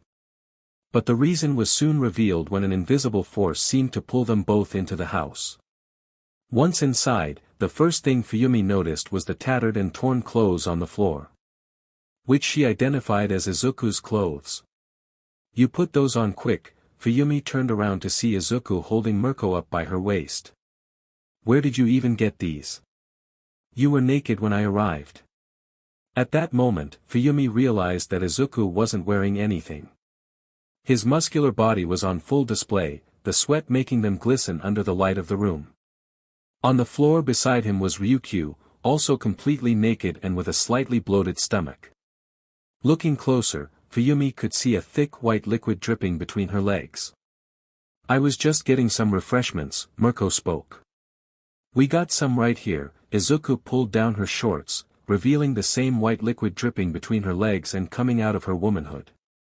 Fuyumi gasped at the scene, drawing Izuku's attention. Mirko's eyes flashed with an idea. "She also wants in." "Eh?" Fuyumi froze. Izuku faced towards her, giving her a clear look at his hammer of justice. Fuyumi gulped. I guess I am technically your fiancé." She did not know why she said that. "You're playing along?" Mirko said in confusion. "I mean, yeah." Fuyumi was pulled in. Itsuka stood in front of Izuku's house. The screams coming from the house was concerning, but Itsuka wasn't brave enough to go in. "I'll come back later." Itsuka turned to Aqua. Aqua nodded. "I'll mention it to Master." "You look tired," Hana commented as Izuku took a seat. "Had a busy night," Izuku replied. Shiranui-sensei slammed the door of the classroom open. "How was bully hunting yesterday?" It was more of a statement than a question. "You brats got a lot of other brats yesterday. Are we going to be doing the same today, sensei?" Hana asked. Mira shook her head. "Today, the four of you will be joining the hero course today." The students leaned in interest, even the two silent ones. "Suit up, brats. It's time to wreak some havoc." After donning their hero costume, Shiranui-sensei led the class to one of UA's training grounds. Arriving at the observation room, Izuku saw a few familiar faces, some of them he couldn't remember where he'd seen them before. "How are you doing, cowboy?" Itsuka smirked as she approached him. "Cowboy?" Izuku raised an eyebrow. "Well, someone was milking cows last night," she smirked. "Huh?" Izuku tilted his head in confusion. Itsuka just gave him a flat look. "Never mind. Nice armor." "Thanks." Izuku's hero suit was combination of European medieval armor and a samurai armor. With a Kevlar vest designed to mimic European leather armor and the large shoulder guards from samurai's armor. The same Kevlar material was used on his pants, while his boots were still plated along with his gauntlets. The design gave Izuku enough protection while giving him enough mobility to use his weapons. "Alright, gather up," Shiranui-sensei yelled. Normally, All Might would be teaching this class, but he's busy today, so I'll be dealing with you brats. Izuku looked around, seeing at least 2 classes worth of students present. He had expected to see another familiar and unwelcome face, but he didn't. He suspected that he either failed the exam or the interviews. "This exercise will be simple," Shiranui-sensei began her explanation. "The 4 students in my class will be defending 4 packages. Class 1A's and 1B's task is to retrieve those packages." A student wearing white armor raised their hand. "Wouldn't that be unfair to your student, sensei?" Shiranui-sensei just laughed and ignored him. Property damage and excessive force will affect your individual grades, so keep that in mind. Task: protect the package until the time runs out. Reward? Izuku raised an eyebrow. He didn't expect to get a quest from this, but he wasn't going to question it. Time to get this battle trial started. The exercise began and everyone immediately took off. Itsuka's group composed of Yaoyorozu, Jiro, Uraraka, Ida, Azui, Owaze, Hananuki, and Tetsutetsu. Todoroki was also tailing them from a distance. With Jiro acting as their scout, they went on a search for the members of Class 1N. Preferably, Itsuka wanted to find the other three and not Izuku. She was well aware of what Izuku was capable of, and he's the last person she wanted to face. There's someone alone in the building, Jiro informed them as she pulled out her jacks from the ground. Before Itsuka's group could even react, Todoroki passed them and headed to the entrance of the building. But what greeted them was a shogun with a flaming sword. With a powerful swing, an explosion erupted that forced them all back. Todoroki responded by creating a glacier, but the glacier suddenly vanished, revealing which member of Class 1N they encountered. Yui Kodai stood beside the flaming shogun with a chunk of ice in her hands, and then she got into a throwing stance. Itsuka's eyes widened. Retreat. Kodai threw the chunk of ice. It grew. In a short moment, Izuku found himself on the rooftop of one of the mock buildings. The package he was supposed to protect was a metal briefcase with the phrase, "Important package," written on it. How should I do this? Izuku muttered as he observed the surrounding area. Considering his situation, it'll probably take a while before he's found if he just stayed where he was. The other classes weren't given their locations, and they'll need to split up to cover more ground if they wanted to find us inside this giant mock city. During the entrance exam, he remembered seeing someone creating multiple ears using their mutation-type quirk. While in the observation room, Izuku also spotted a woman with earphone jacks on her ears. That puts at least 2 students capable of scouting. I'll need to do some scouting of my own. A book appeared in Izuku's hand, and then it began to flip through the pages by itself.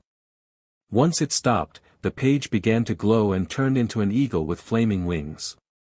Not very subtle, but you're my only scout. The eagle squawked before taking off into the sky.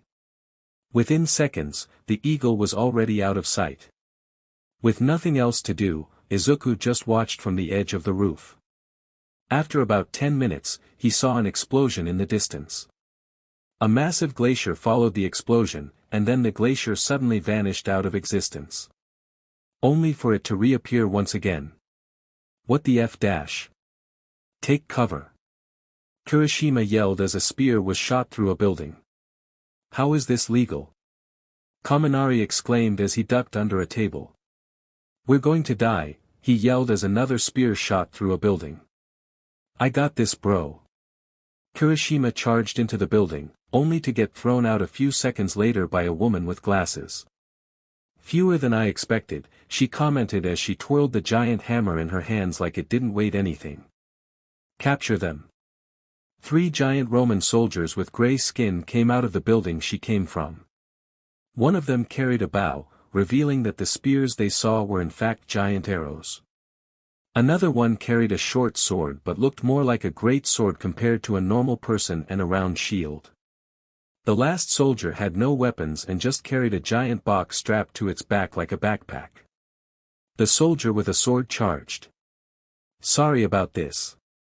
Ashido began spraying acid towards the charging soldier, but it simply raised their shield and continued charging undeterred. Once the Roman soldier was close enough, the soldier swatted their shield, creating a gust of wind that sent all the acid scattering into the area. The soldier raised their sword, and brought it down on Ashido. Mina! Kirishima screamed in horror. But to their relief, the soldier seemingly phased through Ashido, and then she vanished. Ashido has been eliminated, the voice of Shiranui-sensei rang through the testing area. She has been teleported to the observation room. With a sigh of relief, Kirishima focused his attention back to the exercise, only for a hammer to phase through him. In the blink of an eye, he found himself back in the observation room with the other students. The students screamed as vines tormented the whole area. Meanwhile, Shinso sat on a broom with a pale skin that floated above the chaos. At the center of the chaos was one of the students from Class 1B, who was currently under his control. "I will not be taken out, Lee Dash," a loud blonde guy wearing a suit yelled before he was trampled by vines. "You did a great job enhancing her quirk," Shinso praised the witch, who just cackled in response. The glacier crashed onto the ground, sending ice and dirt everywhere. Yayorozu created 2 riot shields, while Itsuka held them up to block the mix of debris heading for them. "How is this fair?" Uraraka yelled as she helped by pushing on the shield. "We need to get out of here." Yayorozu yelled through the sound of the crashing debris. "On my back pouch, there's a piece of paper. Grab it." Itsuka yelled back as she was having trouble holding up the shield. With Jiro being the closest to her, she was the one who reached around Itsuka's waist and grabbed the paper on her pouch. Jiro unfolded the paper to reveal the picture of an angel with 2 pairs of wings and a bunch of words on one side reaching all the way to the bottom of the page. "What the hell is this going to do?" Jiro asked. Yayorozu grabbed the page, figuring out what to do. Once she had the page, in an instant, they found themselves in the sky. They were standing on a platform made of golden light. "What the hell?" Jiro muttered. Itsuka fell on her but out of exhaustion. "Lady Itsuka," the angel spoke as she was flying beside them. "Thanks for the save, Halo," Itsuka replied. "Whoa." Uraraka stared at the beautiful angel in amazement. "Thank you for your help," Yayorozu thanked the angel. The angel named Halo turned towards Yayorozu. "It was my pleasure," then she glanced down where the chaos had begun. Todoroki had created an ice platform to avoid the debris and sent waves of ice towards the woman from Class 1N. The waves of ice were blocked by slashes from the flaming shogun. "I hope the others are okay," Uraraka mentioned. "I'm sure the school won't allow to die on their first hero exercise," Yayorozu replied. Izuku was bored. His classmates already encountered the other students, while he was still where he started. He considered jumping in to help his classmates, but from what his summon reported to him, they were all doing well. For a moment, Izuku considered jumping to help the other classes, but he didn't know if that was allowed. Out of boredom, Izuku took out his book of summoned creatures. Most of them were creatures that he obtained from taking down other people with noble quirks that attacked his home, or from the raid. They were all creatures that were stored within his vault, but Aqua hand-picked the one that were supposed to be useful. For summoned creatures below the rank of hero, the concept of loyalty was thin, so there would be no issue of them taking orders from Izuku despite having a previous master. The only exception would be if they raised the creature from minion grade, but that was a very rare case. The ground shook violently. Izuku looked up to see a pillar of red light. Multiple active players gathered. Special event starting. Izuku raised an eyebrow at the sudden message, then he turned back to the pillar of light. After a while, the pillar vanished, leaving a humanoid figure. The tyrannical king has descended. What the hell? What the hell is that? Jiro asked as the pillar vanished. Did someone summon it? Uraraka added. Itsuka stared at the new arrival. The figure seemed to be a humanoid man with lavender skin and a pair of white avian wings. It held a white lance in each hand and a giant golden ring on its back that was glowing. I'm no expert with suddenly appearing magical creatures, but I'm pretty sure that's not on our side, Jiro spoke. It is not, Halo responded as 2 swords of light manifested in her hands. The creature towards them. With a power beat of its wings, it soared towards them. Halo conjured multiple spears of light and sent them shooting towards the approaching enemy. The creature avoided and blocked the spears with their lance. For my ascension, the creature yelled as one his lances began to swirl with energy. You have no place here. Halo created a golden barrier to block the attack and protect the people behind her. Oh sheet, hold on to something. Itsuka yelled. Hold on to what? Jiro yelled back. We're in a floating platform. The energized lance collided with the barrier. The impact created a wave of energy that could be felt through the whole testing field. I will eradicate everything in my way, the creature yelled as he broke through the barrier. Halo and the creature clashed. Both winged creatures soaring through the sky and clashing weapons with each other. Every clash of their weapons created a hypnotic melody that rang around the area. We need to get down from here, Yaoyorozu said as she began handing out parachutes. With Halo in combat with the unknown creature, it was better for them to stay out of the way. On their way down, Todoroki created an ice platform to catch them. What's going on up there? Todoroki asked while shivering. We don't know either, Itsuka replied. But we need to get out of here. Itsuka was interrupted by Halo crashing on the ground a few feet away from them. The intruder stood over her with his foot planted on her chest. I am Astaroth. The true king of this Astaroth was suddenly sent flying through a building. Get your foot off my summon. Izuku cracked his knuckles as he faced the direction the invader went flying. My apologies master, Halo spoke as she got up. I have failed you. It's all right, Izuku replied. You did well. You dare get in the way of my Ascension. Astaroth shot towards Izuku. Astaroth moved his lance forward, but Izuku ducked under it before landing a clean left uppercut to Astaroth's chin. Astaroth was pushed a few steps back and as Izuku charged in, he tried to kick Izuku, but Izuku caught his kick with right arm before striking Astaroth in the face with his left elbow, then releasing Astaroth's leg and twisting his body to send Astaroth flying with a right hook to the face. Izuku dashed after him, but Astaroth managed to regain his balance quick enough to throw a punch, only to get parried by Izuku. Astaroth threw another punch that Izuku avoided by turning to the side and leaned back to avoid an uppercut from Astaroth. Izuku fought back with a left and right jab that hit Astaroth in the face. Rah!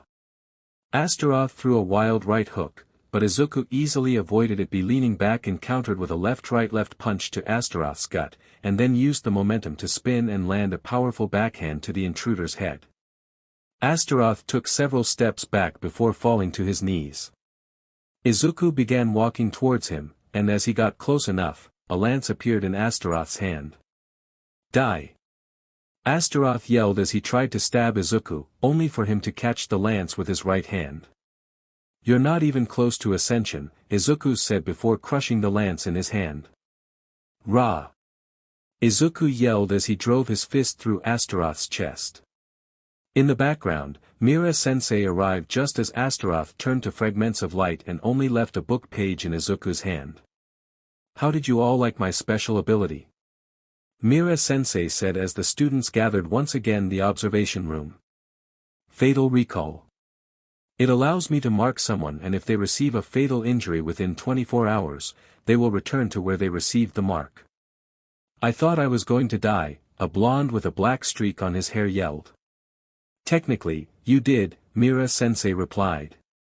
It was clear that the majority of the students were in shock of what they just experienced. Most of them truly believed that they were going to die during the exercise, but Izuku had to admit, an ability like that is useful. Granted that it likely didn't work in the user, but it ensured the safety of others. As for the intruder, details would be explained by your homeroom teachers tomorrow, Mira-sensei stated. Go get changed. Class dismissed. Izuku noticed that Mira-sensei avoided the topic regarding the sudden quest that could have caused a disaster during the training exercise. That was backed by the fact that his classmates from Class 1N was in a worse state despite not encountering the hero-ranked summon creature. They were well aware what could have happened. They knew how much damage a summon creature of that level could do. If Izuku wasn't there, they would have needed to face a hero-ranked using only a couple of elite-ranked creatures. As they were heading to the changing rooms, Izuku decided to take a detour on the way. Mr. Midoriya. What can I do for you? Nizu asked. We both know you already know. The answer to that, Izuku said as he took a seat on one of the couches in the office. Ah. I can't say I have all the answers, Mr. Midoriya, Nizu replied. Especially regarding noble-type quirks. But do ask away. Is it happening everywhere else? Nizu nodded. But reports say only elite-ranked creatures are appearing, Nizu revealed. It's likely linked to the strength of the players in the area, Izuku stated, referring to the noble quirk users as players. It probably takes the average strength. Likely. It seems we're lucky to have you here, Mr. Midoriya. You need to make changes to your curriculum, Izuku stated before getting up. We don't know what might pop up next. When he left Nizu's office, he ran into All Might and Eraser.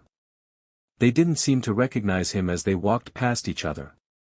But Midnight, who was walking right behind them, did. Oh, hey kid, Midnight spoke. Any chance I could get some of that carrot Mirko's been bragging about? Midnight asked with a grin. Izuku just stared at her in confusion. The golden carrots. Midnight leaned towards him. Not that carrot, she whispered. Izuku just got even more confused. I'll stop by tonight. Izuku just watched as she walked away, somehow swaying her hips in a way to make them more alluring. Things were starting to suddenly get out of hand. Tsukachi thought that after the raid on allied groups in Japan, things would start to die down. But now, random events began popping with powerful monsters suddenly appearing. The worst part was that even the noble quirk users barely managed to take down the monsters. What the hells is happening in this world? Tsukachi rubbed his forehead in frustration. Tsukachi also needed to address the sudden population decline after the mess the noble quirk users created in the past year. You got a second, detective? Officer Sansa knocked on the open door of Tsukachi's office. What is it? A similar incident happened during one of UA's training exercises. Sansa informed. Tsukachi sighed. What happened? They said in the report that a hero ranked appeared, but was swiftly taken care of by a student. Tsukachi listened with a mix of confusion. Every hero-ranked creature he had encountered or investigated were powerful enough to fight against All Might. These summoned creatures were what separated the weak noble quirk users from the elites. Hearing one got swiftly taken down by a student was just too hard to believe. Do we have a name on the student? Izuku Midoriya, Sansa answered. It made sense now. Thanks for watching, Legends. If you enjoyed this story, make sure to like, share, and subscribe for more epic What If Deku stories and fresh updates. Hit that bell so you never miss the next upload. See you in the next one.